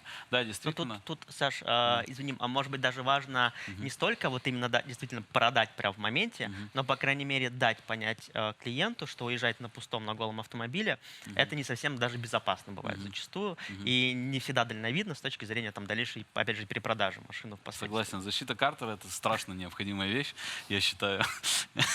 Вот. Но сейчас есть технология, позволяющая персонализировать клиента и предложить ему доп. Оборудование, ну, соответственно, его жизни, задачам. Дилеры их не применяют, и здесь возникает вторая проблема, связанная с спецификой нашего рынка. Если мы говорим про новые автомобили, все-таки дилеры обязаны соблюдать правила марок. Марок может доп. Оборудования не быть, или оно может быть очень дорогое, или оно может быть через полгода, а предлагать альтернативное дилер как бы, ну, в общем-то, не может. И чего нет на других рынках. Поэтому это тоже серьезно тормозит как бы продажи доп. Оборудования. Да, мы научились продавать много, но как бы есть нюансы. В общем, нам надо искать тот самый нужный момент. Как говорят американские коллеги, они это называют sweet spot. Это когда все сошлось. Это сладкая точка, когда сошлись интересы и покупателя, и продавца, и дистрибьютора в данном случае. И готовность эмоциональная, и готовность финансовая к приобретению. Ее надо искать. И это, как вы правильно заметили, это, наверное, не вопрос этого года или следующего. 3-4 года это точно перспектива чуть дальше. И я тебя подвел прям вот, к ситуации с брендами. Да? Брендирование на сегодняшний день, как мне видится, в России невозможно. Потому что, условно говоря, у меня есть дилерский договор, в соответствии с которым я прохожу аудит от производителя. Если производитель видит на моем складе неоригинальные запчасти или какие-то еще запчасти, там, где не написан бренд, у дилера возникает проблема. И я думаю, что это единственная причина, по которой дилеры не пошли в продвижение своих собственных торговых марок. Существенно не пошли. Да, там на запчасти, на какие-то расходные материалы существенно не пошли. Я понял. А у вас опыт, Владислав, с собственными торговыми марками? Я абсолютно согласен с Александром. Есть определенные риски при аудитах со стороны производителей, импортеров, и, соответственно, вся выгода может быть упущена. Мы рассматривали вопрос года 3 назад запустить собственный бренд каких-нибудь запчастей, ну, расходников, грубо говоря, тех же щеток, стеклоочистителя, фильтров, масляных, воздушных. Но в итоге, посчитав cost and benefit, мы поняли, что для нас это сейчас неинтересно. Соответственно, мы этот проект оставили, больше к нему не возвращались. И, как мне кажется, у нас не так сильно развит пул заводов, которые вот, условно могут сделать что-то, наклеить туда твой бренд, и это будет соответствовать каким-то нормальным стандартам. Да? То есть выбор поставщиков, он очень незначительные. И это как бы вторая часть истории. Есть даже, по-моему, одна из региональных дилерских групп, которые сейчас открывают мультибрендовые сервисы под названием марки своих запчастей, которые они производят. И это какая-то другая гибридная модель, когда как раз, может быть, в том числе из ограничений, и в том числе для сохранения сегмента там, 4+, 5+, они открывают мультибрендовые сервисы, и там использование таких запчастей становится логичным и понятным продолжением вот таких собственных торговых марок. Может быть, под такие кейсы это и возможно. Может быть, но если говорить в целом, то сейчас есть крупные игроки на рынке запчастей, которые запускают собственные продукты.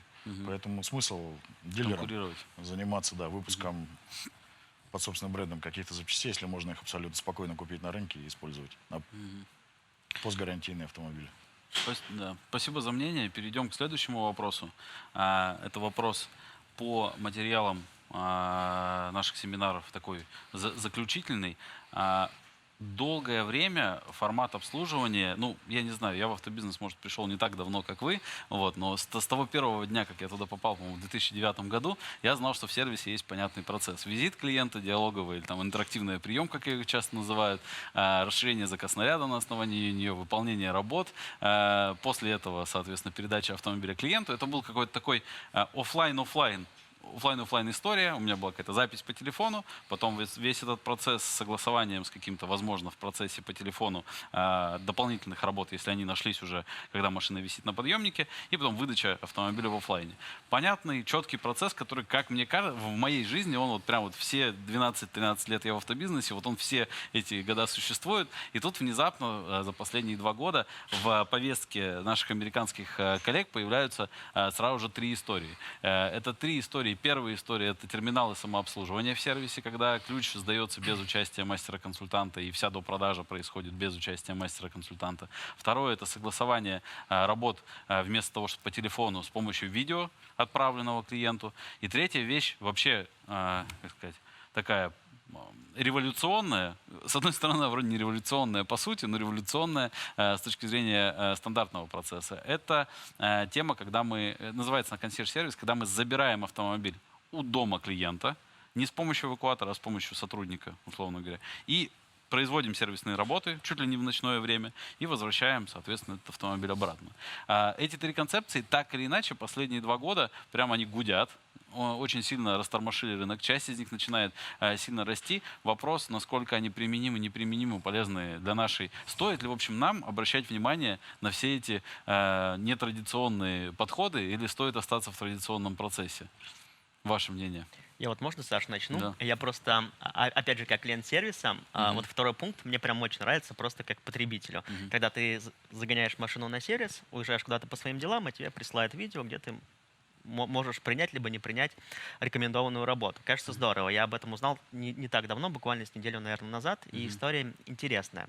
Вообще, наверное, твой вопрос я бы переформулировал так. А куда дальше двигаться с точки зрения развития сервисов? Правильно? Потому что очевидно, что есть и там определенная зона роста, оптимизации, увеличения заказнарядов и так далее. И, опять же, переходом в онлайн, да, и многие площадки пробовали, много подходов было к тому, чтобы перенести это как-то, сделать онлайн-запись, либо сформировать какой-то там сервис для клиентов удобный и так далее. Пока ни у кого не получилось, но мы со своей стороны смотрим в эту сторону, опять же, как нам взаимодействовать с дилерами в этом месте, потому что от дилеров запросов достаточно много мы получаем. Мы хотим рекламировать сервис, мы хотим, чтобы к нам записывались от вас, у вас много пользователей, дайте нам возможность с ними коммуницировать. И мы, безусловно, в этом направлении думаем, мы будем эту историю каким-то образом развивать. Сейчас, кажется, у нас есть неплохой плацдарм для этого. Как, наверное, коллеги, может быть, знают, у нас есть возможность проверить свой автомобиль пользователю на отзывные компании. И, кажется, это очень хорошая почва для дальнейшего. ВИН-номер нужно вводить. ВИН-номер пользователю нужно ввести на сайте. Да, нужно ввести ВИН-номер, но, опять же, можно сохранить машину в гараже, и тебе будут приходить уведомления в случае, если появилась отзывная компания на твой автомобиль. Мы здесь решаем сразу несколько проблем, ну, очевидно, пользовательскую, но также решаем несколько проблем дилера. С одной стороны, у дилеров есть свой KPI на эти отзывные компании, да, потому что приходит от производителя список ВИН-номеров. Ты, друг мой, продал эти машины, будь добр произвести отзывные. А зачастую машина уже перепродана, и не всегда есть возможность связаться с клиентом. Мы здесь в этом плане помогаем. уведомляя клиента. Это первый момент. Второй момент. Здесь есть возможность создать коммуникацию между дилером и пользователем, потому что отзывная кампания — это не просто отзывная кампания, да, это возможность получить клиента, которого дальше ты будешь обслуживать и который останется у тебя на какое-то долгое время, тем более, что сейчас у многих производителей, ну, прежде всего премиальных, очень неплохие условия для автомобилей с пробегом, там, старше 3-5 лет и так далее. Вот. И кажется, что это тот point, над которым, не над которым надо, а над которым мы уже активно думаем, и место, в которое надо смотреть, потому что перспективы здесь достаточно интересные, потребности есть, и у дилеров, очевидно, такая цифровая проверка, в отличие от обзвона, старого доброго традиционного обзвона по отзывным компаниям, который происходит, это дополнительный канал, откуда могут клиенты поступать. С точки зрения каких-то трендов из названных, из всех, есть что-то, что больше цепляет или что меньше? Может быть, по каждому что-то сказать, может быть, по какому-то конкретному. Как вам удобнее? Начну? Да. Саш, все те направления развития, которые обозначил, они уже есть на рынке в том или ином виде. Давай начнем с простых. Приемка автомобиля уже сейчас многие дилеры осуществляют в таком условно онлайн-режиме, то есть клиент там не бегает вокруг подъемника. Ему все снимают на видео, он в приложении ставит галочки, это делать, это не делать. Да, вот здесь подтверждаю, что здесь царапина. И это будет развиваться, пока проблема заключается в неготовности софта, нет коробочных решений, которые хорошо интегрируются в дилерские системы. Получается, мы смотрели 2 коробки, мы их взяли, посмотрели функционал, он был очень хорошо описан в пресс-релизе, но ее невозможно интегрировать в твой текущий бизнес-процесс. Поэтому, как только это дойдет до какой-то промышленной эксплуатации, уверен, подтверждаю слова Даниила, это всем клиентам нравится. И более того, при таком подходе дилер больше зарабатывает. То есть это прямо вот уже накопленная статистика. Мы не применяем пока этого, поскольку мы вот с IT-группой дорабатываем их стандартное решение. Ну, надеюсь, доработаем. И рано или поздно. Рано или поздно. Киоск и самообслуживание на сервисе в нашей стране упирается в законодательную проблему. На сегодняшний день, в соответствии с законом, мы не имеем права без твоей физической подписи на заказ на ряде отдать тебе автомобиль. А если мы так сделаем, то возникает риск мошенничества, там, условно, со стороны клиента, который может прийти и сказать: вы знаете, я вам отдал автомобиль, вы мне его верните, мы же тебе вчера отдали. Он говорит: ничего не знаю, подписи нет. И это большой тормоз к развитию данной технологии. Хотя есть как бы решения, которые, ну, они уже рабочие. Допустим, Hyundai. Да? Вот мы участвуем в пилоте с Hyundai, у которого есть киоск, есть софт. Клиент может подойти, оставить ключи и уехать. Но пока необходимо изменение законодательства. Без этого это не получит какого-то развития. Пока возможно только приемка. Пока возможно только приемка. Пока возможно только приемка с точки зрения закона. Да, выдача, клиент должен все-таки подписывать бумагу. А третье, что там было? Третье, это у нас, когда мы к клиенту приезжаем, условно говоря, я приезжаю к вам домой, консьерж-сервис, да, здесь та же самая история. У тебя же в полисе ОСАГО не вписан, перегонщик? Нашлись продукты. Я тут эту тему изучал плотно. Поделюсь. Да, действительно, это огромный стоп-фактор. Нашлась пара страховых компаний в регионе, которая согласилась страховать ответственность перегонщика в момент перегона автомобиля. Как они на это согласились и как они это посчитали, пока не ясно. Сойдется ли экономика, тоже не ясно. Вот. Но работа была проведена чуть ли не 9-месячная этим дилером. Но это стоп-фактор однозначно, потому что каждый раз это частное решение, где дилер поехал и договорился насчет. Это не история того, что не пришли, а там продукт готовый сидит, условно говоря, который вот, получаете, столько стоит. Это большой торг. Поэтому с точки зрения идеи, гипотезы, наверное, консьерж-сервис будет развиваться и не только в направлении привезти автомобиль, но и каких-то дополнительных там услуг, условно, там привезти автомобиль не к дому, а к аэропорту, да, ну, то есть там есть возможности для расширения. Но сейчас законодательно невозможно это делать, потому что это нарушение закона, когда человек, не вписанный в ОСАГО, будет ехать на твоем автомобиле. Даже так. Соответственно, мы вынуждены использовать эвакуаторы, а это все как бы уже совсем сложно. Я про другое говорил. Совсем сложно. Теперь понял. Владислав. Какая-то из моделей будущего, она вообще возможна, таких изменений сервиса? Александр, во-первых, 2020 год внес определенные коррективы в работу дилерских центров, в том числе и в сервис. Люди стали чаще уходить в онлайн. Соответственно, нам тоже пришлось как-то к этому привыкать и трансформироваться. У нас есть мобильное приложение, которое позволяет клиенту не звонить на дилерский центр, а записаться непосредственно через мобильное приложение на сервис. Если говорить про киоски, наверное, мы к этому придем через несколько лет с учетом того, что подрастает поколение Z. Они не хотят общаться напрямую, они хотят общаться онлайн. Чем меньше контактов, тем лучше. Да, есть определенные ограничения по законодательству. Александр абсолютно прав. И второй момент. Нужно понять специфику приема автомобиля, специфику расширения среднего чека. Как это будет построено. Да? Нужно понять, как будет происходить запись, чтобы не было коллапса. Да? Все-таки мощности ремзоны ограничены. Опять же, интеграционная составляющая появляется очень существенная, потому что нужно клиента принять с той записью, которую он собирался приехать. Абсолютно верно. Если это будет решено как-то, то да, эта идея абсолютно здравая, она может быть применена. Что касается следующего вопроса по поводу консьержа. Ну, мы перекинули с вами пару слов в перерыве. Да, тоже успели. Идея консьержа, она в принципе не нова. Она работает в России на премиальных брендах уже несколько лет. И я что-то не видел особо большого потока желающих клиентов, которые готовы отдавать свои машины, чтобы их отвозили, привозили. Это первое. Второе. Даже если отвозить на эвакуаторах, все равно нужно машину описать, принять. И, соответственно, когда мы машину привозим, возникает вопрос с оплатой. Где-то он решен, где-то не решен. Но вообще, мне кажется, это такая нишевая услуга, которая максимум заинтересует 10% клиентов. Другой момент, что если нам удастся решить вопрос с выездным сервисом, и мы будем приезжать и ремонтировать автомобиль клиента на месте, возможно, да, это гораздо более перспективная идея, чем возить на эвакуаторе.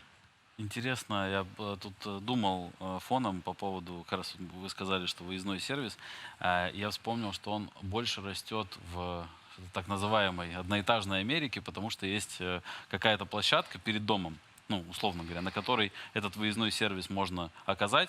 У нас есть такая традиция вот этих вот спальных районов, где произвести сервис около дома. То есть о чем говорят коллеги, которые вот занимались консьерж-сервисом, был такой, и он, наверное, еще все есть, Альфред. По-моему, они или их визави, они делились о том, что как вы можете в спальном районе, где стоят 16-этажки, приехать на автомобильчике и где там сделать сервис, потому что там он стоит, условно говоря, в раскоряку, даже нормального парковочного места есть. Вопрос еще другой.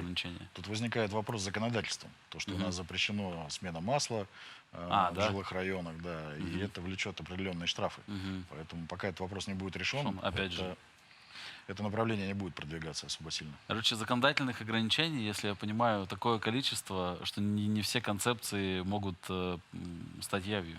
На сегодняшний день, да. На сегодняшний день, да. И здесь я соглашусь с Даниилом. Если мы говорим про вот короткий горизонт развития, скорее всего, то, что говорил Даниил, это более работоспособно, нежели вот на сегодняшний день там киоски самообслуживания или там доставка автомобилей в сервис и обратно. Я понял. Тут решили мы также, и коллеги из РОАД считают нужным поднять тему более нишевую, которая касается, как раз мы сейчас законодательства коснулись, и кажется правильным коснуться вопроса запасных частей, страховых компаний и денежных выплат по ОСАГО. Два есть пути, проблема существует, безусловно, два есть пути. Это путь договариваться о второй, третьей линейке цен или, соответственно, поднимать цены в справочниках для того, чтобы этот вопрос решать. Может быть, поделитесь, как немножко больше раскрыть для дилера, в чем там проблема и какие есть пути решения этого всего. Вопрос, конечно, интересный. Надо так ответить, чтобы не поссориться со страховыми компаниями. Давай я поссорюсь, а ты... Хорошая идея. Добрый злой коп. Смотрите, до прошлого года дилеры получали направление по ОСАГО в достаточно хорошем объеме.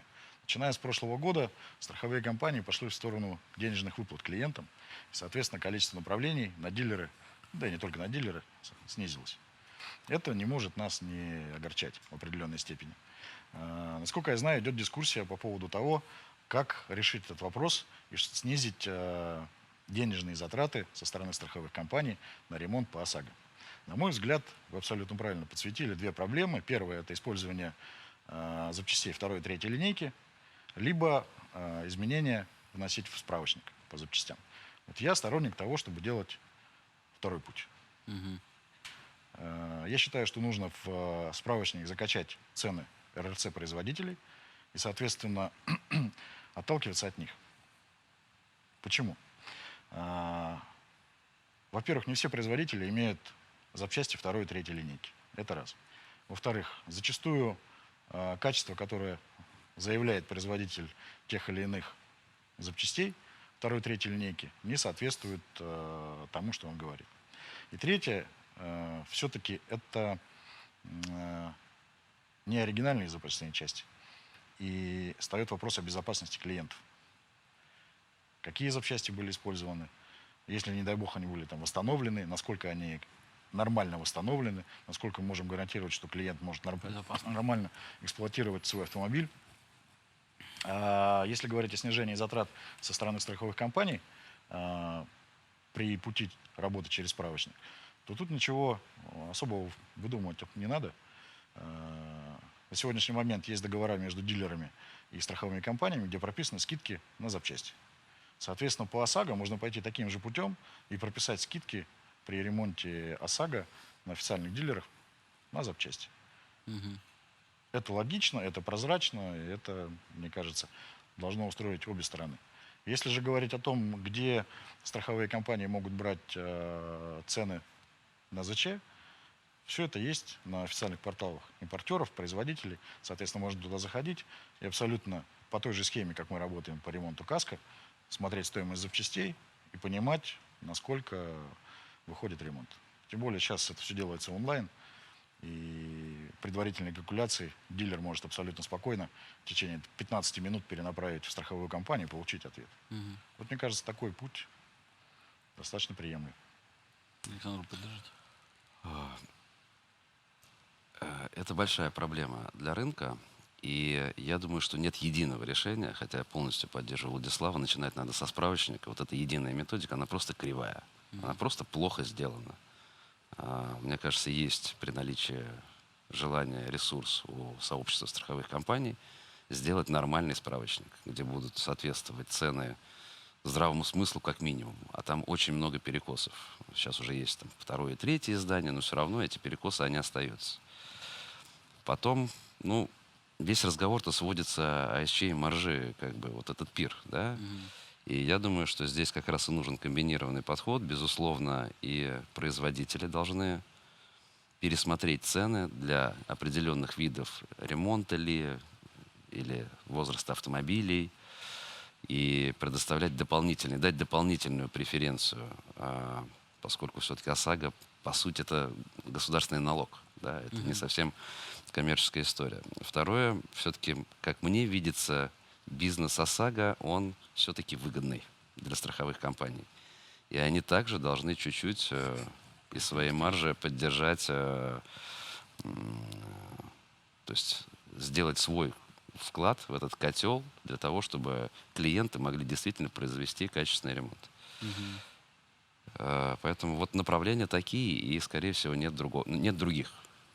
Консенсус То есть все должны чуть-чуть подвинуться, и тогда клиенты смогут ремонтировать. Пока это большая проблема, потому что выплаты денег приводят к тому, что на дорогах парк автомобилей, которые там уже не молодого возраста, и вот после такого ремонта, а может быть, клиент не делает вообще, ремонт. Может быть, не делает. А может, он не делает, он ездит в неисправном автомобиле. Это безопасность, нас всех. Да, может быть, он делает косметический ремонт, но не делает тот существенный, который, Конечно, как результаты, который должен делаться восстановительно именно по уже агрегатам и, соответственно, существенным частям автомобиля. Да, здесь я думаю, что роль РОАД как раз эту проблему подсвечивать, правильно, вот, и готовить какую-то платформу для обсуждения. Так же, как на самом деле роль РОАД в рамках данного мероприятия сделать что? Роль РОАД собрать лучшие лекции, подсветить. Роль РОАДа сделать достойный перевод этих лекций. Ну и самое главное, собрать уважаемую и, скажем так, публику с очень существенным, понятным, стройным мнением, потому что я айтишник, у меня все в розовом цвете, да, там терминальчики, видео и так далее. Я в хорошем смысле понимаю, что я иногда улетаю далеко, хотя на самом деле на любое новшество всегда с точки зрения нашей специфики вы сегодня правильно подсветили несколько моментов на тему того, что не все это возможно, не все реализуемо, а самое главное, не ко всему готов потребитель, потому что нам всегда кажется, что потребитель больше готов, чем может быть.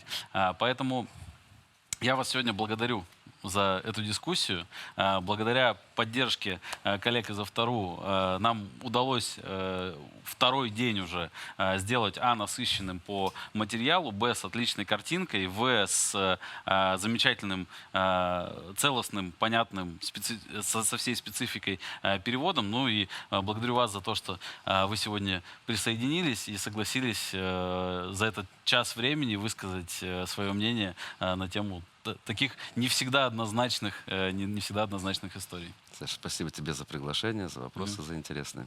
Спасибо, что позвали. Спасибо, Саша, спасибо, коллеги. Спасибо. На самом деле, посмотрев презентацию, я понял, что за нас-то не стыдно, за Россию, абсолютно. Если раньше был достаточно большой разрыв между нами и США, сейчас он сокращается, а по некоторым позициям мы даже их опережаем в чем-то. Абсолютно согласен, потому что с каждым годом, приезжая на NADA, а я как-то взял себе за правило туда ездить, я чувствую, что все меньше и меньше я чувствую себя отстающим. Я где-то уже, расправив широко грудь, говорю о том, что, вы знаете, у нас есть определенная дилерская группа, которая добилась здесь иногда больших успехов. Но чего нельзя забывать, что учиться нужно, ну не учиться, в смысле, соревноваться интересно с сильными соперниками, а сильные соперники во многом это иногда иностранные. А раз с ними есть возможность посоревноваться хотя бы в таком формате, давайте заберем у них знания и посмотрим, где мы можем мышцами помериться. Мне кажется, это классный формат, и он должен помочь нам стать еще лучше, еще эффективнее, а самое главное, еще более ценным для клиента. Согласен. Да. Спасибо еще раз. Спасибо, Саша. Вот. Спасибо. Завершая сегодняшнее мероприятие, я хочу обратить внимание, что мы сегодня прошли потоки продаж и сервиса. Напомню, что вчера у нас был маркетинг и лидерство, а завтра, и здесь очень важно, в 10 утра, потому что вчера, когда я говорил, я не уточнил, в 10 утра, именно по московскому времени. Именно по московскому времени, то есть ваш часовой пояс может отличаться. Я лучше много раз это проговорю, но это важно. В 10 утра по московскому времени мы стартуем, потому что не все вчера поняли правильно и подсоединились в другое время. Поэтому мы ждем вас. Будет два потока. Первый поток – это поток по персоналу. Поток по персоналу – это те семинары и те лекции, которые раскроют нам потенциал как раз смены поколений и необходимости работы по-разному, разных приоритетов этих поколений, как лучше привлекать персонал, как лучше его адаптировать, как лучше развивать его. Второй поток всегда неоднозначная тема цифровых продаж, онлайн-продаж, дистанционных продаж, как ее только не называют, начиная от того, что все спорят, что такое онлайн-продажи, и здесь консенсуса нет никакого, там отдельная история. Так вот, завтра будет 5 лидеров рынка, которые выступят со своим взглядом на то, насколько онлайн-продажи возможны. Заранее я вам, так сказать, сделаю такой тизер того, что не все сумели решить этот вопрос не на 100%. Поэтому завтра будет очень существенно конструктивная лекции и семинары от спикеров, в которых они будут говорить о том, каким образом разные тонкие места можно обойти. Безусловно, в конце завтрашнего дня у нас снова будет панельная дискуссия. В панельной дискуссии у нас поучаствуют Александр Зверев из команды Авто.ру, поучаствует Олег Масеев, вице-президент РОАД, и Владислав Рыдаев, вице-президент РОАД. Я думаю, что получится интересно. В этой компании всегда интересно пообсуждать эту тему. Дискуссии там будут не на жизнь, а на смерть. Тем более, что тема неоднозначная онлайн-продаж. И я напоминаю вам о том, что все время сегодня, после окончания мероприятия, и все время завтра вам доступно специальный раздел на сайте, вы его можете, на сайте трансляции вы его можете увидеть вверху, наверху, это раздел, который называется онлайн-экскурсии. Онлайн-экскурсии позволяют вам в непринужденной обстановке, сидя за столом, а я вам могу сказать, что я на NAD и мои коллеги, когда мы приезжаем туда в офлайне, мы по 10-15 километров там набегаем за день. Так вот, вы за столом в непринужденной обстановке, там есть 7 экспертов, каждый из них снял свой тур по онлайн-экспозиции. Тур занимает всего 20 минут и подсвечивает 5-7, иногда 3 лучших компаний, которые в той или иной сфере являются сейчас лидерами рынка стандартами качества. Финуслуги, управление складом, онлайн-маркетинг, цифровые продажи, управление репутацией и инструменты для повышения эффективности сервиса. Я, в свою очередь, свое видео записал по всем новинкам, потому что новинки подсказывают, куда можно идти, что подсмотреть, что применить быстрее, чем все остальные. Так вот, эти экскурсии доступны вам в любое время, 20 минут вашего времени на любую интересующую вас тему. И, по сути дела, вы не пробежали за те 20 минут те самые 15 километров, которые ребята бегали последние годы, чтобы это все отыскать. Поэтому ждем вас в этом разделе тоже. Что еще сказать? Да, пожалуй, наверное, все. Я благодарю вас за вашу энергию, которую нам не просто чувствовать в онлайне, но мы уверены, судя по количеству тех, кто нас смотрит, и по тем комментариям, которые приходят и в личный WhatsApp, и в рамках трансляции, мы уверены, что вам нравится. Завтра будет не менее продуктивный и результативный день. Присоединяйтесь, мы вас ждем. До свидания.